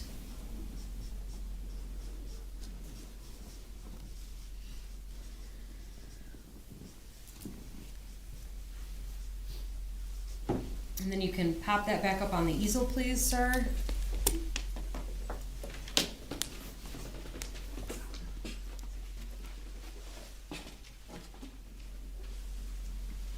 Okay, so fair to say not all of the pieces are filled in, but you've entered the items that we just talked about, right? Yes, correct. Okay. And I mentioned a few times now that you've been in the courtroom throughout the trial so far, right? Yes, Have you ever sat in the courtroom during a trial before with the state? I have. Why do you do that? Usually as the lead investigator on a more serious case, the investigator will sit with the district attorney's side and be there for the presentation of the case to assist with matters if there's any questions or anything else that we can be helpful in providing from the investigation. Okay. Now, I am going to leave Exhibit 228 while you testify. I'm not going to move it into evidence yet because it's not complete, but I would like to ask you a few questions, Detective Hoppy, about some things that Detective Plennis testified about yesterday. Were you here for that testimony? I was here for the majority. I did miss the first half of it. Okay. In terms of, were you here when the jury heard some phone calls that the defendant made in this case? Yes, And Detective Plennis said that those came actually from the banks that were subpoenaed? correct. Okay. Specifically Exhibit 105 from Citibank, were you here when that call was played? I believe so. When, throughout your investigation, have you been able to speak with Ms. Kurczewski? I have. Have you been able to listen to different recordings that she speaks in? Yes, Do you think that you can identify her voice at this point? yes, Okay. When Exhibit 105 was playing, did you also believe that was Ms. Kurczewski speaking? 100% yes. Okay. So, in terms of that call, I'd like to reference back to Exhibit, sorry.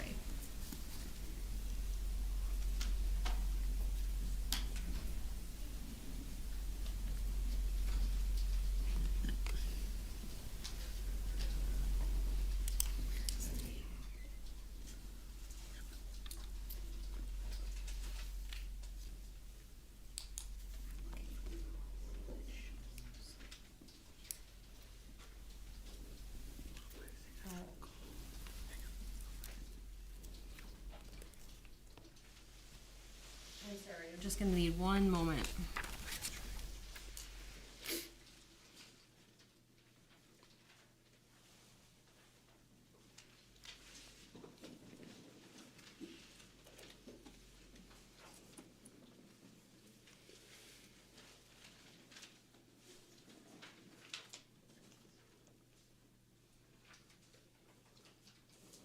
If I could have Mr. Vulcanier open up Exhibit 138, which is already in evidence.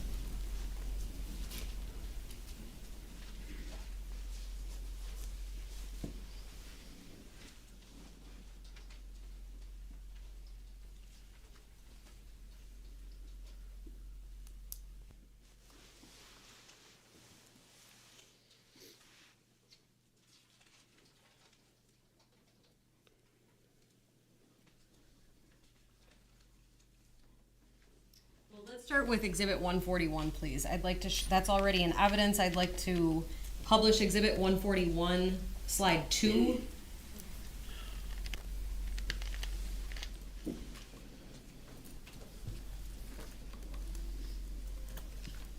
Go ahead.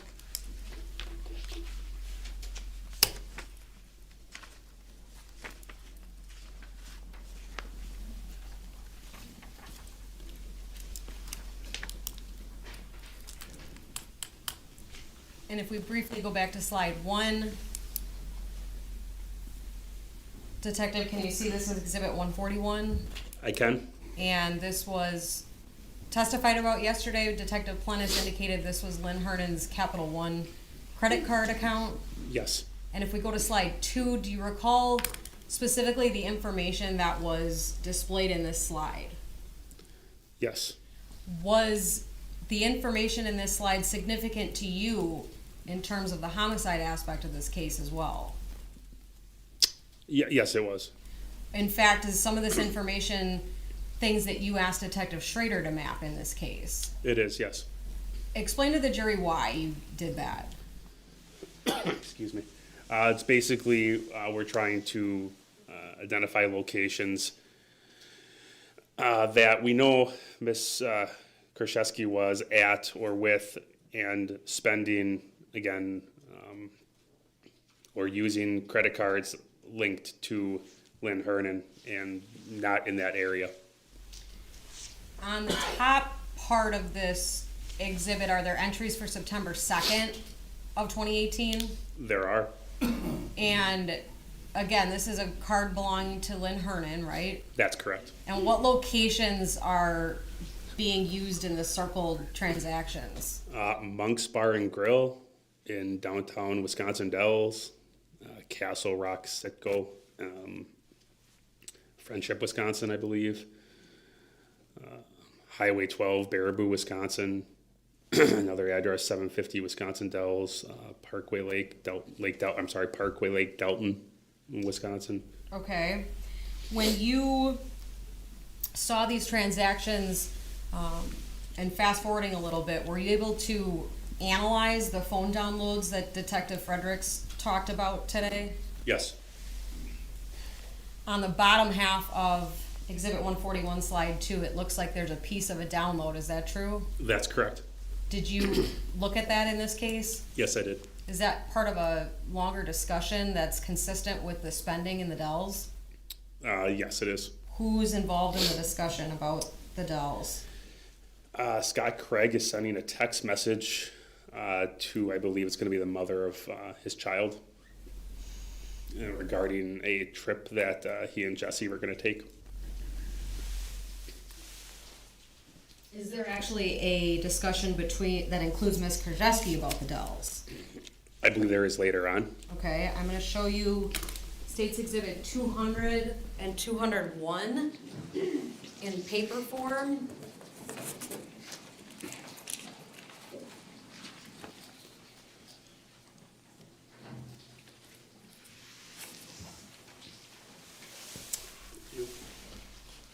Detective, have you seen those two exhibits before? I have. What is Exhibit 200? 200 is a portion of a timeline regarding the text messages from Scott Craig's cell phone. So would it be fair to say that that exhibit is from Exhibit 170 that I'm holding up that Detective Fredericks talked about? Yes, And this is the download of Scott Craig's phone, is that true? that's correct. Is Exhibit 200 the entire download? No, it is not. Okay. Have you seen Exhibit 201 before? I have. What is that? It's a demonstrative exhibit, basically some text messages that were picked out between Scott Craig and Miss Kurczewski. Okay. Is Exhibit 200 a fair and accurate copy of a part of Mr. Craig's download? Yes, Is the information in Exhibit 201 an accurate copy of that information into a more readable form? yes it is. Did you check it? Yes, I have. How do you know that you checked it? I initialed it. I Okay. initialed each page. At this point, I'd move Exhibits 200 and 201 into evidence. No objection. And ask to publish. Exhibits 200 and 201 are received, permission to publish granted, as to both. So, Mr. Balconier, if we could start with page 200. Detective Hoppy, I'd just like to ask you a few questions about it so that the jury can see what you're looking at there. Could we unpublish, please? Got it.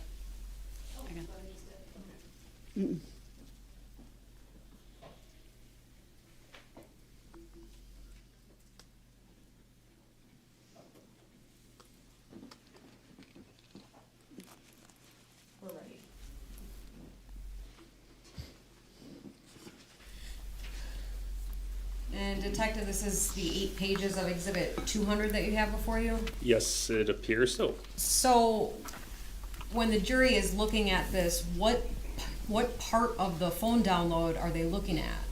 This is most likely going to be from the text messages portion. There is different sections that the cell phone downloads are usually broken up into, and you can go to timelines or text messages themselves. And I'm sorry, this is going to be part of the timeline thread, which just gives everything in a chronological order. So in terms of these downloads, do you find the timeline feature to be helpful to you when you're reviewing a download? Yes, I find the timeline to be most important, and that's usually the first thing I research. Why? Because it's a chronological order. Usually when we are conducting an investigation, there are certain dates that we have in mind that we're looking to specifically investigate or look for information. And it's easier to go right to the chronological order and see anything that's on that date or leading up to or afterwards. Okay. So in terms of these messages, this doesn't look like the way messages on my phone look. That's correct. So is this what the Celebrite program gives you when a device is downloaded? Correct. This is the version that we get.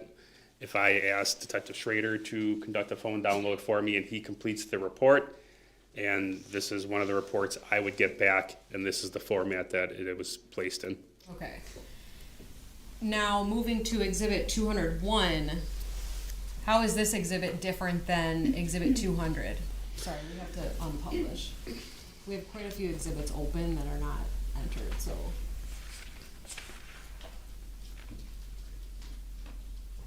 All right, we're all set. Most of the messages are in here. It's just, again, more of a, the majority of the messages are in here. In fact, they all are. It's just a more readable format. Obviously, Exhibit 200 is a little difficult on the eyes, so 201's hopefully to make it a little easier and more understandable. Okay. And Mr. Vulcanier, you can stay in this screen mode, please. We're ready to publish, starting with slide 1.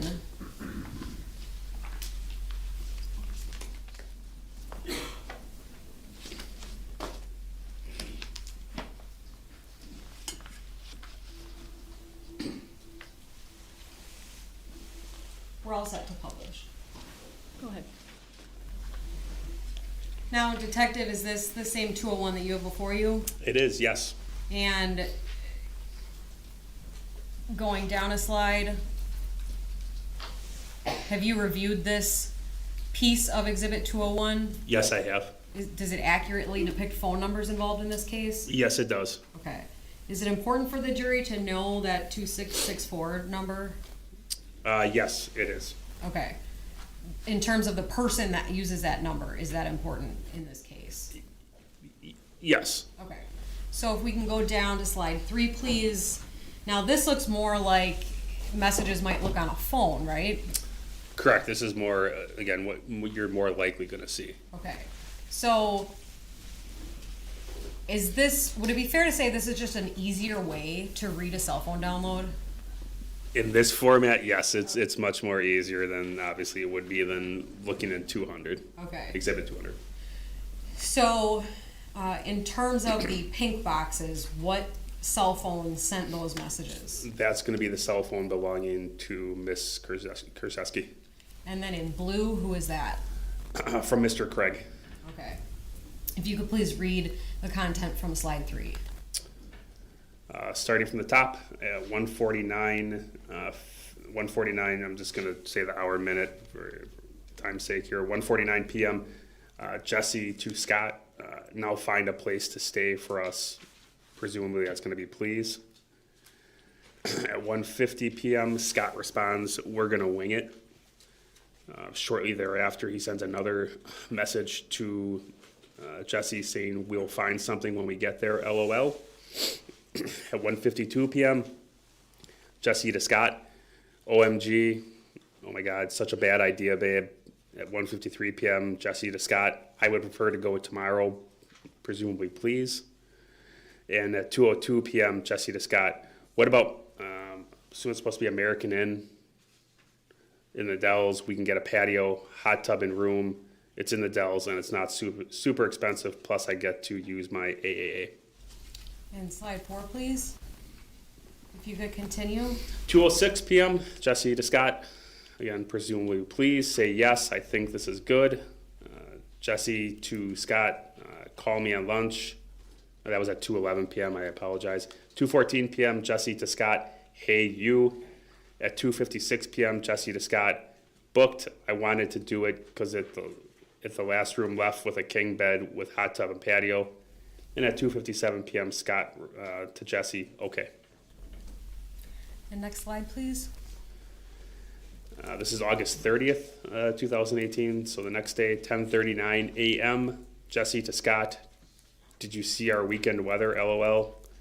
10:41 Scott to Jessy. No. 12:54 p.m. Jessy to Scott. And I gotta go for car wash and bank. 12:55 p.m. Scott to Jessy. Screw car wash. It's gonna rain.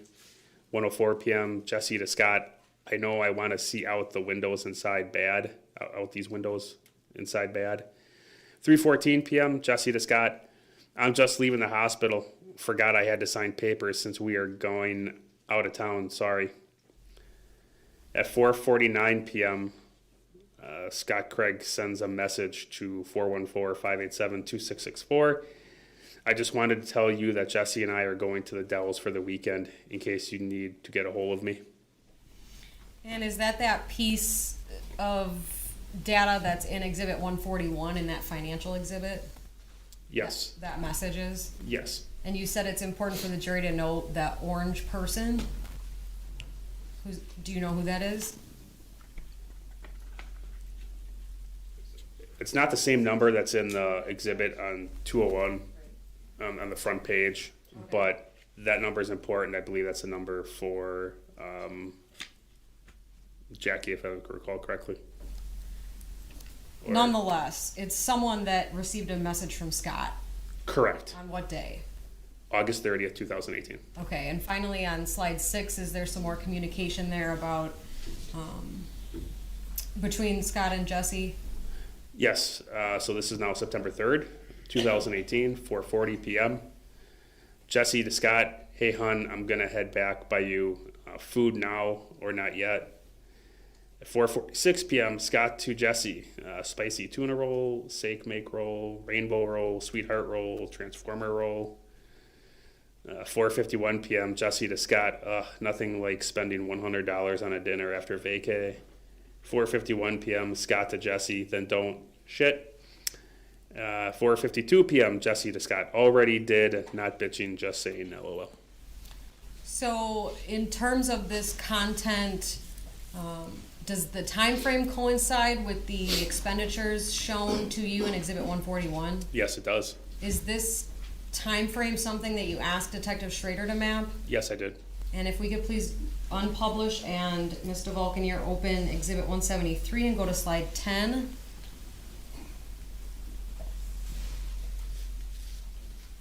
And while that's being done, Detective, do you also have a background in using CellHawk? I do. Okay, have you used that on your own for cases before? I have. Have you testified about CellHawk before? I have. Okay. And we're all set to publish, Madam Clerk. Now, Detective, this is Exhibit 173, slide 10 that the jury just heard about with Detective Schrader. Can you remind them or tell them why you asked for this to be mapped? This was important because during our investigation, Ms. Kurczewski alleged that every time a credit card was used, every time there was financial information being utilized, that she was with Ms. Hernan, and Ms. Hernan knew about all of the usage of the card. For us, it's important to state that this card is now being used in Wisconsin Dells on September 2nd of 2018, and we know that Ms. Hernan is not in the Dells with her at that time. So again, that would go against what she was telling us, that Ms. Hernan was always with her when these cards were being used. In terms of this exhibit standing alone, does this tell you whether or not Ms. Kurczewski was in the Dells? No, just her phone. This is what the exhibit says. Okay. What about when you couple that with the messages that you looked at and the financial data for this time period? Now the totality of everything would say that Ms. Kurczewski was in the Dells at this time. And remind the jury whose phone activity is being mapped on this slide? Ms. Kurczewski. Okay. Thank you, Detective. Now, we can take the publish down. In terms of the Citibank calls that I mentioned to you before, were you in court when, with Detective Plennis, 2 different calls were played for the jury to listen to? Yes. And were you also in court when Detective Plennis testified that both of those calls to Citibank were done on the same day? Yes. And was that day August 27th of 2018? That's correct. Remind the jury generally what the content of those calls was. Changing information regarding the account. And who was the caller? Ms. Kurczewski. In those calls, who was Ms. Kurczewski purporting to be? Ms. Hernan. And on August 27th of 2018, was Ms. Hernan still alive? August 27th of 2018, yes. Okay. I'd like to, please, Mr. Volcanier, if we can go to slide 9 of Exhibit 173, and Madam Clerk, if we could publish that, please. Detective Hoppy, is this date also something that you asked Detective Schrader to map? Yes, it was. Why did you ask him to do that? Obviously, we're looking at August 27th when the time frame with these calls were made. We know that Ms. Hernan was not the caller on those calls, and we were trying to identify the location where those calls would have been made from.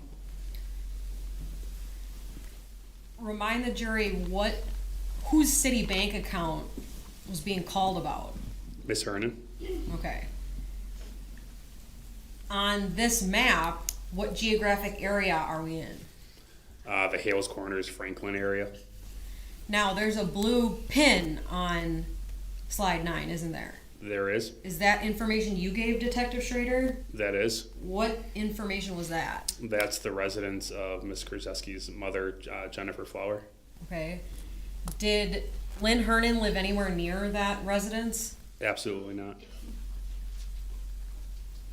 And ultimately, what information can we glean from Exhibit 173, slide 9, Detective? That again, the information that we were receiving regarding Ms. Kurczewski saying she did everything financially with Ms. Hernan present is obviously incorrect, since we know that Ms. Kurczewski was not in the area of Ms. Hernan's residence during this time. Okay, thank you.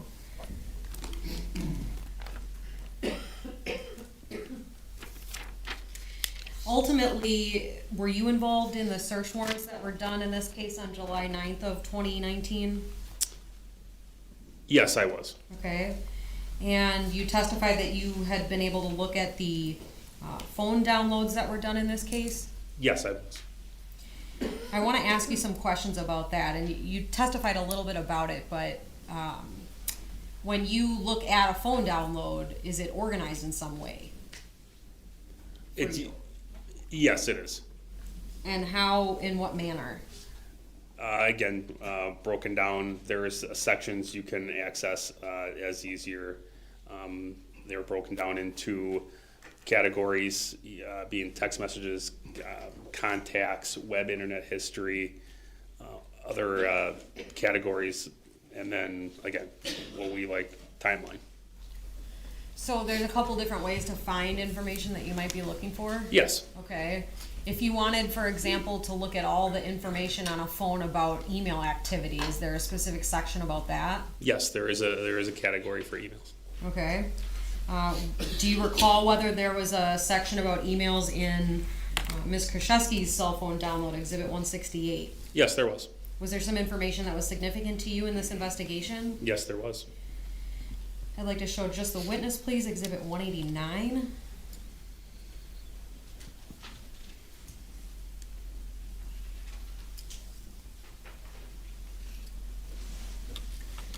And if we could scroll to the bottom of this page. Detective, do you see an exhibit number on this? I do, 189? correct. Do you recognize 189? I do. What is it? It's, I believe that's gonna be the email category from, the download for Miss Kurczewski. Okay. Let me go back a minute. When you look at a cell phone download, is one way to look at it on a PDF?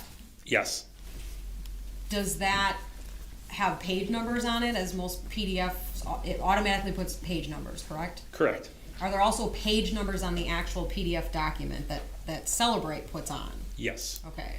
So is it fair to say that sometimes cell phone downloads are thousands and thousands of pages long? yes, I mean, the reality is most people live on their cell phones. I mean, all our information's on there.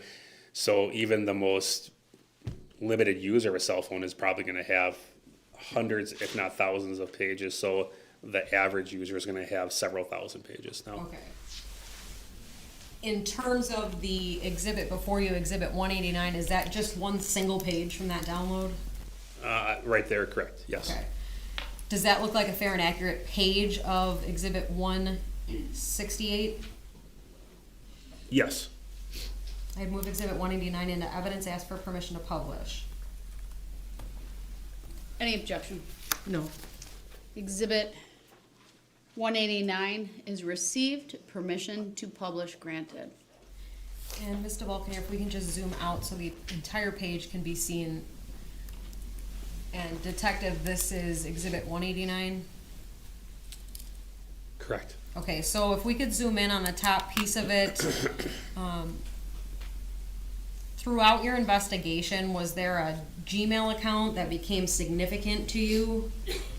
Yes, we did learn of a Gmail account. And was that attributed by name to Ms. Hernan? Yes, it was. What was that account? Lynn Hernan 1955 at gmail.com.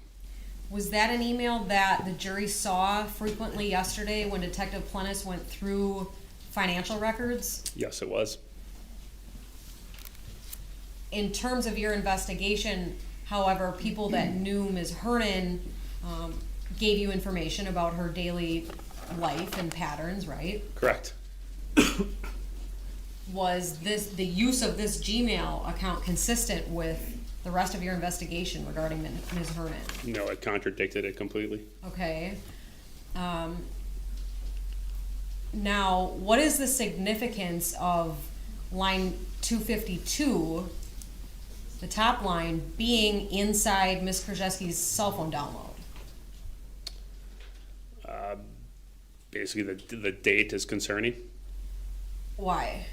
It's 5/8 of 2019. Okay, but more generally, you said this page is from a section of the download about email usage? Correct. Okay. Does this piece of the download tell you whether or not that email was utilized on this device? It was sent on that device, and it looks. I believe so. Yes. Okay, so in other words, on Ms. Kurczewski's phone, there's activity that this email, Lynn Hernan 1955, is being utilized and accessed on Ms. Kurczewski's phone. Object to leading. Sustained. Please rephrase. During your review of the entire download of Ms. Kurczewski's phone, was she accessing Lynn Hernan 1955 on that device? Yes. I'll rephrase. Was someone accessing that email on Ms. Kurczewski's device? Yes, the email account was being accessed on this device. Okay. Can you tell the jury who was physically accessing it on the device? I can't per se say that. No. Okay. Nonetheless, that top line 252, what is that entry? It's a timestamp, and the subject is here's the 15% off we promised you. It looks like it's a Kohl's discount. In terms of line 253, what is the jury seeing in that line? Timestamp is May 6, 2019, 12:09 p.m. This one appears to be from Capital One. The subject line You obviously see, regarding twice, we'd like to help, and then a significant information in the body section. Would that also be a record of an email accessed on the device? It would, and based on my knowledge, I would say it would look like this is a response to an email that was sent to them. Object to speculation. Overruled, he may answer and explain. When people use email accounts and they see in a subject line the letters RE one or more times, what does that indicate? It usually says that there's been multiple communications with that email. Can you tell whether the email in line 253 was sent outwards from the phone or received to the phone? That specific one was received. Okay, and what does the body say? Thank you for providing this information. Visit Capital One. Hi, Lynn. I appreciate you sharing your situation with me. I am sorry to hear about your medical situation, but glad to hear you are on your, and it ends. Okay. What's the date of that email? May 6th, 2019. Okay, and on Exhibit 228 there next to you, you've marked the date that Lynn Hernan died. Is that true? That's correct. Okay. The column on the right side of this exhibit, a few of the lines have a red yes in there. Do you know what that column indicates? Yes. What? It means that that specific item has been deleted. So you were here when Detective Schrader talked about deleted items on devices, right? Correct. Through your own experience with analyzing extractions from devices, do you know that sometimes you can recover some of that deleted information? Yes. Okay. Is that true of line 253 in this case? Correct, yes. Okay. Going down to line 254, what is the jury seeing in this? Another timestamp, it's going to be another email, May 3rd of 2019. Can you tell whether that was coming into the phone or going out from the phone? It says from Lynn Hernan 1955 at gmail.com to Lynn Hernan 1955 at gmail.com. Okay. Was this? Go ahead. Sorry, there's a no subject status, and it looks like it would probably be a photo that was sent. Going down, please, to line 255. That is an entry. Does that involve the Lynn Hernan email account? Well, it's no, that one's not. Okay, so going down to 256, what is the jury seeing in this?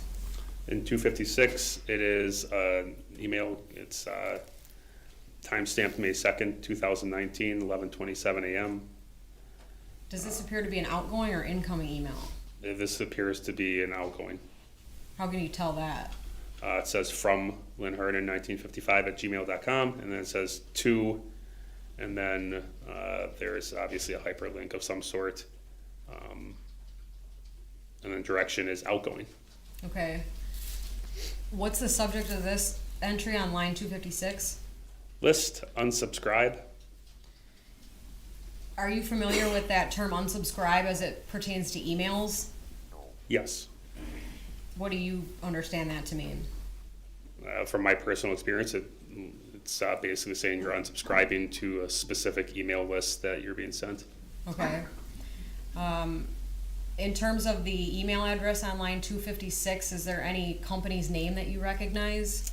At the end, it says at mail.paypal.com. Okay. Going down to line 257, is that an email entry involving the Lynn Hernan 1955 account? It is. Is that pretty similar to the line we just looked at with unsubscribe? Correct. Any company name in that interaction that you can discern? Yes, it says at leave.e.krogermail.com. And finally, line 258. Sir, is that similar to the last two that we've talked about? It is. Any company name associated with that? It is the same as the one in 256 at mail.paypal.com. Thank you, sir. The dates associated with each entry on Exhibit 189, were they before or after Ms. Hernan died? They were well after. Okay. If I could please just show the witness Exhibit 198, Detective Hoppy, I'd like you to look at it. It's a 2-page document.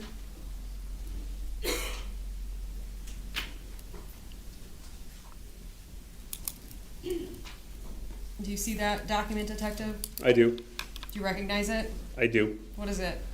It is a return that I received from Google after issuing Google a legal demand. Would another word for that be subpoena? Subpoena, yes. Okay. The jury heard a lot about subpoenas yesterday too, right? They did. Is it fair to say that when you want to get information from companies or banks, usually you have to use a subpoena? Correct, yes. Why did you ask Google for information in this case? We were looking for information regarding the Lynn Hernan 1955 at gmail.com account. Okay. Does Exhibit 198 appear to be a fair and accurate copy of the response and record you received? Yes. I'd move Exhibit 198 into evidence, ask for permission to publish. No objection. Exhibit 198 is received, permission to publish granted. Detective, what is on page 1 of this exhibit? Page 1 is the certificate of authenticity that we received from Google, basically a certification of their email or records that they're going to send. Okay. What about on page 2? Page 2 is the information regarding the Lynn Hernan Lynn Hernan 1955 at gmail.com account. Is this the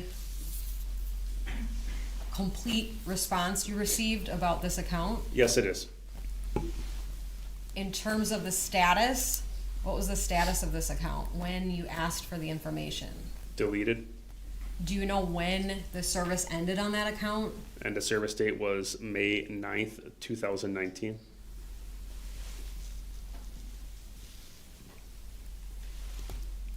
Is there information in Exhibit 198 showing when that email account was created? Yes, there is. When was that? February 24th, 2018.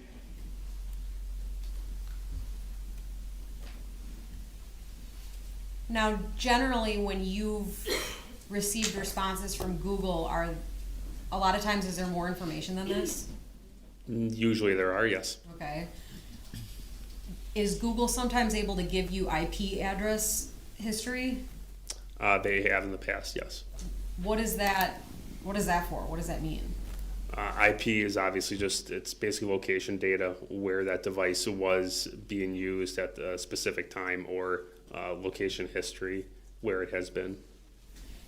And when you say where the device was, in terms of a Google record like this, what location information is it giving you? Internet data. Basically the internet site or the internet IP address that the phone is accessing during that time frame. Could it be what a computer was accessing? Yes, I mean, and any Wi-Fi.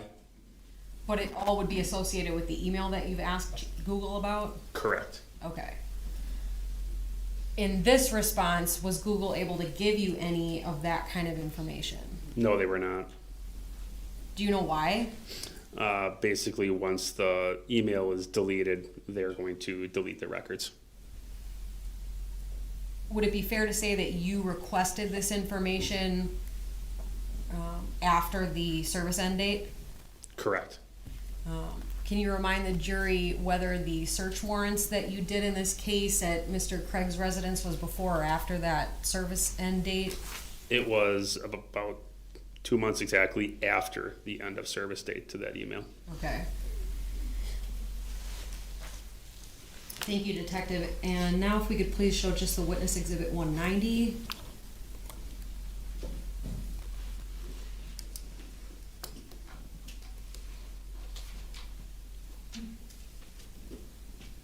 Detective, do you recognize exhibit 190? Yes, I do. Is that another piece of the download of Ms. Kurczewski's phone? Yes, it is. So if we again show the jury this pack of information that Detective Fredericks talked about, Exhibit 168 and 167, is the exhibit you're looking at on this disc? Yes, it is. Okay. Again, is it a single page of the report on this disc? Yes, it is. Do you recognize it? Yes, I have seen this before. What is it? It is, again, I think we were just talking about accessing different accounts and apps located on the phone. Does a device keep records of things downloaded or installed on the phone Yes. as it's used? Yes, it does. Does it keep record of, for example, if I downloaded PayPal app on my phone, is that record of when I downloaded it gonna be on something like Exhibit 168? Yes, it would be under an installed application section. Okay. Did you review the section of Ms. Kurczewski's download for those kind of installed things? Yes, we did. Is this Exhibit 190 a page of that piece? Yes. Is it a fair and accurate copy of the piece of the download that we're talking about? Yes. I'd move Exhibit 190 into evidence, ask for permission to publish. No objection. Exhibit 190 is received, permission to publish granted.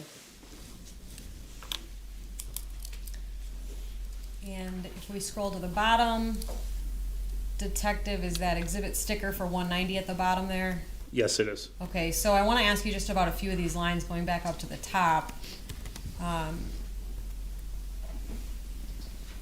Well, and specifically, you flagged this piece of the download, right? Yes. And I'm sorry,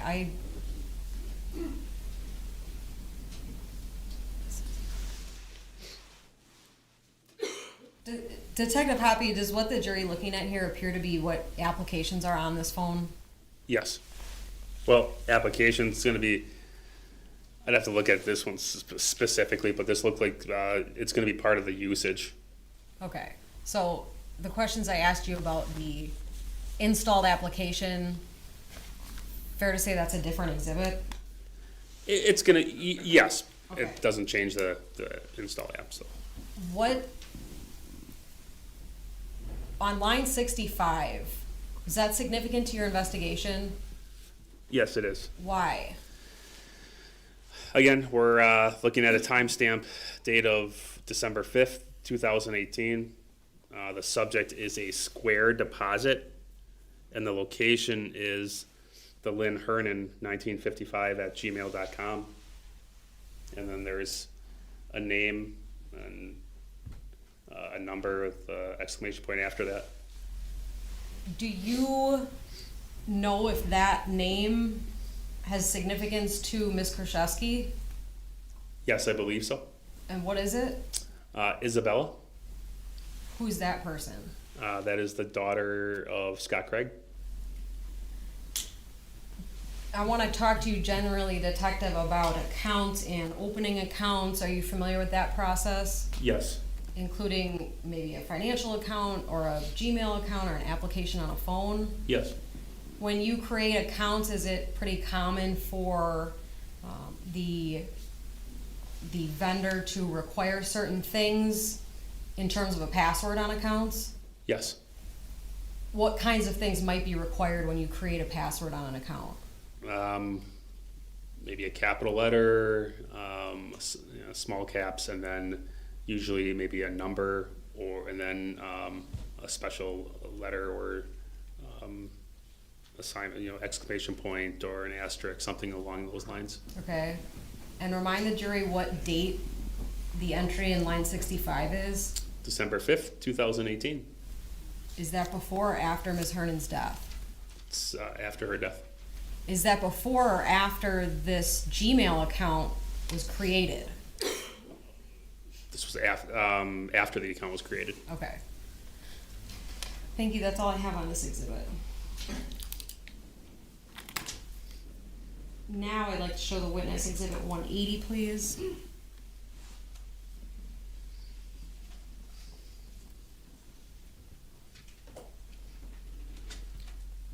Detective, do you see exhibit 180? Yes, I do. Is that a 29-page document? Yes, it is. And can you tell in the middle of the first page what section we're about to jump into in this? I'm sorry, what was the question? Can you tell from the middle of this first page what section of the download we're about to jump into? We're about to go into installed applications.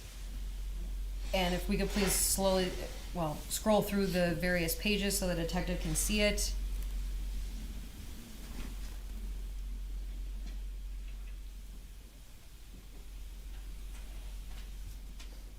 Detective, do you recognize exhibit 180? I do. What is it? Again, this is the portion of the download of Ms. Kurczewski's cell phone. Were the installed applications section of the download significant to you in your investigation? Yes, it was. To be fair, is there necessarily relevant information on all 29 of these pages? No. Okay. I'd like to show the witness exhibit 181.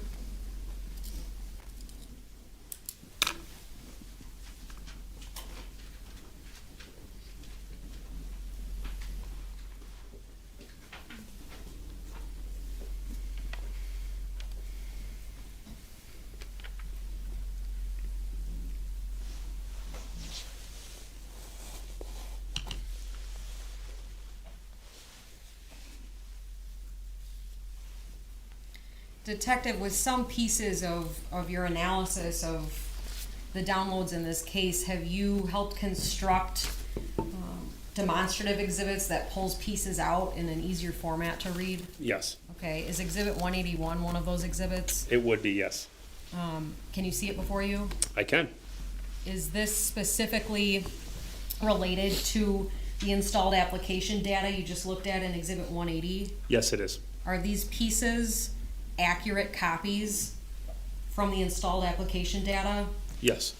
And do you believe that that data is a fair and accurate copy of what's actually on the download? Yes. I'd move exhibits 180 and 181 into evidence. No objection. Exhibits 180 and 181 are received. And I'd ask to publish 181. Granted.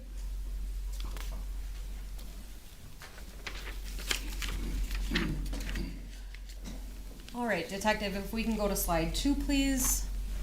So at the top, there's some information. Does that tell the jury where this came from? Yes. Okay, so again, the exhibit 168 is this CD that I'm holding up. That's correct. Okay, what does that P1129 mean? At page 1129, 1129. Okay. And line 5 has been clipped out here for the jury. How come? This is, as we talked about earlier, not every page has noteworthy information, but this is noteworthy for the investigation. Why? It's an installed application, which is the Adobe Acrobat Reader, PDF viewer, editor, and creator. Can you tell when that was installed on the phone? May 6th, 2019.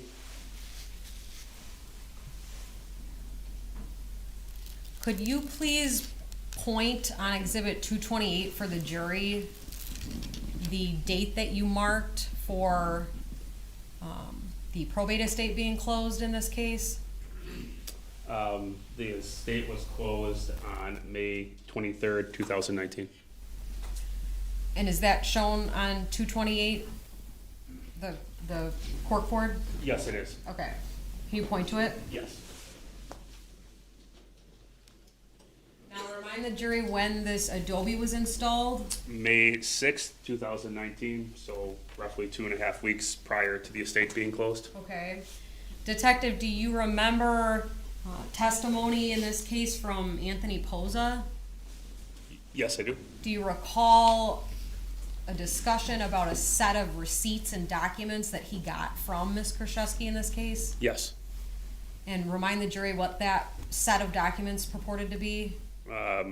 Financial documents related to the estate, receipts, and other information for the probate. Did Detective Plennis also talk about that pack of receipts yesterday? Yes, he did. And were there oftentimes side-by-side examples of items from that pack of receipts? Yes. What did that show the jury? It showed that there were receipts were different and appeared to have been created, and they were not the same as the original receipts that had been issued by the business or issued by the business at all. Do you recall when Mr. Posa testified, is the time frame that he got those things from the defendant consistent with this installed application date? Yes, it is. Moving to slide 3, please. Now, Detective, are these all pieces taken from a different page of the download? Looks like they may all be the same, but they're relatively in specific order, so not too far off. Is there a page number at the top of this slide? Yes, it's page 1132. Okay. So starting at the top, line 37 is called Secure Eraser. Have you heard of that before? I've heard of it. I don't have specific knowledge of it. Okay. In your career in law enforcement, how many phone downloads do you think that you've analyzed? Well over 100, hundreds of phones. Okay. Your face, you kind of made a face when I asked Yeah, the reality is most of our investigations now, you're going to include a cell phone. I mean, it's especially the ones that I investigate and have investigated in the past. The majority of my work involved the cell phone download, so it's numerous. Okay. Have you looked at numerous sections of downloads for installed applications? I have. Have you seen these eraser type applications before? Not very often, if any. Okay. Do you know what they're used for? Jackson asked and answered, and he said he wasn't familiar with it. Overruled, he may answer. My understanding of it is that it is used, again, as more of an editor or to edit documents. Okay. In terms of the remaining 4 lines on this page, are those applications pretty consistent between the 4 of them of what type they are? Yes. Were you here when Detective Fredericks testified about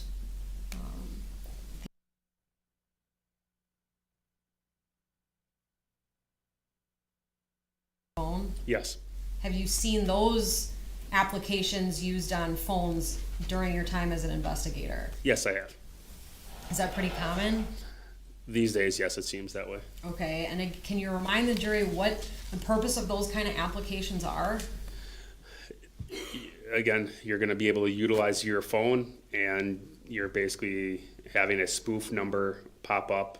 You may be assigned that spoof number for a specific period of time, or maybe a one-time use, but mostly it's you issue that number for a short period of time. Now, in this case, you asked AT&T for some records, didn't you? Yes. Were those the records in Exhibit 172 that Detective Schrader used to make maps in this case? Yes. Now, if someone is utilizing one of these kinds of applications, add a line, phone numbers, free burner phone number, line 2, second phone number, if a device is using a number through one of those applications, are you able to then write a subpoena to that application and say, hey, we want the call detail records? No, we do not get those records. Why not?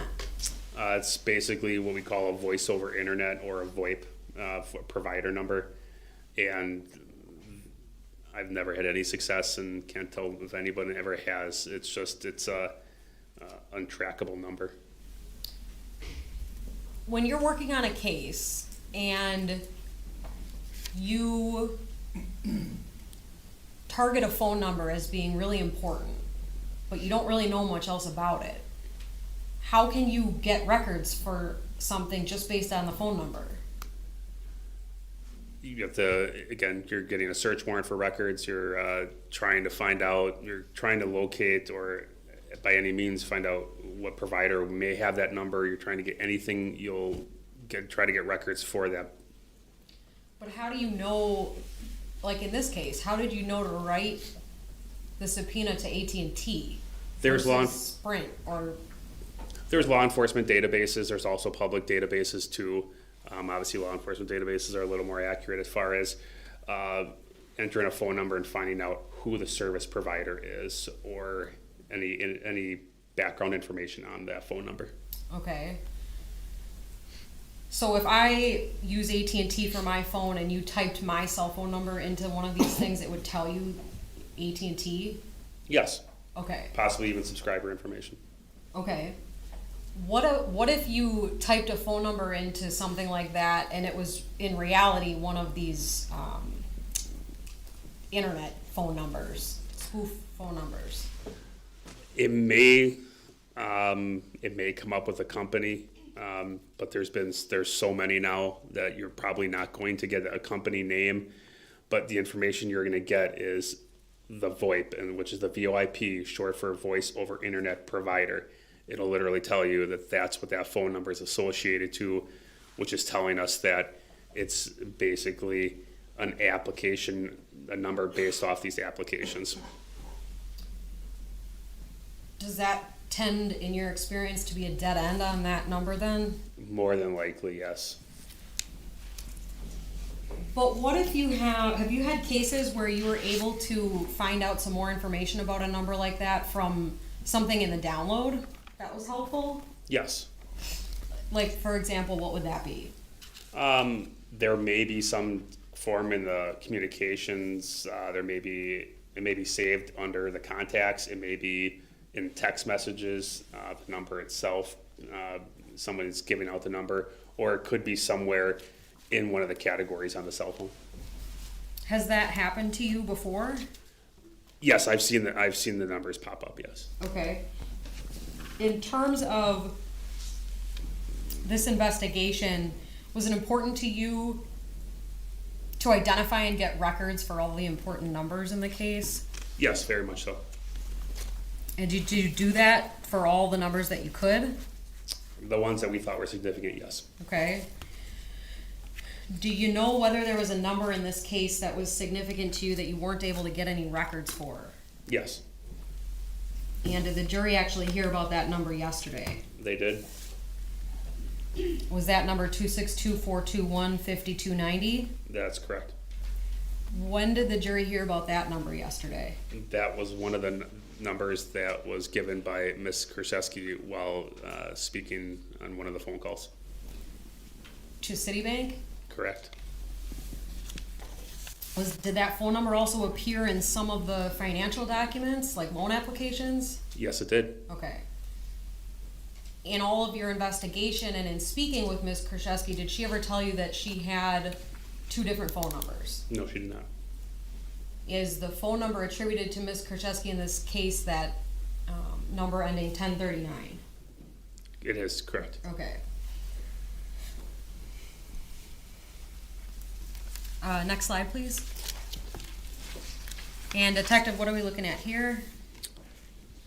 It's another application from page 1137, and it's a Sideline second phone number app for business. Okay, is that pretty similar to what we talked about on the previous slide? Correct.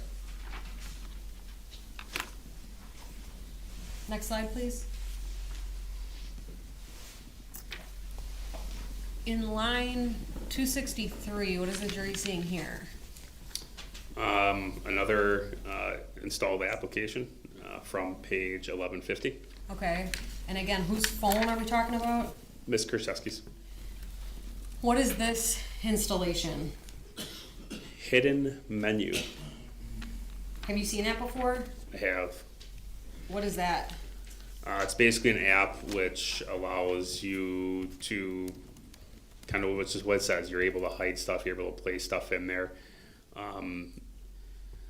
Different applications have different ways to access this. It could be holding down a specific button, it could be using the calculator, entering a code. Again, every app has a different way of accessing it, but it's basically a hidden section of the phone that we're not going to find.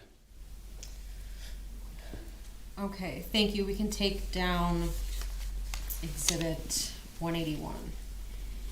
Now, Detective, in this case, you were involved in several interviews with Ms. Kurczewski. Is that true? That is true. And when was the first one? The first one, well, I was with Detective Cole on the interview on March 6th of 2019. Okay, so is that on our timeline there on 228? Yes, it is. Could you please point to it? Right here. Okay. And the jury saw that interview with Detective Cole, is that true? That's correct. Now, at that point in time, had you been assigned to this investigation? We were still fairly in the initial stages of it. I don't think I was assigned as the lead investigator at that time yet. Okay. Nonetheless, you were involved in it. At the very minimum, I was the co-lead investigator at the time. Okay. And was it significant to you the way that that interview was set up and why it was set up in this case? Yes, it was. Why? We were attempting to get information from Ms. Kurczewski. She was also reaching out to Detective Cole, and we wanted to get initial stages of information, partly finding out some about the financials and seeing what information that she had that she might have been willing to talk to us about. On March 6th of 2019, did you already know the toxicology results and Dr. B's conclusion? Not the final conclusion, no, not the final results, no, just the initial information. Okay. Did you share that information with Ms. Kurczewski and Ms. Flower on March 6th of 2019? Not at that time, no. Why not?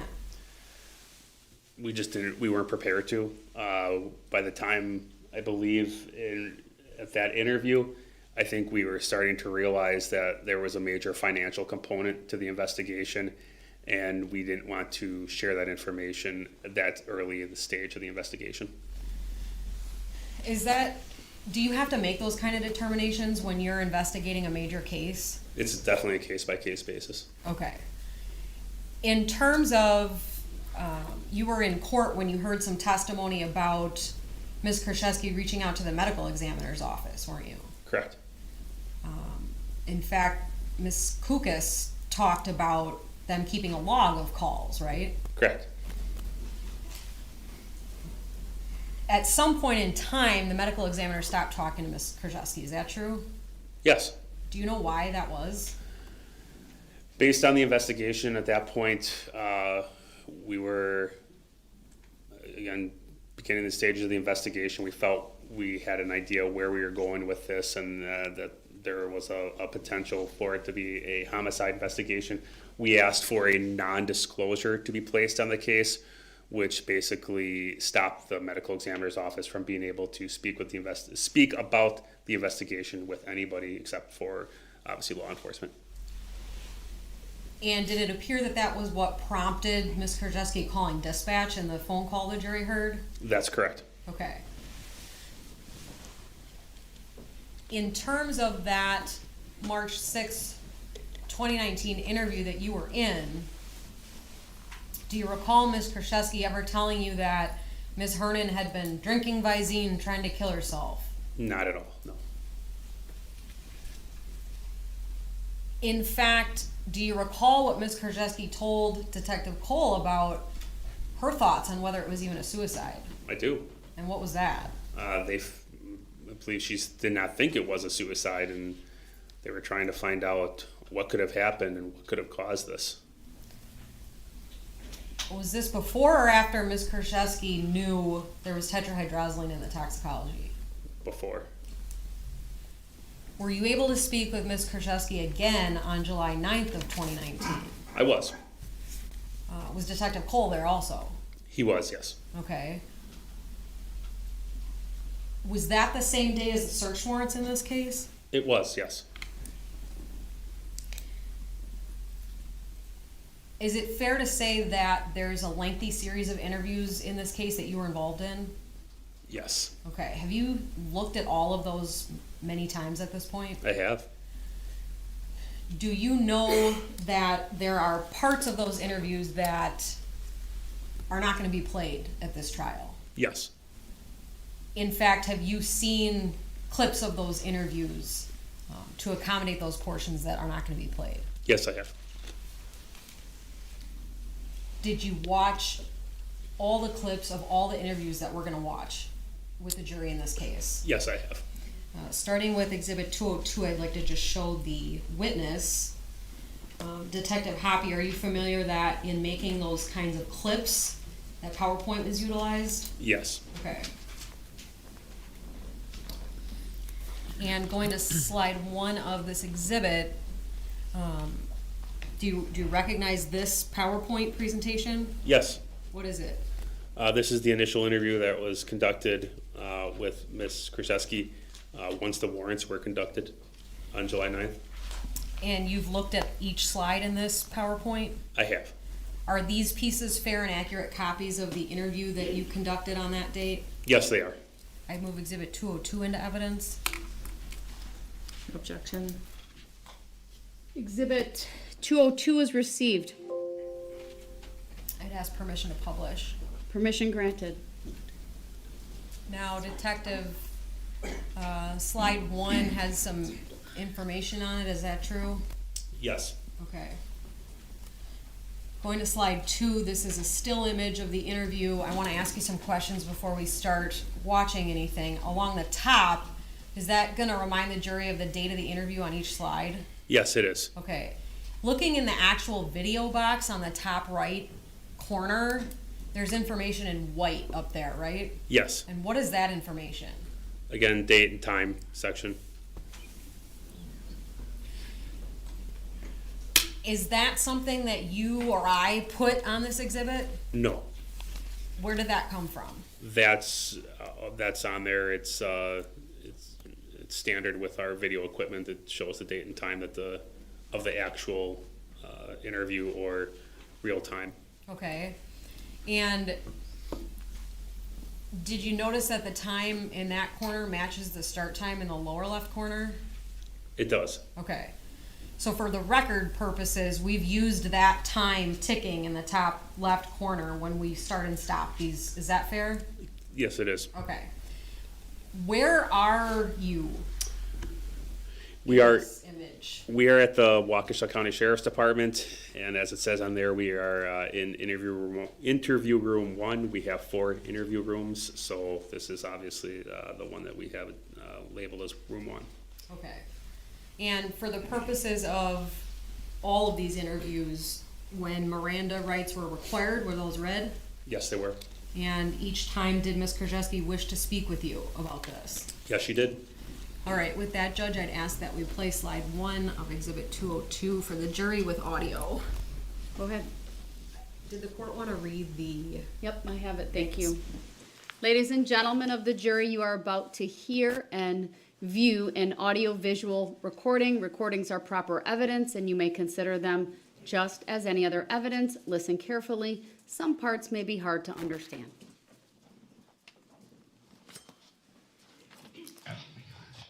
They have a year to do so, and it's not atypical for our medical examiner's office to take the entire year. Yeah. It's just what they do. Our doctor, Linda, is very thorough and methodical. Her counterpart in Milwaukee zips stuff off real fast. She takes her time. We have some questions about Lynn's daily operations, because you were the one taking care of her, right? For the most part, yeah, I was the only one around, really. Right, because she doesn't really have anyone. 6 months. No. What would her day look like? She didn't sleep normal, so I couldn't say she got up because. Did she sleep in her bed, or she always stay in that? Oh. Okay. She hasn't probably been in her bed for a couple weeks because when she came home from the hospital, she couldn't handle the height. She couldn't get up that high.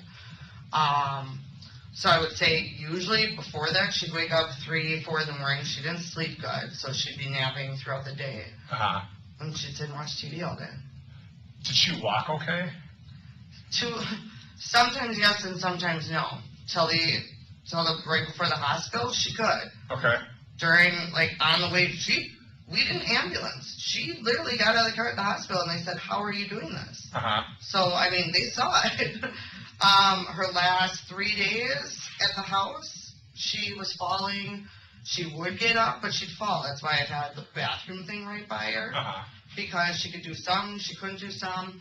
Sometimes she'd get up and get water. She'd make herself try, I would say once or twice to get up, but it didn't always work. What? Do you know why she went to the hospital the last day before her death? She didn't go the last day before her death. No, her last stay. Her last stay. Physically, her body was shutting down. She was just weak? She wasn't eating. She probably didn't eat in 2 weeks before.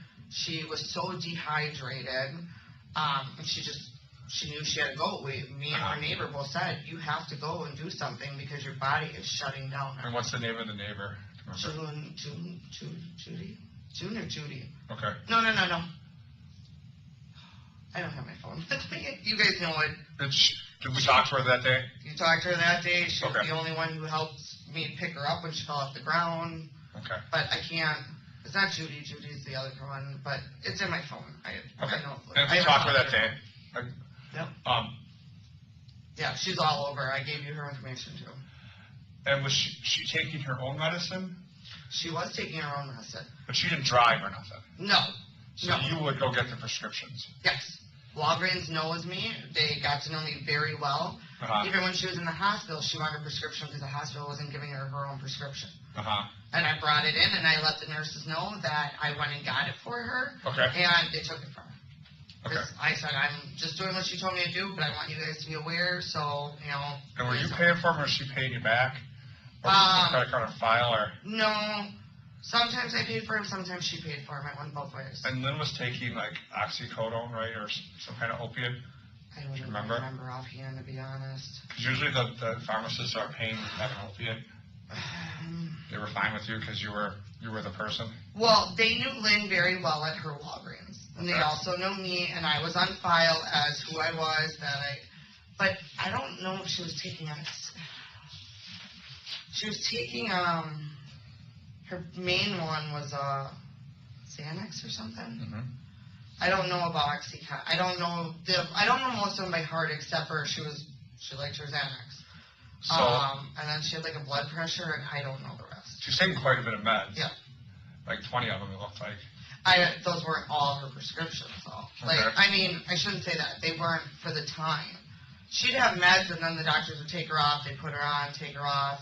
So, she had meds all over her house. That was just the normal for her. That was just the normal? Yeah.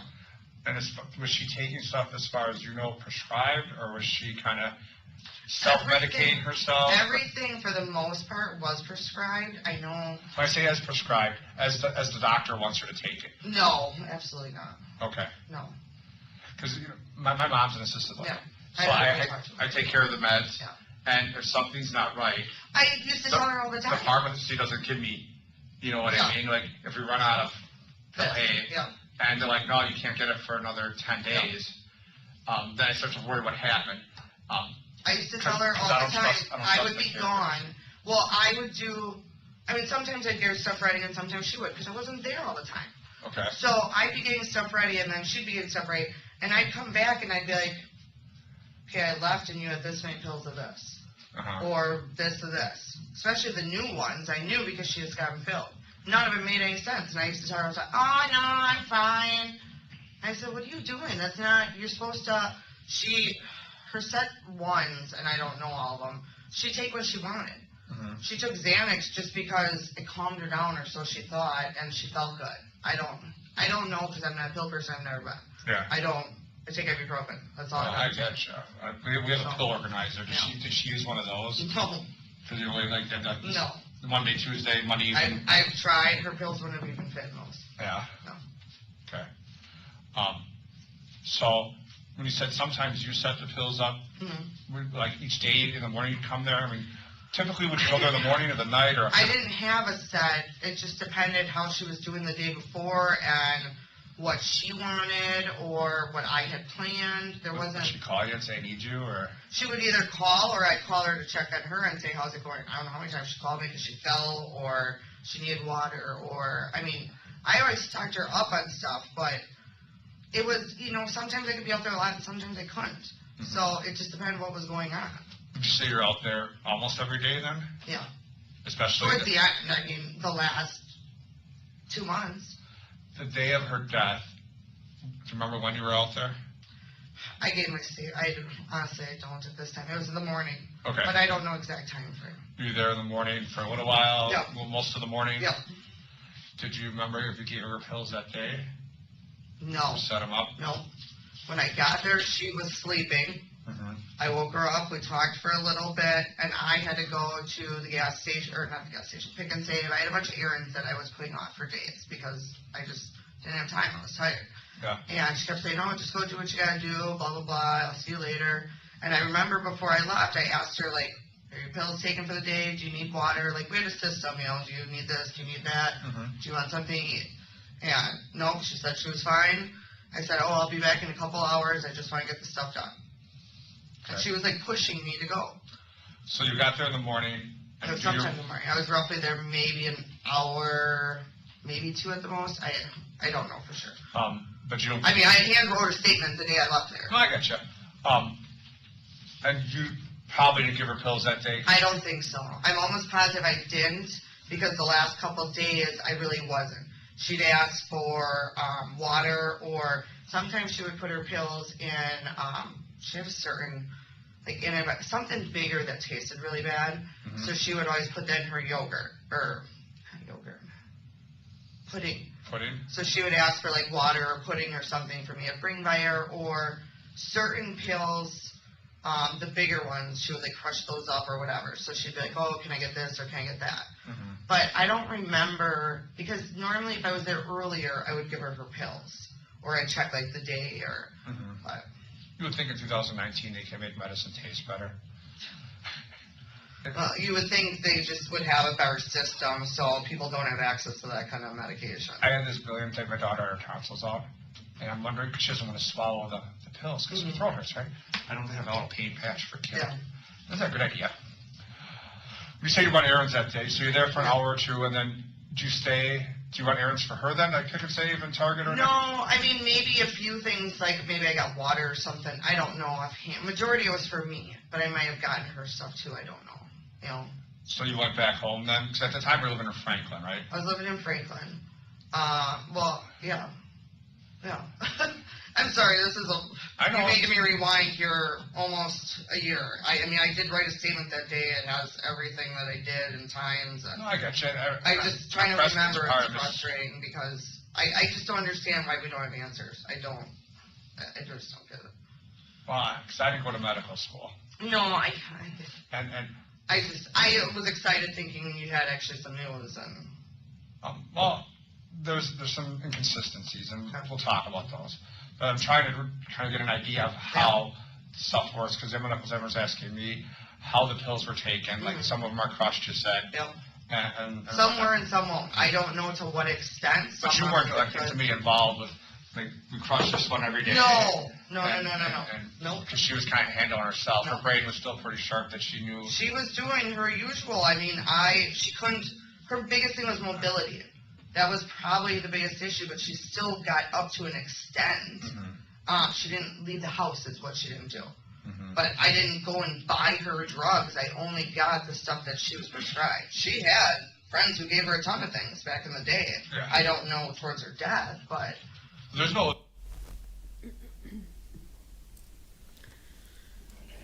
And for the record,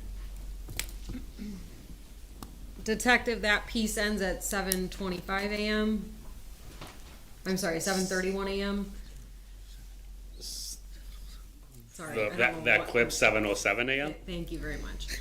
In terms of, I want to ask a couple of questions before we go on to the next one. At this point in time, how long had Ms. Kurczewski said she was at Ms. Hernan's house that day? A couple hours. Did that change over the course of your interviews? Yes, it does. At this point in time, did you hear Ms. Kurczewski say Ms. Hernan was rushing her out of the house that morning? Yes. Did that fact change over time? Yes. At this point, did Ms. Kurczewski say whether or not she gave Ms. Hernan any pills that day? She didn't believe she did. Did that also change over time? Yes, it does. If we could please go to slide 3. How long is slide 3? It is 6 minutes.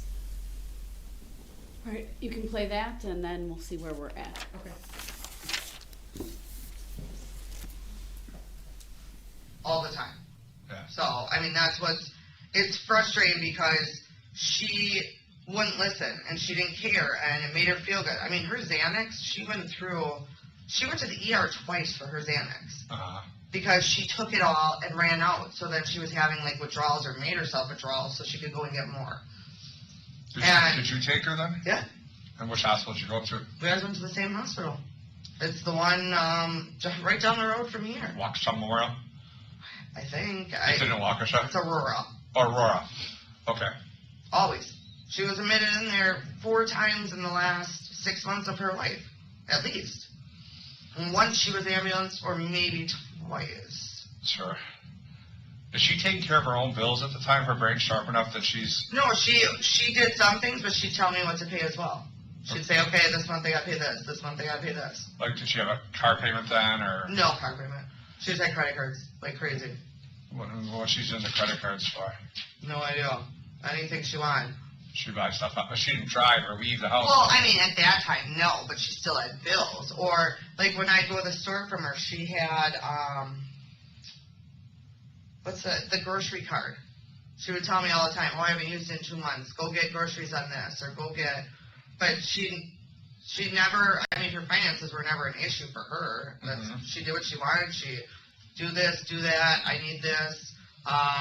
Here's this for taking care of me. I mean, her finances were never...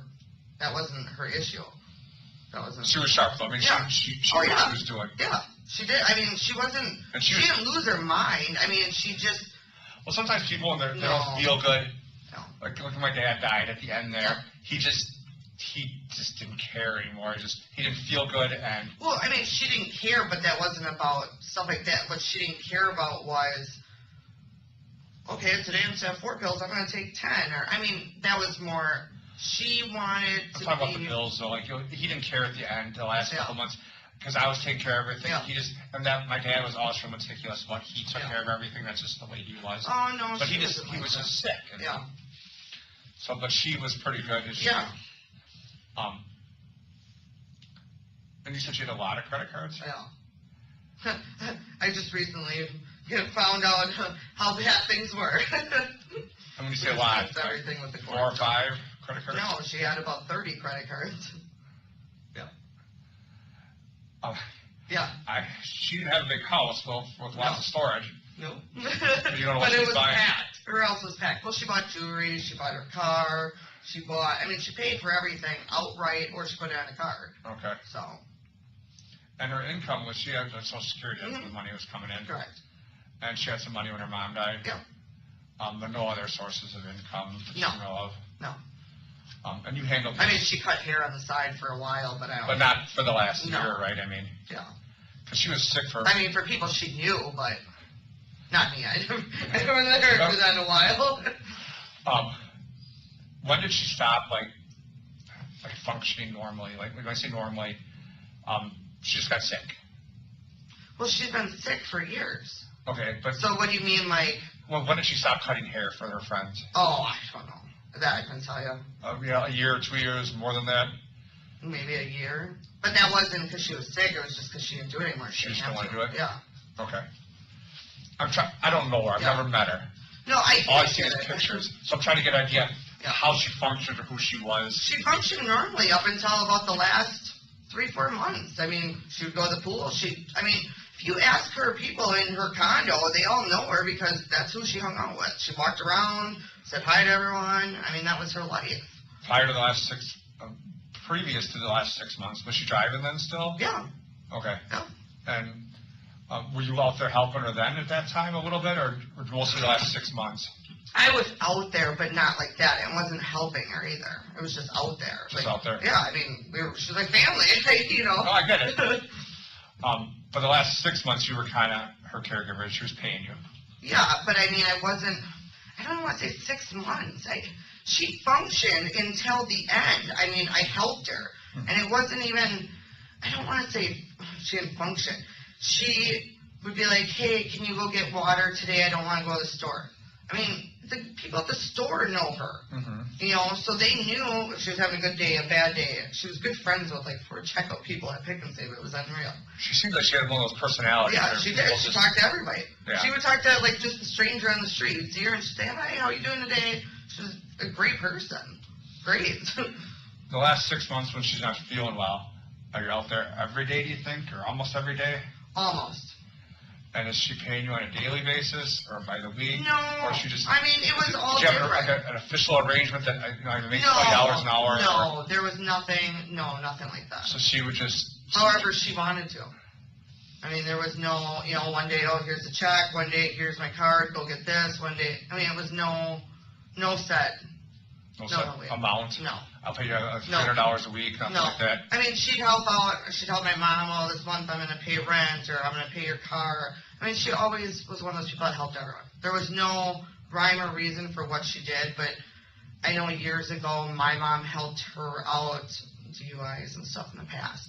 She owed my mom a ton of money and filed for bankruptcy. So she's always came back on that, even though she wrote it off. She's always helped me and my mom, our whole life. She's always helped us, you know. She paid my mom's rent probably. And Detective, this is at 7:13 that this clip has ended. That's correct. Now, up to this point in time, has anyone told Ms. Kurczewski that tetrahydrozoline poisoning was the cause of death? No.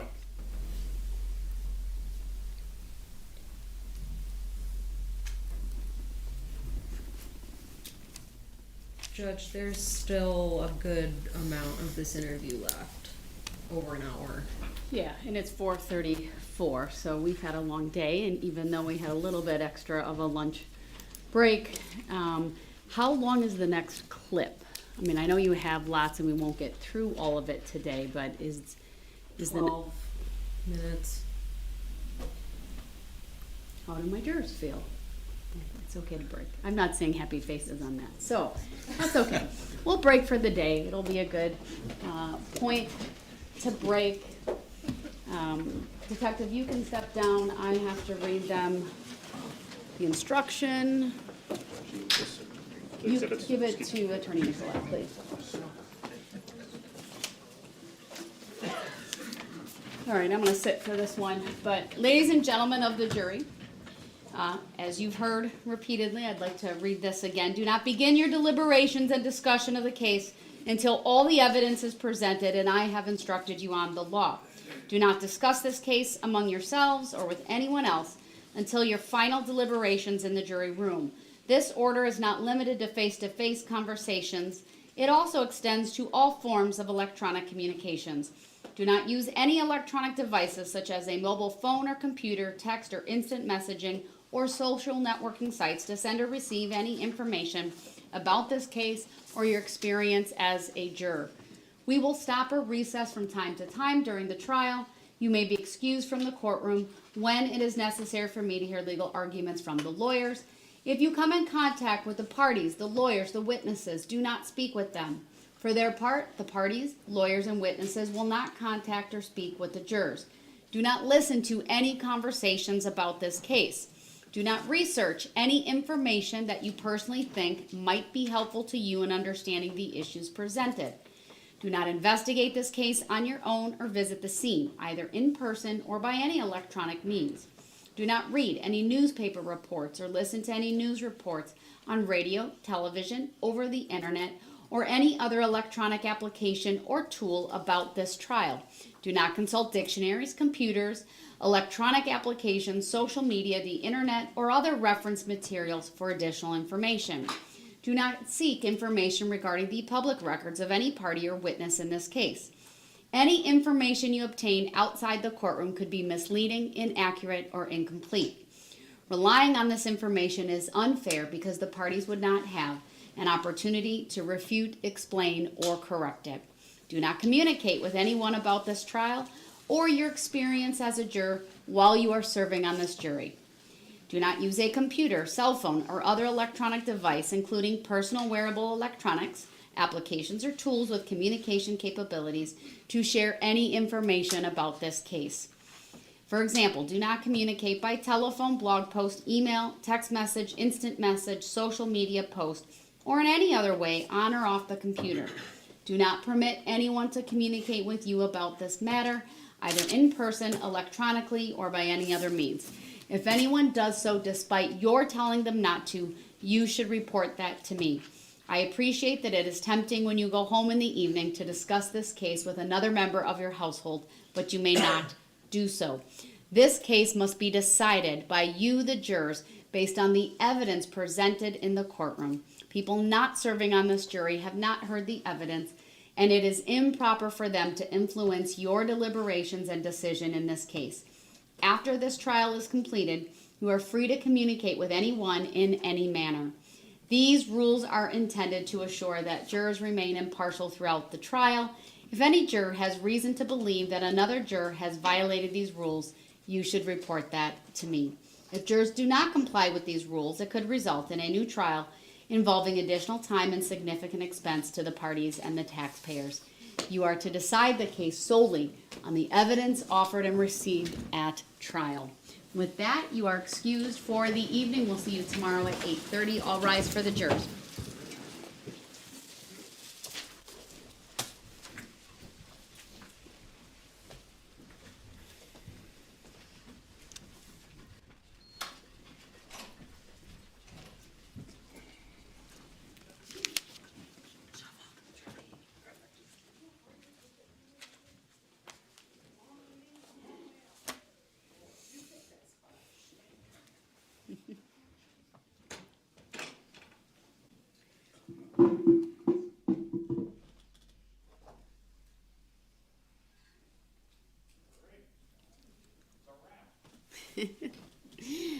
All right, thank you.